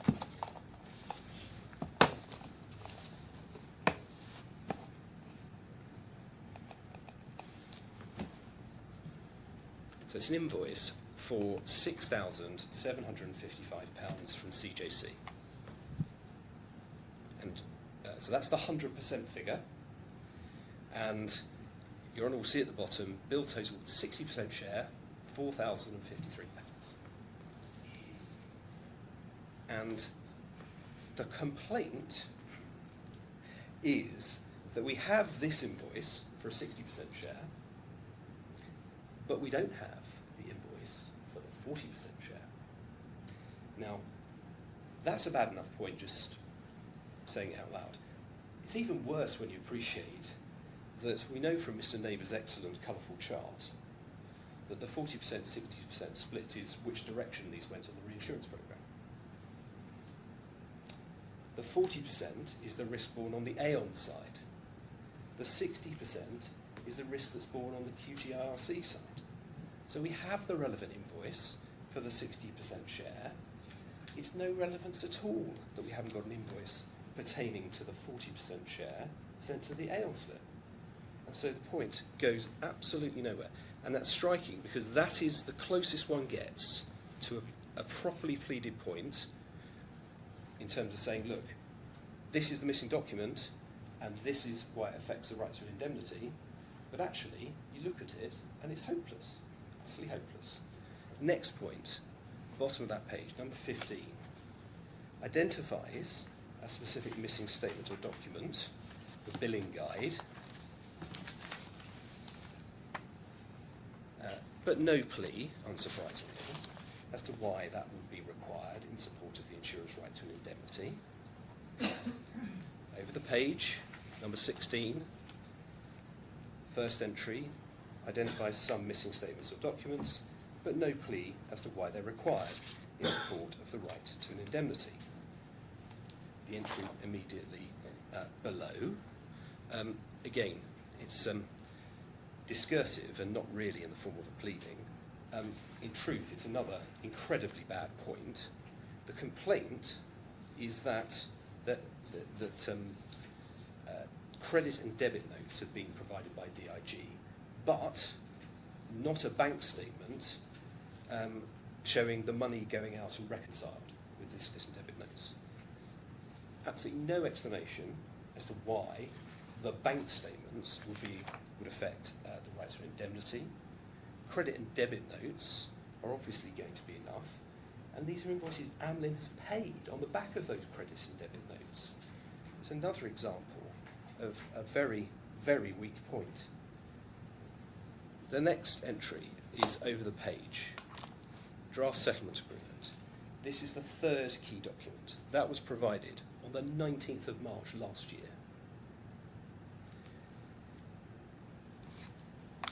Identify some missing statements and documents, but no plea as to why they are required in support of the right to an indemnity.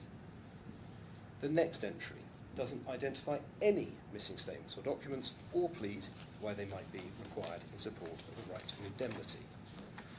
The final entry, which continues over the page, does not identify any missing statements or documents or plead why they're required in support of the insurer's right to an indemnity. And as we've said, it is not open to ERS with all of these points to say all will become clear in due course. Pleading needs to be put properly, and the fact that the pleading is deficient in all the ways we have identified is additional, of course, to the point that we would want to adduce evidence to explain. May not be that that evidence goes to, well, this document, as to why the document is missing or not, but the evidence could certainly go to why it's completely irrelevant, even if it's not provided. And that's the sort of thing, whether it's Ms. Pereira or somebody else, that's the sort of thing we would want to say, look, if you properly pleaded this out and said, this is the missing document, this is why you need it in order to claim an indemnity, we could have adduced a witness who says, I know it might look like that, but actually the explanation as to why it's not relevant is as follows. And then that could be challenged as necessary in the ordinary way. But that's not happening. What is suggested is that at some point, some unspecified point, we produce a counter schedule to this, which is obviously not possible because it's not proper pleading. And it gets determined on paper at a later date with my client having no opportunity to put in any evidence in response, any explanation as to why some of these documents, even if produced, would impinge on the right to an indemnity. So, in summary, the application is very late indeed. It's brought on the third day of the 4-day trial, immediately before closing submissions. It has already disrupted this trial and will inevitably cause yet further disruption if allowed to proceed. ERS has not even attempted to explain to Your Honour or give any evidence as to why the amendments are being put forward at 1 minute to midnight, as it were. And for those reasons alone, applying DIFC law on late amendments, the application should be refused. If it's relevant to consider the merits of the case, then the points I've made on why the plea is actually demurrable in the first place all show you that you should refuse this amendment. In terms of wrapping up, though, I think we do have to have a decision from Your Honour on this. It's not necessarily one we need to have a reasoned decision now. That the reasons could be set forth in the judgment. It would be helpful to know before we stand up tomorrow what the position is. On that,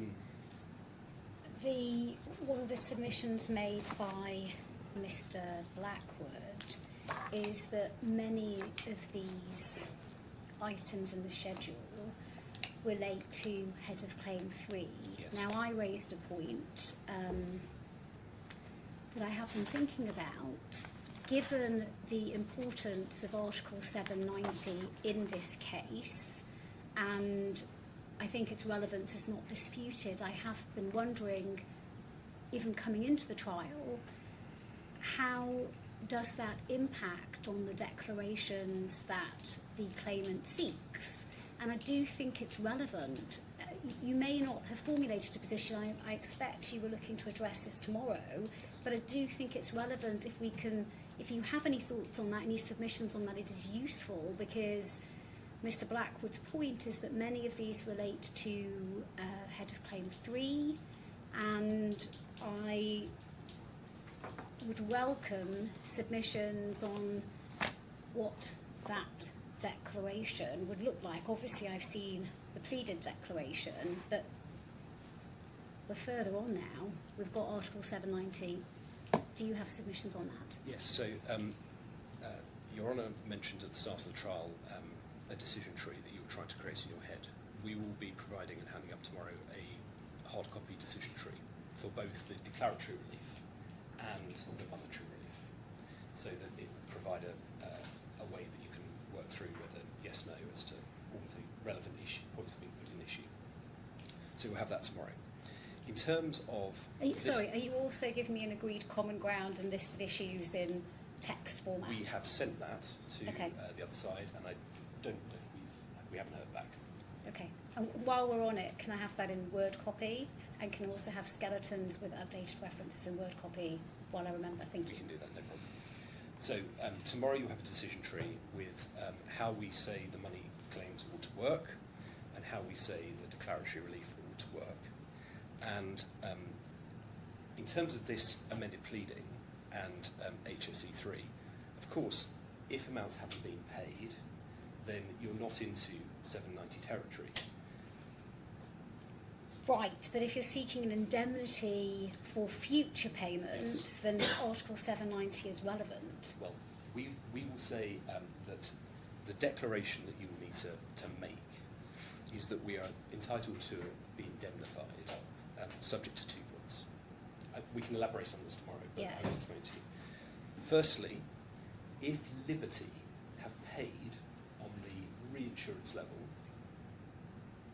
for that particular invoice that comes through on HOC2, 3, if Liberty have paid at the reinsurance level, we will say that the indemnity will kick in immediately because either Liberty will be bound by good faith to reach the same decision on the retrocession level, so you know that claim would succeed, or alternatively, you know as a matter of fact that they would do it anyway because they've done it. It's not one of these where you have to try and hypothesise as to the probability. They've already done it for the same invoice. So we say if that happens, then the claim gets paid automatically. So we don't come back to you and say, well, this claim's come in, could you now give us another decision on that? Because if Liberty have participated and approved and paid, then we can say that they would either be bound by good faith to do so at the retrocession level, or we know they would have done so as a matter of fact. So we don't come to you with those decisions. The only time we would come to you on 790 is if, for some reason, Liberty don't pay. Hasn't happened so far, but assume they don't pay, they refuse to cooperate as a second agreement party or otherwise, and QGIR nevertheless submits an invoice and says this is a sum that should have been paid under the retrocession. In that case, there would have to be, unless it's agreed, a 790 inquiry which we would have to refer back to the court if it couldn't be agreed. Right, and just thinking out loud in the context of all the items in this schedule that is said to relate to head of claim 3, again, I'm just thinking out loud. They're not relevant. They can't be relevant to a 790 case because 790, as we've seen, is about providing sufficient documentation to support the right to an indemnity. And if the claim hasn't yet been paid, how can you argue, well, we shouldn't have to pay because we're not seeking payment. We're saying we want a declaration. We're entitled to be indemnified in due course. You can't say, well, you haven't established a 790 point on those. So I don't really, if they're not relevant to 790, which I think is the point that's made, I don't know why they're included in a pleading in support of a case on 790. Makes no sense. So, as I say, we will hand up a decision tree tomorrow so you can see how the 2 different types of claim work. But in truth, when it comes to the declaration, we suspect that because Liberty will pay, we won't need to trouble you again. Just thinking this through, I assume that the HOC3 items are in the schedule because it's anticipated that there will be a presentation of invoices for payment in the future, and because part of the defendant's case is there is an insufficiency of documentation that if there's an indemnity to be issued by the court, again, I'm just trying to think everything through, that there are these insufficiencies. I suppose on your case, it doesn't matter because if Liberty pays, the indemnity kicks in, and so none of this matters. And so far, what's been happening is QBE have been paying, Liberty have been agreeing, and then QGI have passed up. And that's, if that happens henceforth, well then that's what we say is going to trigger the right to be indemnified. But in terms of just finally on the point you're on raises about some of these points are pleaded in anticipation that one day in the future a money claim will be presented. I'm sure it will be. Well, I'm sure. Well, it may well be. It may well be. But the point is, how can you at this stage now say, well, on that future date, we won't have enough documents to support the right to an indemnity because of this query we have. Who knows where we are then? And so, in the end, I don't really understand why any of the HOC 3 points are there in support of a 790 claim. It just doesn't make any sense. So to say, applying the test that we see in the cases, you don't get into the merits at all. There's no explanation. It's super late. It's massively disruptive, and that's the end of the point. If you need to get into the merits, that's no better for ERS. Thank you. Your Honour, I'd just like to address you, please, on the three central issues. The Burgoyne report, the IFIC report, and the settlement agreement, and specifically the agency agreement. I ought to just draw Your Honour's attention the fact that these very specific documents in the middle of last year were asked from the claimant. So, for example, 749... I'm sorry, the transcriber cannot hear. Sorry. So, if we go to page 749, one can see it says, please provide the documents requested by Burgoyne. And then all of the points now made are set out in our documentary request. Exactly the same as in the schedule. This is August last year. And if one turns on to page 762, you can see request 8. As request 7 is for all of the documents identified in the Burgoyne report.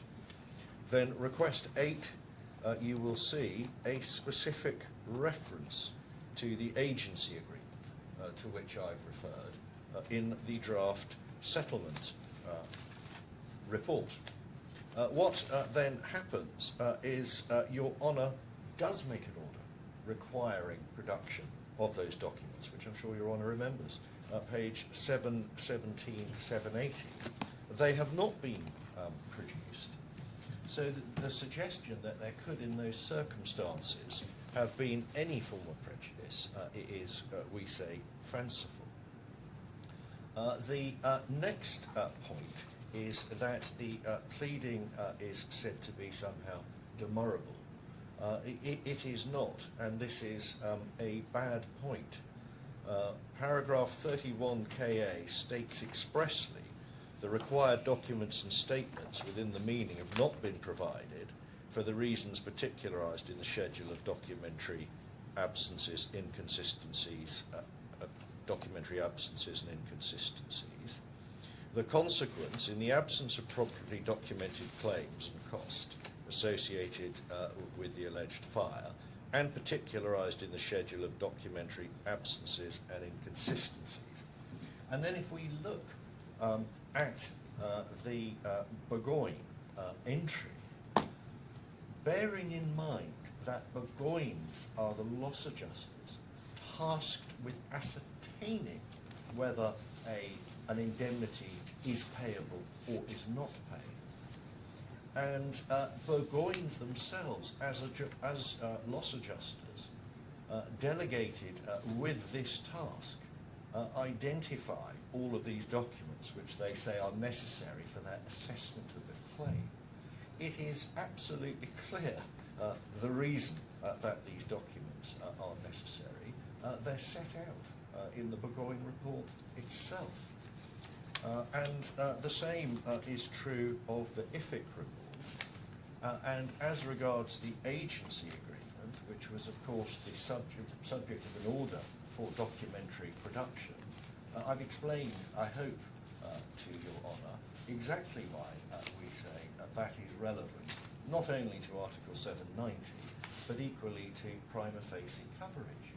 So there is no lack of clarity or particularity, certainly nothing that approaches the demurrable, to use my learned friend's expression.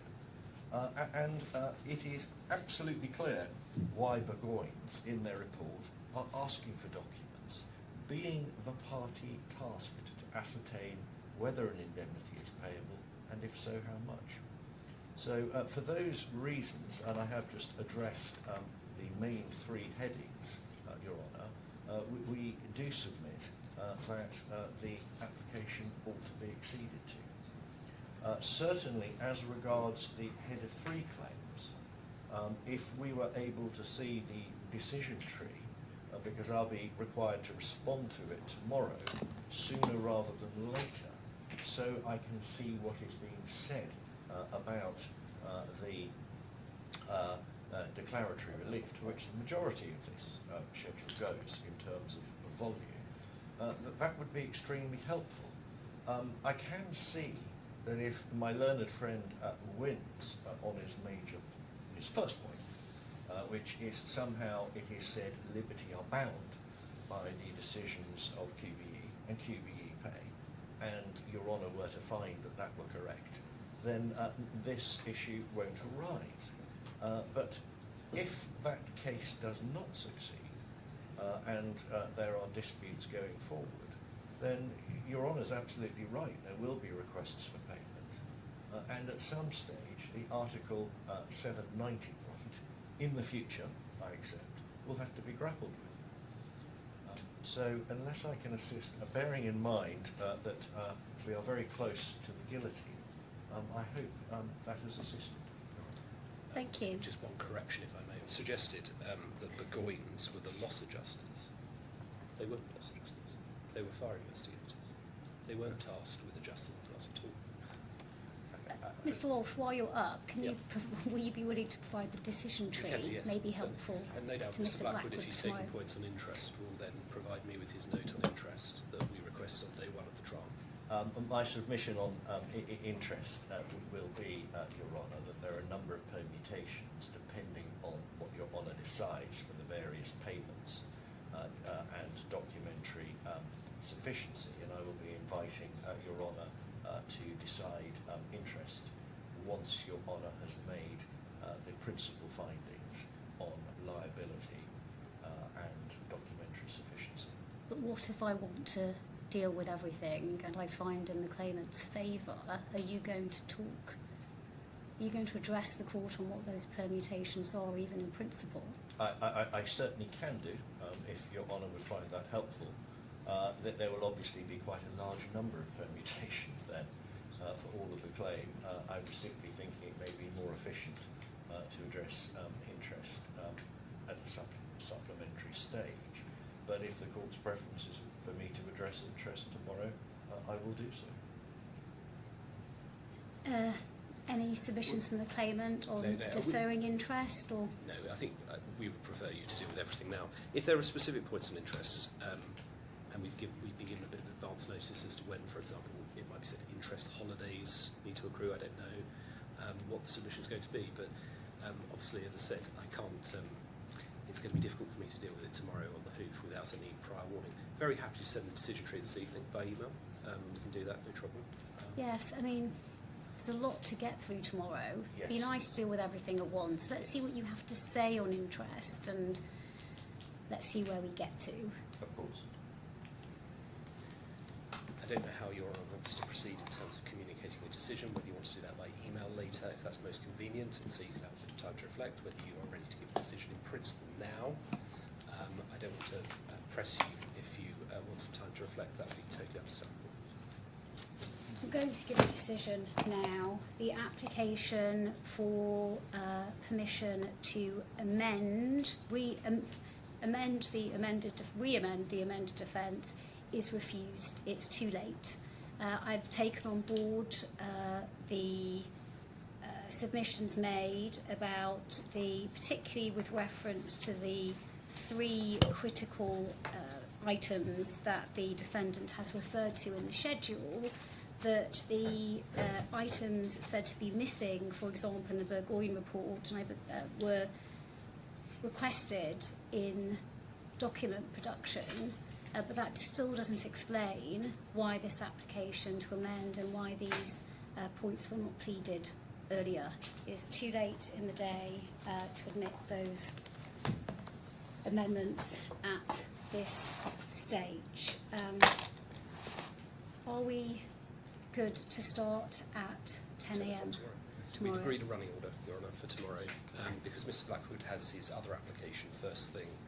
He's going to deal with that first. I will then reply to the application and also put forward my closing submissions. Mr Blackwood will then reply on his application, do his closing submissions, and then I will reply more generally. It sounds complicated. We've Sounds agreed very it, complicated. and you don't need to worry about it. So we're because we've dealing agreed with the application first. it. First, yes. So that Mr Blackwood can have the last word on the application, and then I will have the last word on closing the case. Right. Okay. We'll have